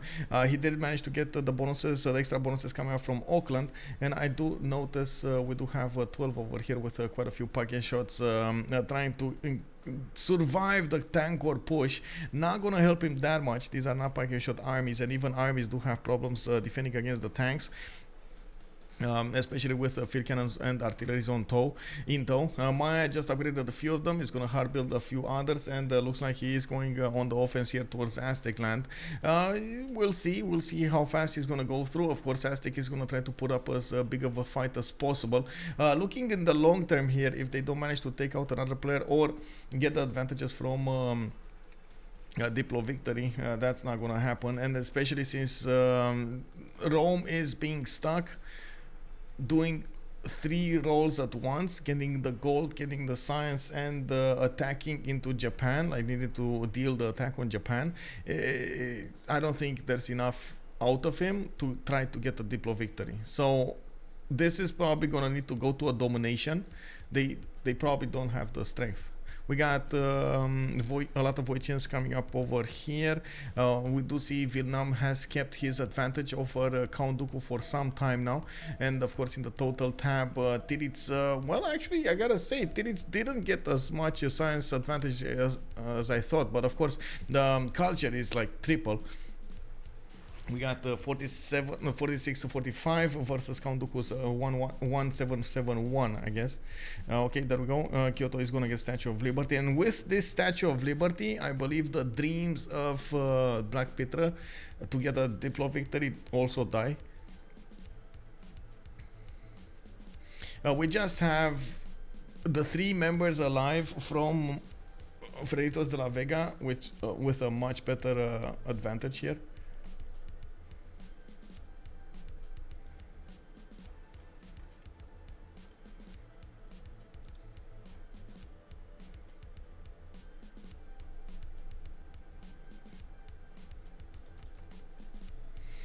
They got their stats up, they got their gold up, they got their sim going, they got the positioning over their opponents. They managed to defend. They're managing to go on the offense here against Azcapotzalco, the cities of Aztec, and you do see he's taking down quite quickly, including the units.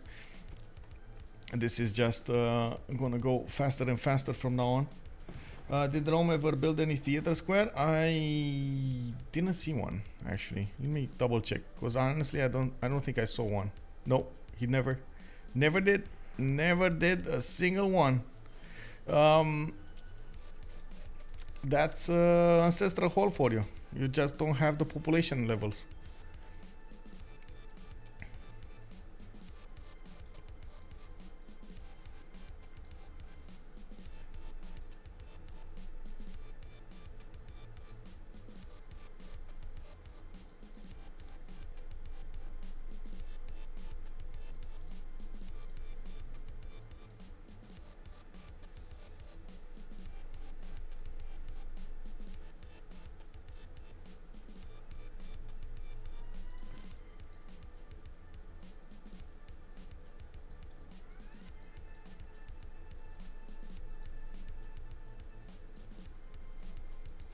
Well, James did manage to upgrade at least one bombard core, which is gonna take a few more hits, but not that many.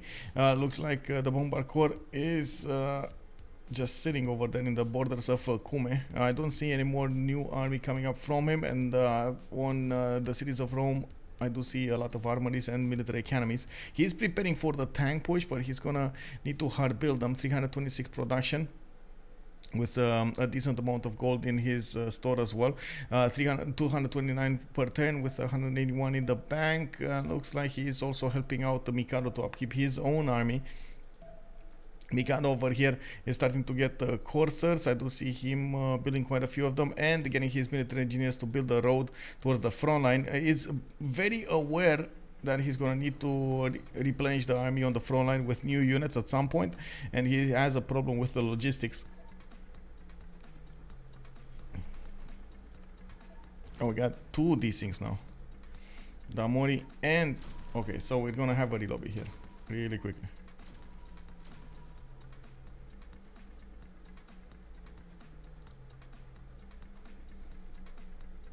Hello?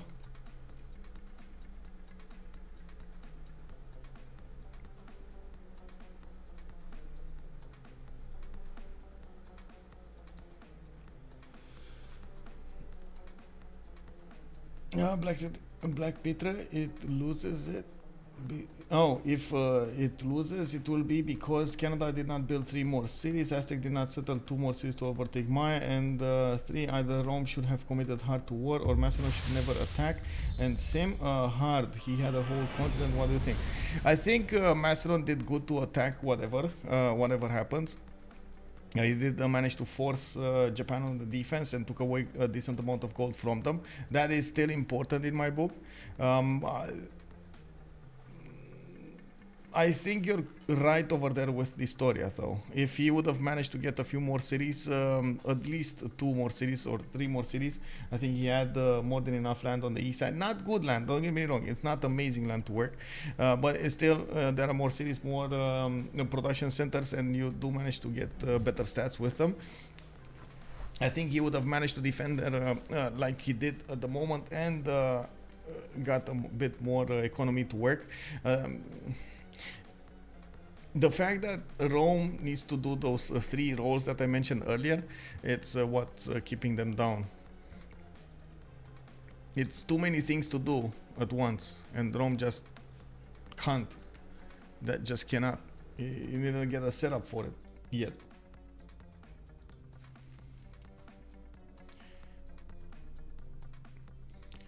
Yeah, I agree with that. He would have had a bit more gold. He would have had a bit more gold, yeah.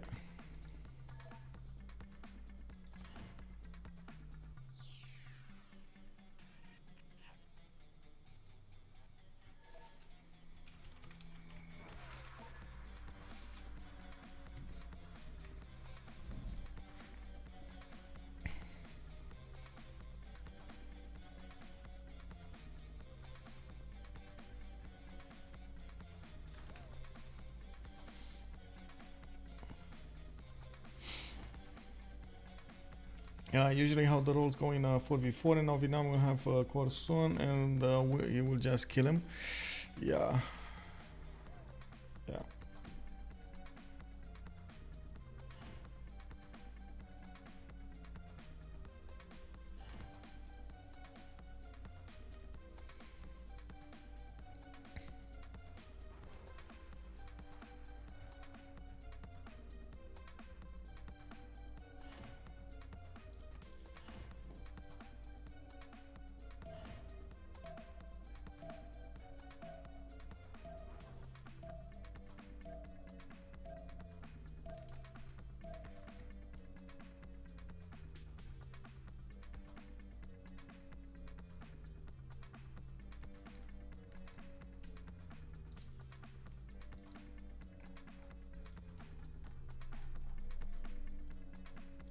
Vision clouded by ash and soot. These are the signs of changing times. The lure of scientific and cultural advancement is the engine driving your realm forward. Now your challenge is to maintain the delicate balance between Earth and man.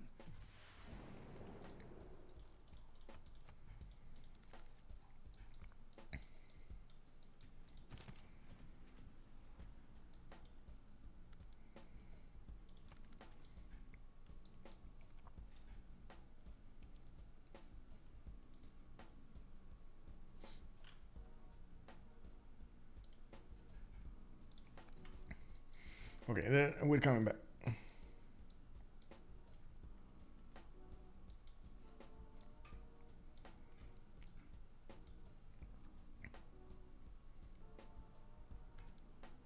Wait, JR is saying 12. I let you shift enter your cannon, your field cannon. The Campania is cannon. The Campania is field cannon.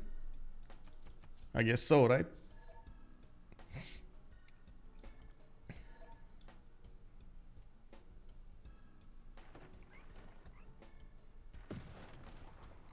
Oh, okay, there we go. He just moved it in. That's a Capozzalco. Called up the pike gain shot. Okay. I don't know what book means. Boof.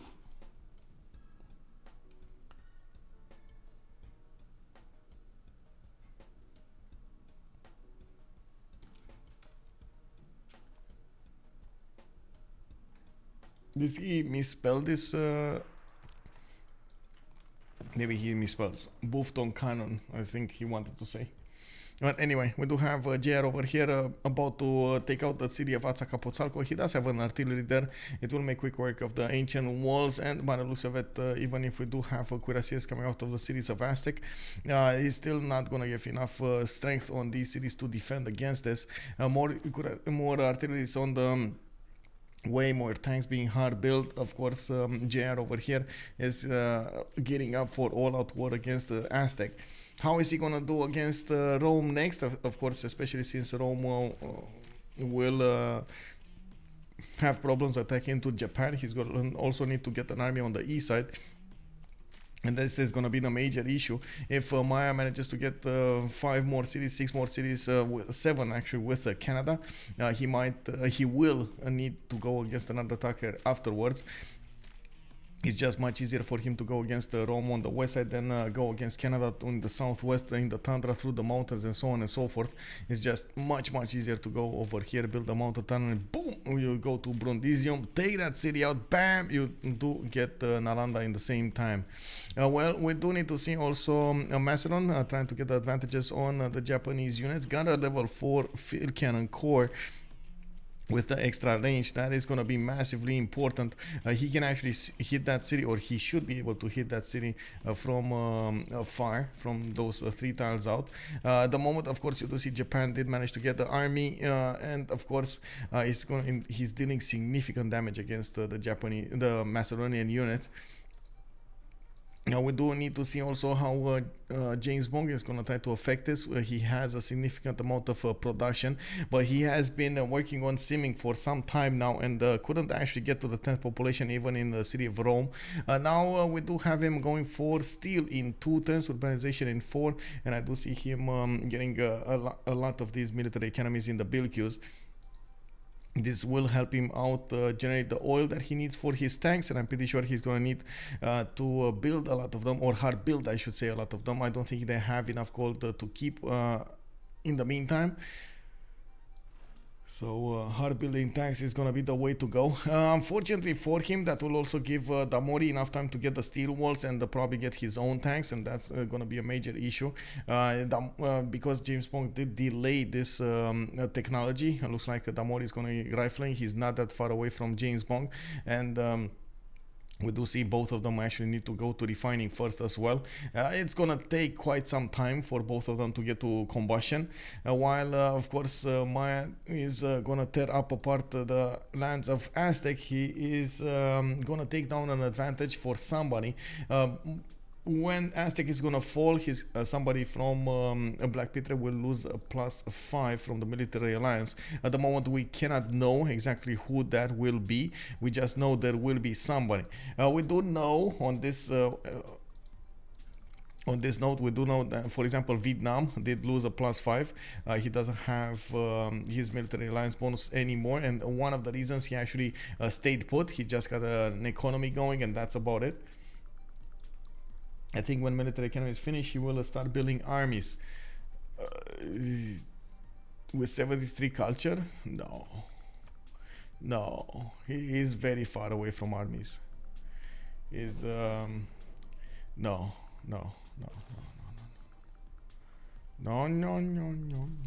So his urbanization here, right? He needs mobilization. I don't know if he got scorched earth, but I guess we'll see. It's gonna take a long time to get there. Oh, units. Yeah. He's gonna build units. Yeah, he's gonna start building units. He doesn't have any other. Well, I guess he could get some banks here and there, but he doesn't have any other priority to go there. It looks like there is a counterattack coming up from Japan onto the units of Macedon. He did try to snatch one of the bombards here. You do see Mikado did reposition it back in the south, and he is going to try to put more to shoot against Japanese units. Oh, ancient walls again!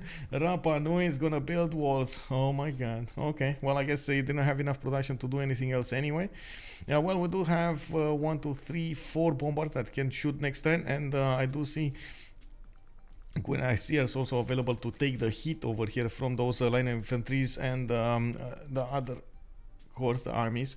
We do see Japan did bring one field cannon with him, which doesn't have, by the looks of it, enough damage to attack well enough onto the Cuirassier or onto the city center.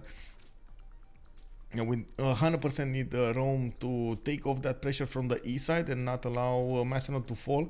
A good thing is finally Macedon did manage to get new units out, and he has a line of cuirassiers coming out from his main cities. He's also getting calves for a bit more faster replenishment rate, but less strength on those units. Now we do need to see if he's going to manage to get the stats up. No, he's not. He's on 72 science and 41 culture. Those poor people working the mines and the quarries in Rapa Nui keep getting in the middle of all the fights. Yeah, exactly. They're just sitting. Imagine sitting in front of a mine, having your bread, having your cheese, and then you see units coming from the left going against your opponent on the right. Then you see units coming from the right going against other opponents on the left, and you have like a big field in front of you. They keep on fighting on a river. That's quite a show over there. You just grab a bite from the bread over there. You look left, you look right. It's all good. Oh, look at that guy. He got stabbed, poked.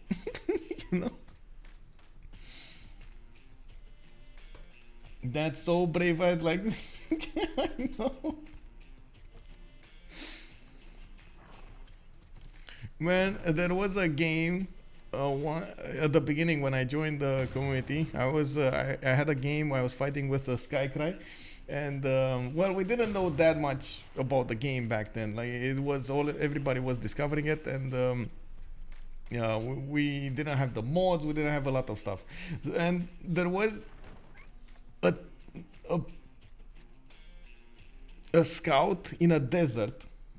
I had 3 tiles on the left side, 3 tiles on the right side, all desert. My scout was in the middle. What I was seeing was armies coming up from the right side, going against somebody on the west. I didn't know who. I didn't even know where they were going. I just saw because there was how to say left and right. I had no vision, and I didn't discover it at all. I just saw there were units moving. You know, left, right, left, right, left, right. So we had like swordsman coming up against somebody. Then I saw catapults with horses coming back against him. Then I saw crossbows with knights coming back against somebody. Then I saw like bombard. Were there bombards? Yeah, I think there were bombards. So against somebody. And this was like on 70 or 80 turns worth of a game over there. I only saw that they never took a city, but they were fighting. They were always fighting, and they got so annoyed they were fighting. They just sent units against each other all the time. It was unbelievable. I know. I was like.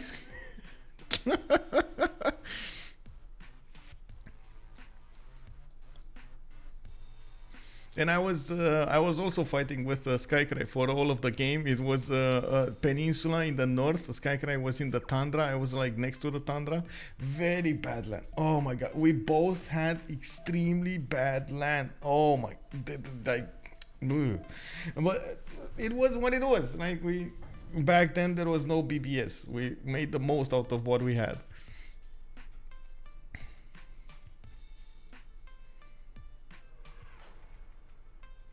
Actually, I think that was the first game I played with Skycry.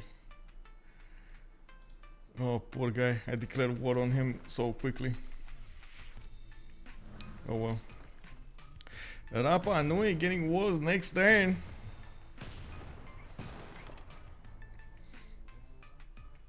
Looks like Mikado doesn't want to take the chance of that city being taken over this turn, and he is going to move out his units from it. I was expecting him to at least put Cuirassier to beef up the city strength a little bit, you know, help it out. No. We got Antium coming up with banks. Okay, we got finally tanks come out from JamesBong.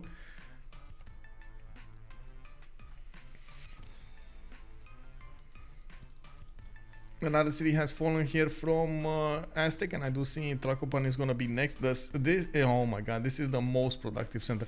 The idea was Maya to get into the farm land and take, you know, all of the pillages, take back his health before he goes against the capital here against Aztec. JR is gonna try to take over the armies of Aztec as well. In the meantime, he's doing significant damage even with the tanks against the city's walls. These are only ancient walls.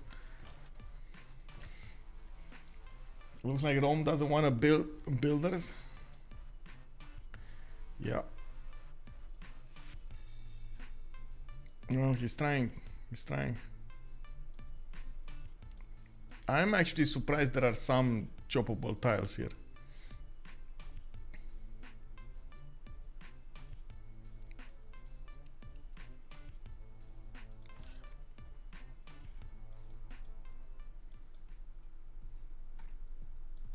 Macedon mainland, Hetari, okay.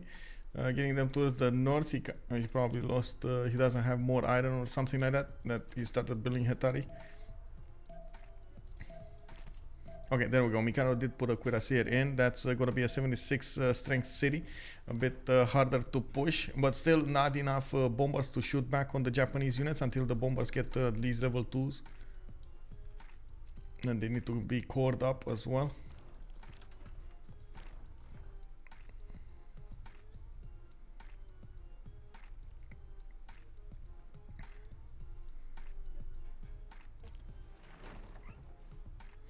Oh, there we go. Damori is just gonna get out of there.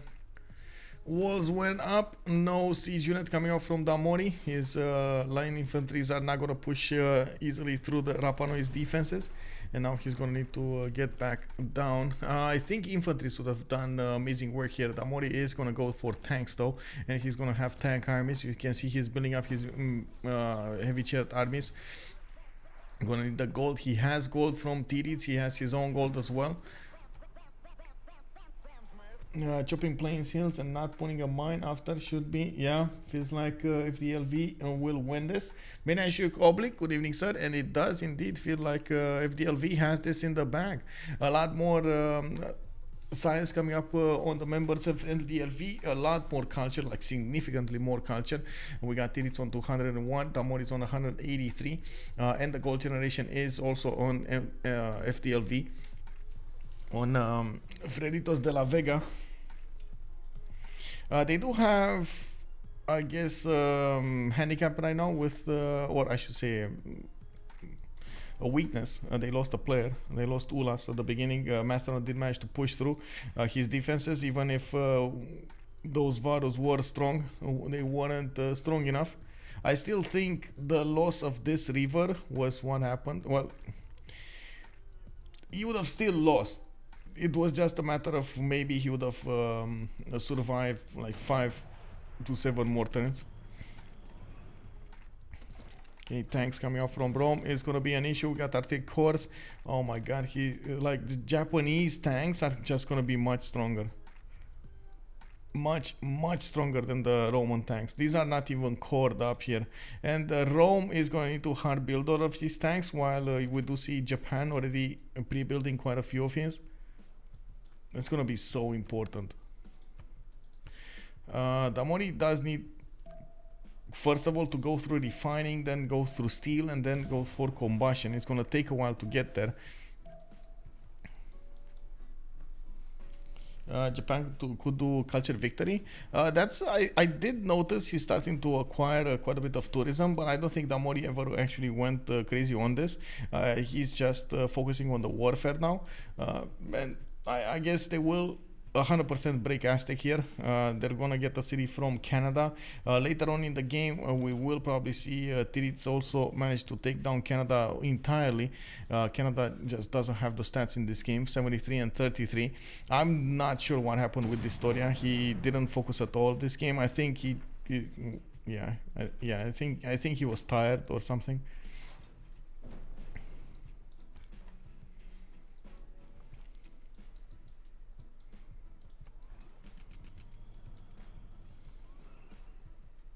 Yeah, nobody has culture to defend. Okay, 2 more cities have fallen from Aztec. We do have Tenochtitlan coming up next. Artillery corps are shooting that city down. And we do see Teayo is also getting shut down in the south. Looks like they're gonna keep him a little bit intact, or is that? No, I guess they just wanted to take Teotihuacan and then reposition to the east. We do have the tank corps needing to get onto the farms so they can replenish their health here. And of course, we do see Tenochtitlan does have steel walls.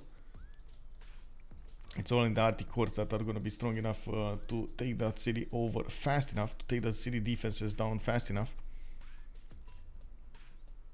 I'm actually curious what's going to happen here. Titiits is going to boost steel. We do have, of course, for steel to be boosted, you need the coal mine and ironclad, and I don't think Damori had them. Also, a bit of information here, there is a level 4 armada for Damori, which does have the coincidence range finding, the +1 range, which does allow him to shoot from here. Actually, it's very important. It's gonna start shooting down these units of Macedon from very far away. Macedon is not even gonna know what hit him.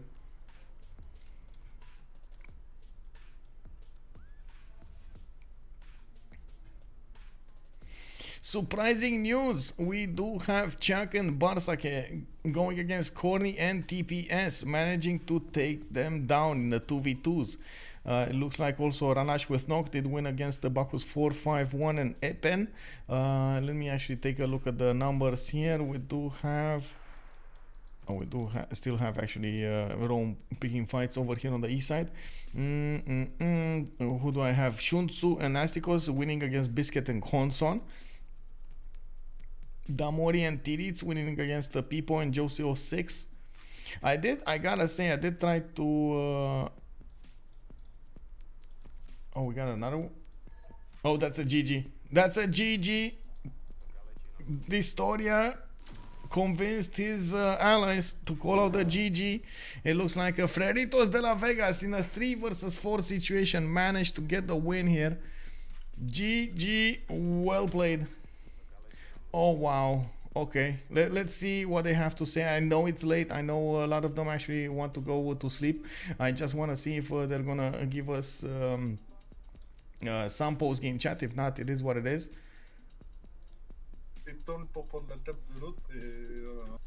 Man, GG, well played, guys. GG. What a game, man. What a game. Damori, you sound really exhausted here. Yeah, painful gaming. They crashed so many times. We were very tilted. Yeah. We start the game with 1 hour and half late. Yeah. So it was tilting a bit too. But yeah, it's okay. GG. GG. So what were the reasons for the early remaps here? For both of you, I guess. First map. On hours, GR didn't fail the map. I had a feeling. You had the feeling, okay. I had a really bad feeling about the map. Okay. It was good feeling. We have all got spawned on the second. Like Disto full back lane, big got spawn. Yeah. Maya had no plantations whatsoever. Yeah, very bad. Yeah. So what happened there with India? We got bopped. Oh, I think he went harbors first. Not Yeah, you have to silences and boom. You know, Mikado, you actually had Pamukkale to your west, like 8 Ah, times. really? away. Yeah. Ah, T'as jamais scout? There is a hut, 2 hut, man. Indeed. He never scouted, man. His only direction was India. I don't think Mikado ever saw anything else other than India for Yeah, the first yeah. 50 times. yeah, you have the India, boom boom. Yeah. Désolé. Oh, t'inquiète. NP. J'imagine qu'on a cessé du coup vu que je vois tout le monde ici. Ouais. Ouais, j'ai ma dose là. Mikado, j'arrive avec des tonks chez toi, gros. Arrive donc, j'aurai les tongs aussi, mec. T'as pas de jeu. J'aurais pas de général, mais c'est pas grave, frère. Façon, hein. Et Moi, GG. j'allais te découper mon pote la Mikado avec mon battleship. Ouais, je l'ai vu, mais j'aurais dû te le tuer, je peux te le tuer. Avec ce battleship. Oh là là là là. Machallah. Non, frère, c'est trop dur. C'était compliqué comme game. Et encore, si je clown pas, vous laissez Bah oui. 30 tours plus tôt. Hein. Gros, je vois pas les yields, hein, mais à mon avis, ça doit être assez clownesque, hein, mon early. Non, je pense qu'en early, t'as deux Tu fois peux notre rien, Disto, tu peux rien. T'as un land catastrophique, t'es directement mal, les face à un moutons sont Vietnam. Je pense qu'en early... Il a pas de servidé. Fermé mine. Ouais, mais tu Il a dois... pas de servidé. C'est pour ça que je pense que t'as 2 fois notre prod en early. Mais je te jure que non, hein, parce que j'ai pas de pop. Ah oui, mec, l'early game, j'ai acheté ma case de campement tour 33 pour ma B3, c'était tellement dur, mec. Nous, c'était ok. Ça allait. Non, Ah c'était bah, vraiment- on avait aucun setup de trade possible, on était chacun dans un coin de la map, quoi. Machallah. En plus, j'ai demandé à James de faire une bombarde, j'ai fait faire un cavalier à mon cavalier, je lui ai fait faire le tour de la map à droite de chez JR pour aller tuer Auckland. Mais bon, Laisse-la en paix. malheureusement, elle a fait les murs et des unités quand je suis arrivé après avoir up en coursier. Du coup, j'attends.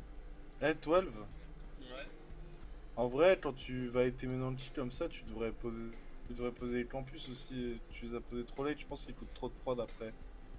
En fait, c'était des campus. En fait, toute la game, j'ai voulu faire des. Je me suis fait baiser au niveau de plein de jeux, genre. Parce que là, j'avais pas de ressources et j'ai rien pu up et tout. Enfin, T'es venu au club, mec. je me suis fait baiser. Ouais. Mais en vrai, même s'ils sont pas Enfin, en hauts, gros, je voulais. En poser, fait, au bout d'un moment, parce que je voyais que t'avais pas d'unit, au bout d'un moment, je voulais t'envoyer soit courtier, Après, je voulais soit de push Manatarm, vu que t'avais pas de général, j'avais plus 4 avec le général. Et je voulais te push H sombre Manatarm, mais il y avait. En vrai, Alors, les ressources. Attends, JR12. Il t'a payé combien, JR, pour que tu mettes toutes tes campus au milieu de tes plantations? Je sais pas, mec. Alors, 12, il faut mon campus, tu sais, à gauche là, le plus 4 là, il a pété toute la game, gros. Je fais que de réparer ce campus. Ouais, je l'ai vu. Mais toi, il faut savoir que j'ai un général et je te rush cave, mais en ma call, laisse le général à Ulhas. Moi j'ai rien collant. Moi j'étais en train d'essayer de tryhard ma prod pour voir si avec 2 bats je peux faire des dingueries, mais. Et tu peux pas me rush, mais. Ferme-la, je veux dire, de toute manière, t'aurais juste défendu. Enfin, ça Ouais, servait à rien de commettre un général sur toi. Si j'ai un général et que on me fait des poneys, je. Non, on n'a pas les poneys, gros. Il y avait des On a pas poneys les sur trappes, on a pas Titiits les et un peu sur Damo pour les prendre un peu nuit. Ça c'était bien plus tard, mais c'était ok. Je suis obligé de venir autant. Oh là, c'est horrible les strats, hein. Et ouais, bah après, en fait, au moment où tu voulais commencer à prod, je t'ai dit si là je force, je le tue. Donc pour le coup, Ouais, c'était bah. mieux d'investir sur moi, tu vois. Ouais, mais Là, Je suis un giga clown. Hein. Au moment où je te vois, je dois arrêter de. En fait, quand je pone ici, je me dis bah, 100% je suis free sim, je vais faire des. J'ai pas de bolus, je vais faire des ports et let's go. Ah, c'est pour ça que t'es parti port, ouais. Bah oui, en fait, on se doutait que j'étais sur. Enfin, on savait que j'étais sur une péninsule. Well, thank you so much for giving us some readout, some translation about what they were talking about here. I do know it's late. I'm gonna keep on staying on this channel, but I do want to close up the stream. We do have another game tomorrow coming up, this time from the CPL qualifiers. It's gonna be Holiday Highlands going against Gold by Library in their first game of the best of 3 series.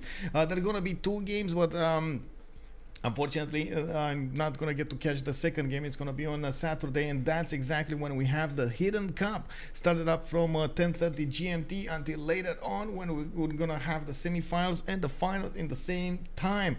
Thank you so much, everybody, for in the same day. Thank you so much, everybody, for the follows, for the subs. Much appreciated for the support. I really hope you enjoyed the content, and if you did, and you're coming up from YouTube, throw this video a thumbs up.